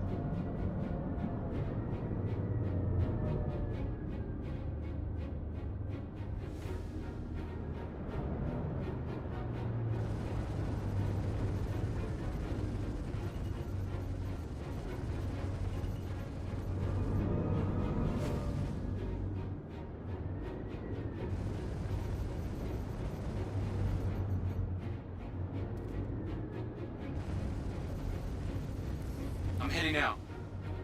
Take care. Walton here. Sorry for keeping this short, but Fox will need you to provide security for this ship on the double. Good luck out there. He's safe. I got him. Woo! Now we're earning 4 credits. We're cooking with grease now.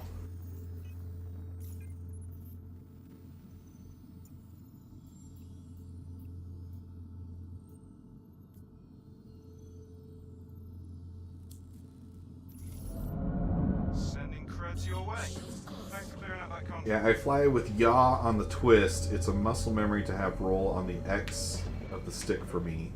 I keep considering pedals. But see, that's the thing. Like, if your twist axis is such crap that players feel like they need to get pedals because they can't use the twist axis, come on, Virpil, you need to fix that. Quantum travel complete.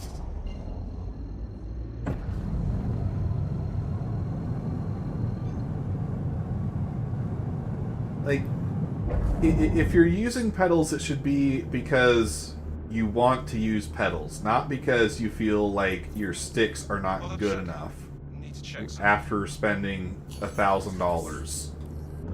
Heads up. Got hostiles in the location.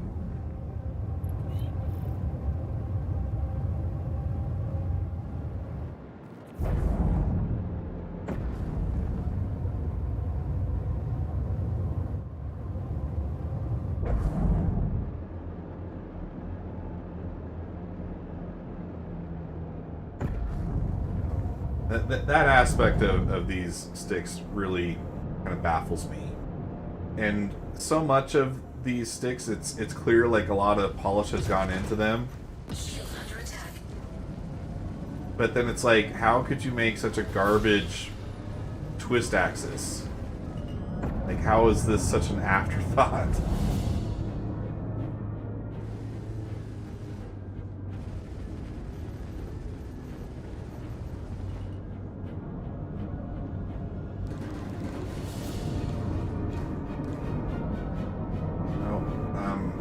messing up the flight.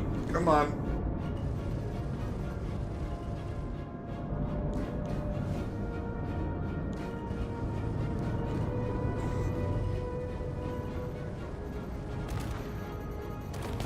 Looks like you clear. Scans are clearing targets. I'm curious if the new stick, I can't remember the name. Oh, the Cadet Aero. The Cadet Aero Max stick. Yeah, those are supposed to arrive here in the next, within this month. Right, that's what I was told, as long as nothing changes. With Virpils so far, though, I've faced, like, delay after delay. It's been very frustrating. So I don't know if I'll actually get my sticks when they say I'll get them. But I am looking forward to those because the layout of the buttons looks a lot closer to the VKB Gladiators. So I'm hopeful that I will like the fit of those in my hands a lot more. But I don't know yet.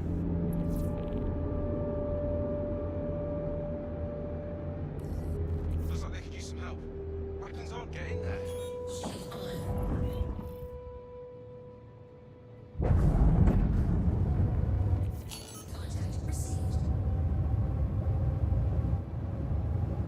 Mayday, mayday! Outlaws are attacking my ship!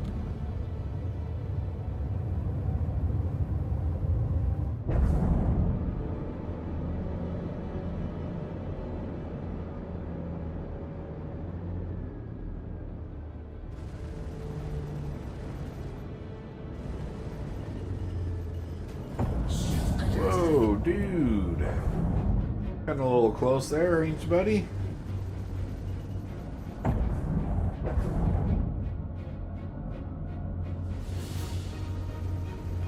Thank you. I thought we were done for. Hey, this is Walton with Foxwell. One of Foxwell's clients has a ship in trouble and they need security. They'll be out to keep them safe. Scans are clean. Yay!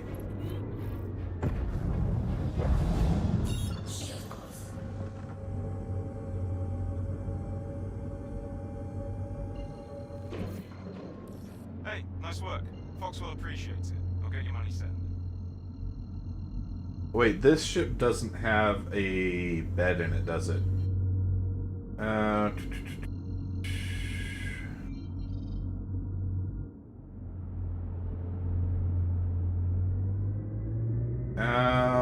Let's see, this will send me back to Seraphim. If that was the last place I landed, that's fine. We're just gonna do that. I do think I am going to call it here. So, thank you for hanging out with me tonight. If you enjoyed the content, be sure to like and subscribe so you don't miss future content like this. Go ahead and hit that bell so that you are notified anytime I am streaming or upload a new video. Lots of cool stuff coming. The triggers work great, so I will work on getting the listing made so that you guys can get your hands on them. And again, thank you to our channel members, Orbital Bombardiers and Up. Get a mention in each and every bit of content I release. Thank you. Your financial contribution makes content like this possible. Keep an eye out for the Virpil split trigger mod. It will be available here shortly, and it makes your sticks 100% better. I've got lots of ideas on how else to improve the alphas, and yeah, keep an eye on the channel for how you can make your sim gear better. Yeah.